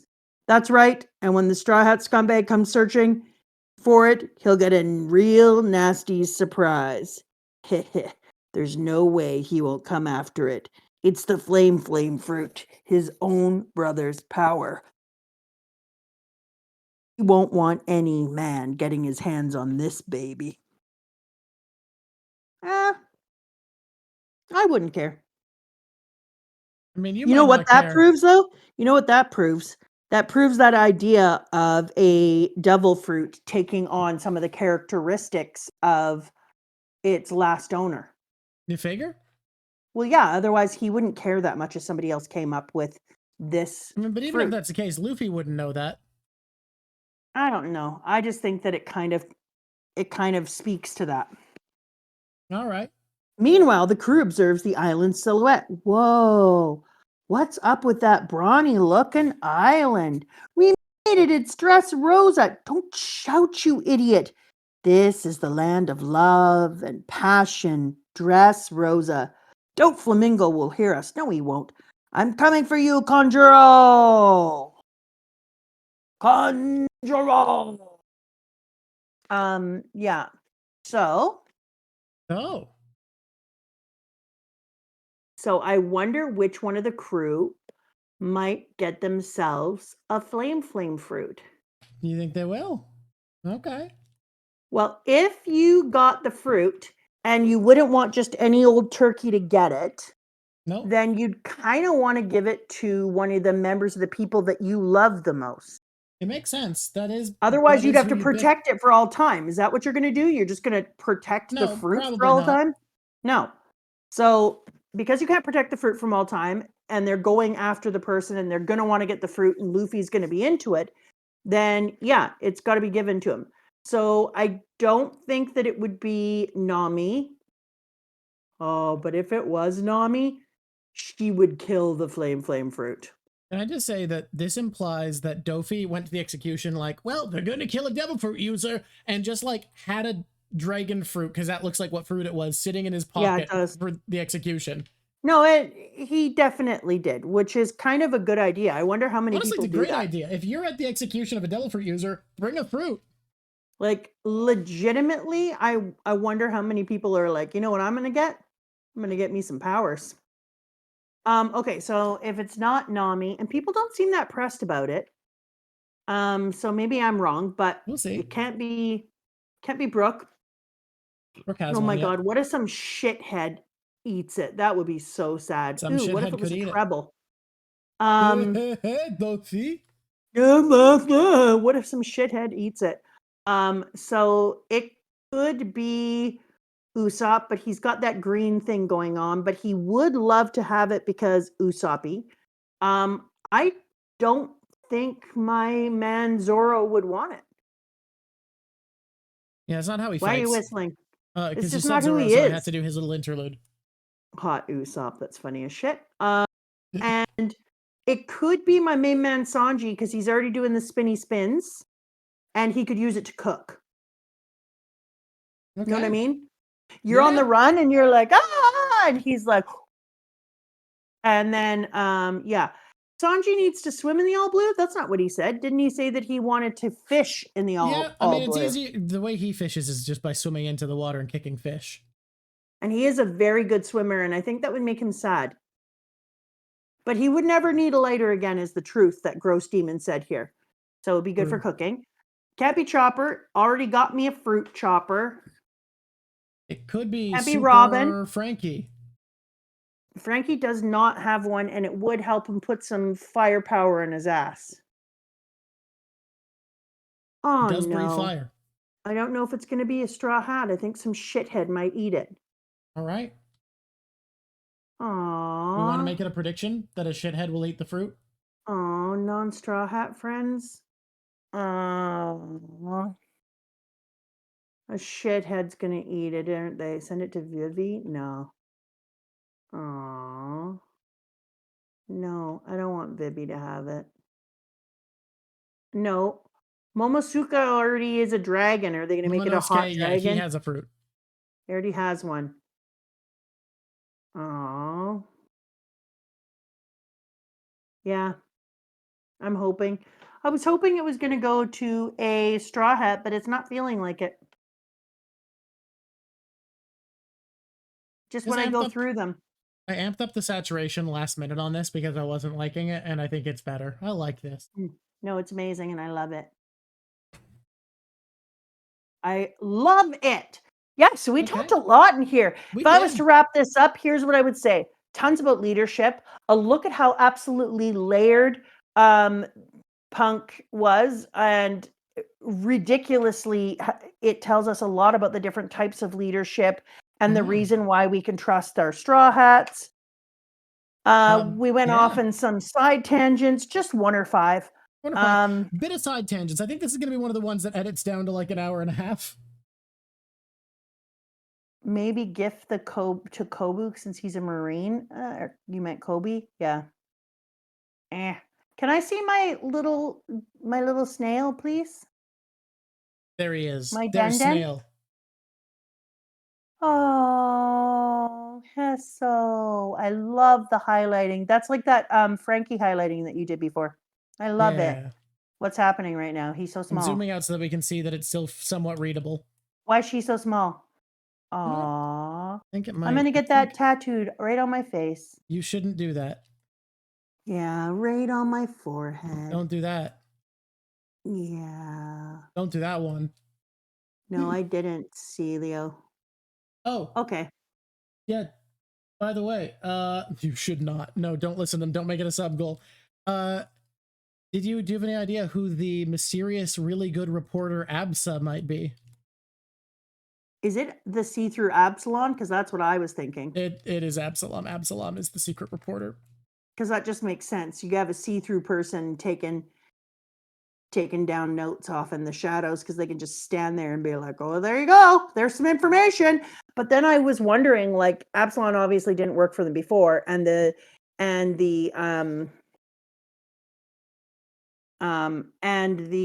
reporting has gotten better. So I'm wondering if Absalom has the ability to move around the world a lot more than other people do, because regular reporters don't seem to have to rely on the government, but Absalom is see-through, so he can go wherever the frickin' hell he wants. Man's invisible. Hard to stop him. Yeah. I'm actually, even though I hate him and he's, how you say, I kind of love that he's a see-through reporter.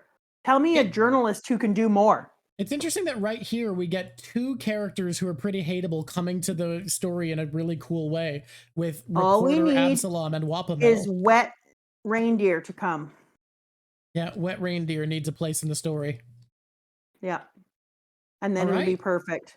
It'll be the grossest growth in Grossville. Listen to me right now. Here. Squishies, you Squishies are addressed. Must have a beautiful weekend and an incredible week.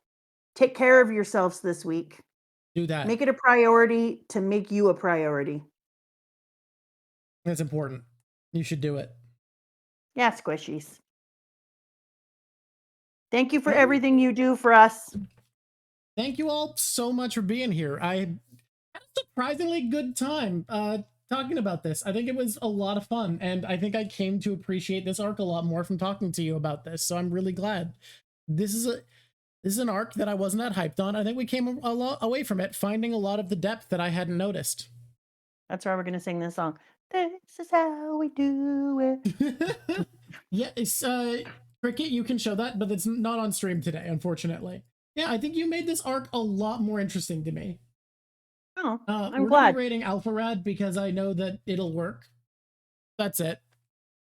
Sometimes I just want an easy one, y'all. I know I'm he's pretty big enough that he doesn't excited need to it. read this next little bit. I'm hoping that it lives up to the hype. I am curious to see what you'll think. After this is the start of my favorite saga. This arc I really liked. It was my first weekly reading experience, which gives it a bit of a bummer, but you know, I think it's good. Y'all, I'm on chapter 701. You are on chapter 701. You're like 2/3 of the way through. What are we up to now? We're up to like 11:7. You're not actually 2/3 of the way through. We're up to like 11:60 or 11:70 or something crazy. That's like only 400-ish, 500 more. Yeah, so you're not quite 2/3, but you're getting there. What chapter I still are we feel on? pretty good about it. This shit. I'm on chapter 701. No, like 1109. Okay, I thought it was further. 1109. Okay. Yeah, look how far I am. Yeah. Monomon, I will agree. I don't think there's another weak arc. I think, in my opinion, Punk Hazard was the last weak arc in the series, unless things make a big change soon. Ooh, we can see Absalom shipping it. Red Potato just showed me. So yeah, I think we are smooth sailing from here. We're in the part of One Piece where it's kind of always good. I'm a little nervous. I'm not gonna lie. I think shit's about to get wild. 63%. Oh, shit is about to get very wild. Yeah, I'm feeling like shit's about to get wild. I'm a little nervous. I think there's going to be some Luffy dying moments. So, you know how in earlier One Piece, when we separated into the East Blue, out from the East Blue into the Grand Line, it felt like things just kept getting bigger and bigger. Yeah. The exact same thing is going to happen, and you are in it now. Yeah, that's what it felt like. When I was reading this, I was like, this is fine. This is whatever. Then I saw all the leadership pieces in it, and I was like, okay, this is good. But then I was like, oh my God, I have a feeling I'm on the edge. Pet the boy. Pet the boy. The boy, come here. And you have to remember, like, this is halfway between or Dofi is a go-between of the world government and an emperor. Luffy just declared war on an emperor yesterday.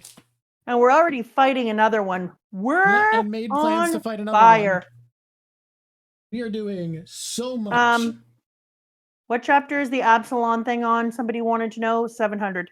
Okay, people. I can only read up to 737. Right. So I'll see you next time. 731 you can read up to. 731. 7. Some people think you should only read up to 730 and make 731 an on stream reading. I think it is a very good on stream chapter, but I don't think it's a good one to leave on to for our discussion.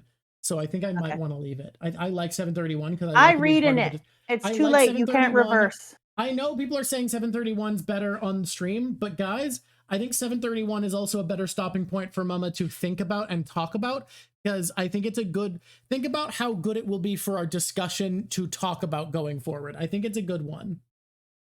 I'm very nervous.